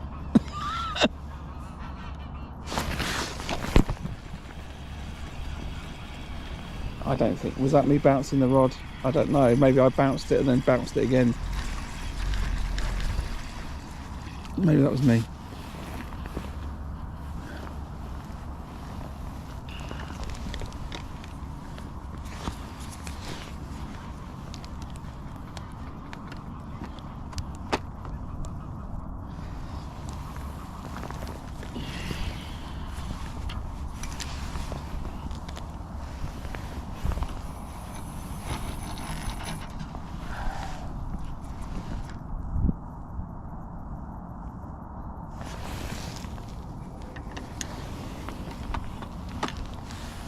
Come on! That tip just needs to go. See, when I move, when I wobble on the, because it's sort of the platform. No, that's not. I swear that's a bite. That is not me doing that. Why is there no fish on the end? I swear that's a bite.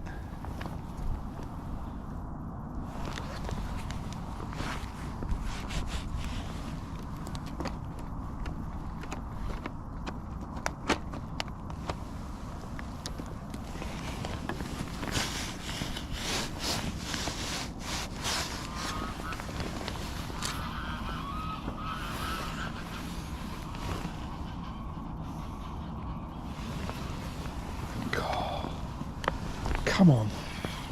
Maybe that's definitely them having a go at them. I don't know. Just get it back out, Graham.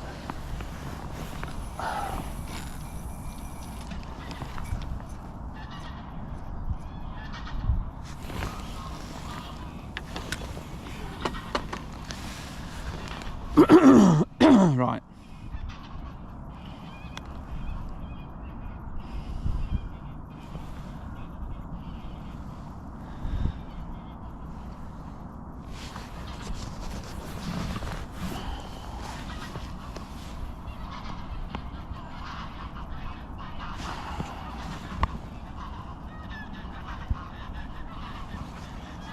Can you even see that rod tip?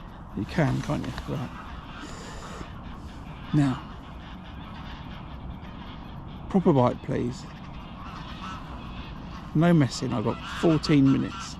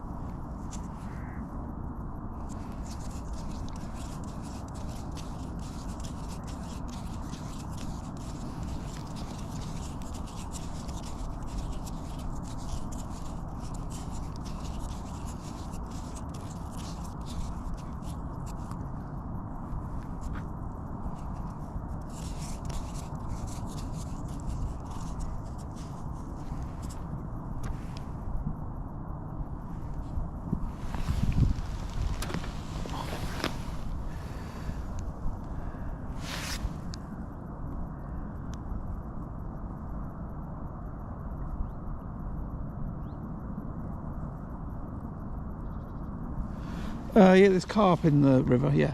There's carp in the river. Yeah, it could be crayfish. It could be crayfish, but my experience with crayfish is I hook them.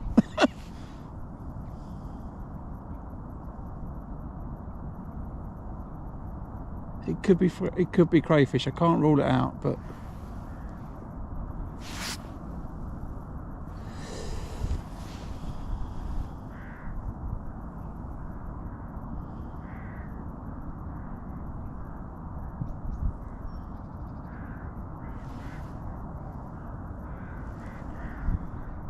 I don't know what it is. All I know is I've got 11 minutes left and then I'm going to knock it on the head.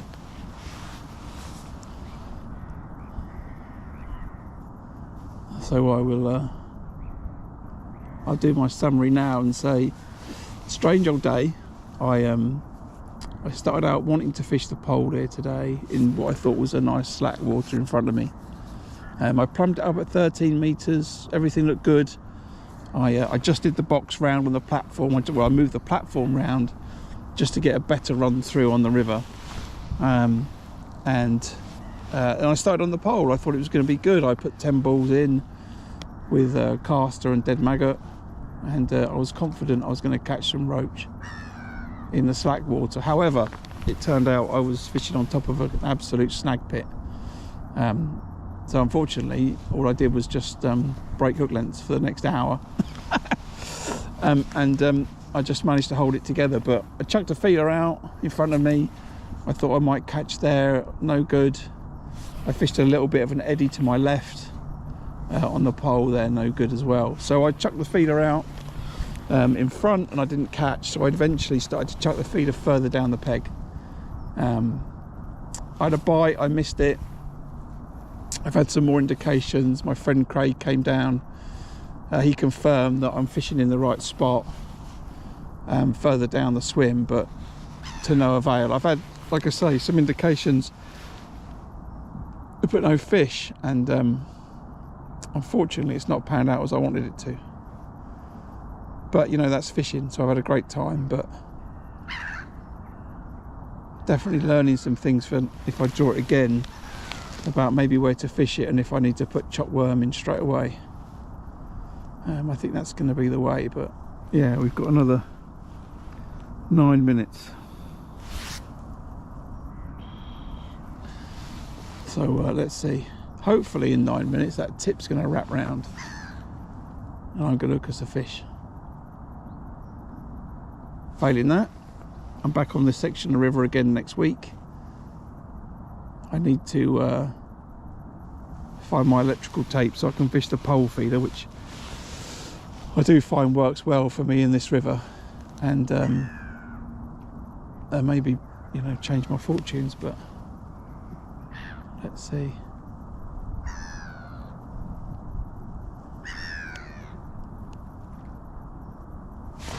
I do, however, he said,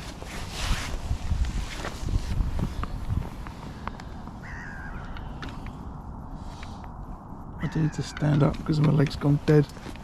Oh.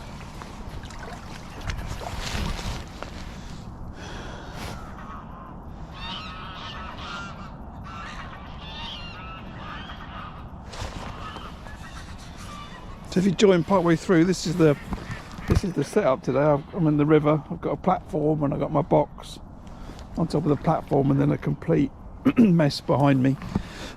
Some people have commented, but I think I'm staring down the barrel of a blank. But with some ideas for next week. Chopped worm has definitely made a difference. I don't know what's having a go, but something's having a go since I put that chopped worm in.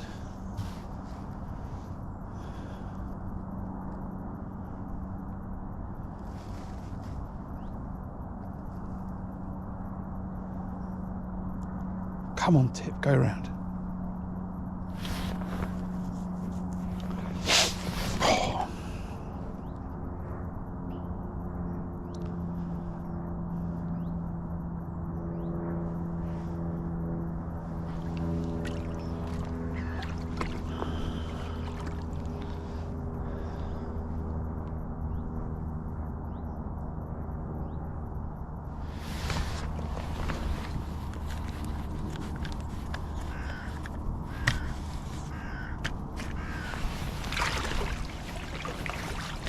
That's usually the old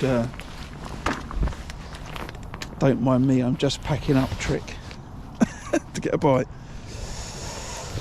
Oh, come on.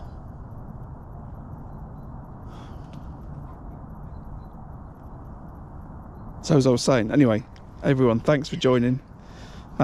Unfortunately, another blank mick. I changed tact, came down the river, fished a peg I've not fished before. Ended up in a snag pit, chucked the feeder, couple of indications, no fish. Oh, that's an indication. It's got a fish on, fish on, fish on. With how long to go? 6 minutes. 6 minutes. Can you imagine if this was a match? Right. Now, it's a bream. And it's way down there.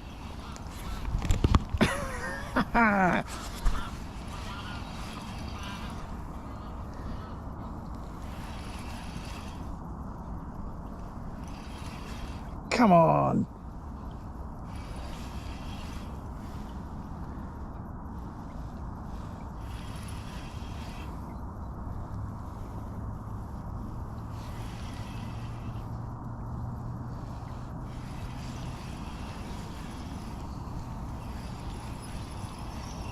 Now, I'm going to stand up.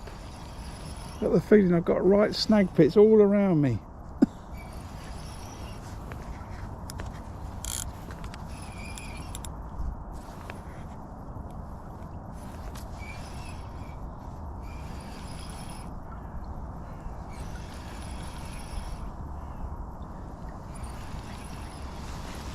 landing it without falling in.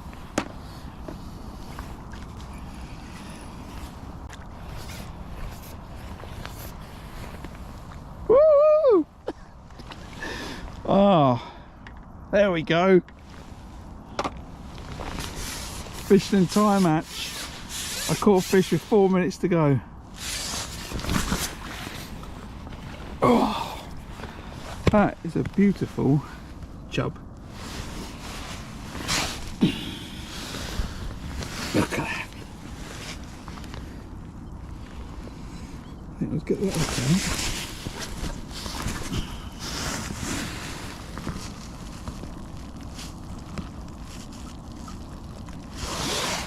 Oh.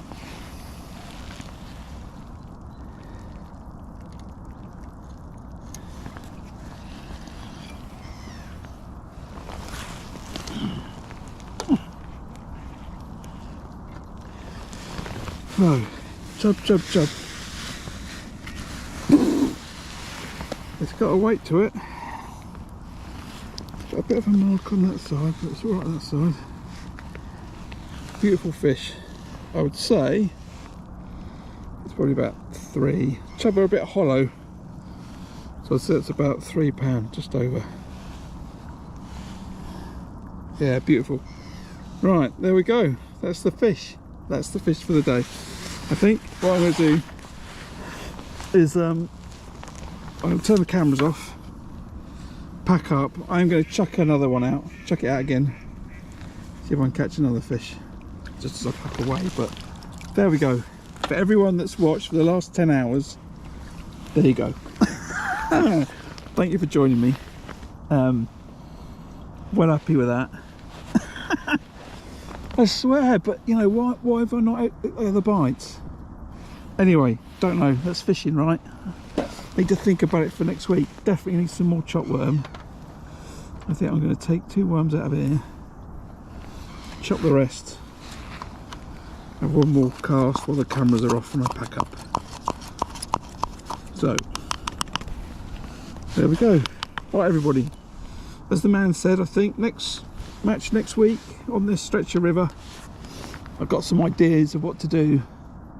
I can put this down as a practice. I'm so delighted. If you could see me right now, I'm definitely smiling. I'll tell you what we could do. If I was to do that, and then if I did, how do you make that work? Do that, and do that.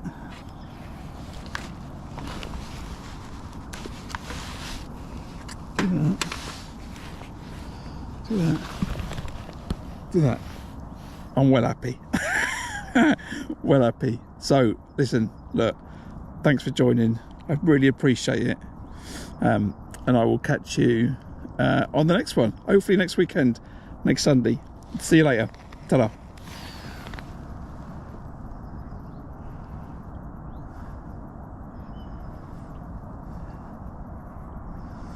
Right, I'll turn this off. See you later, everyone.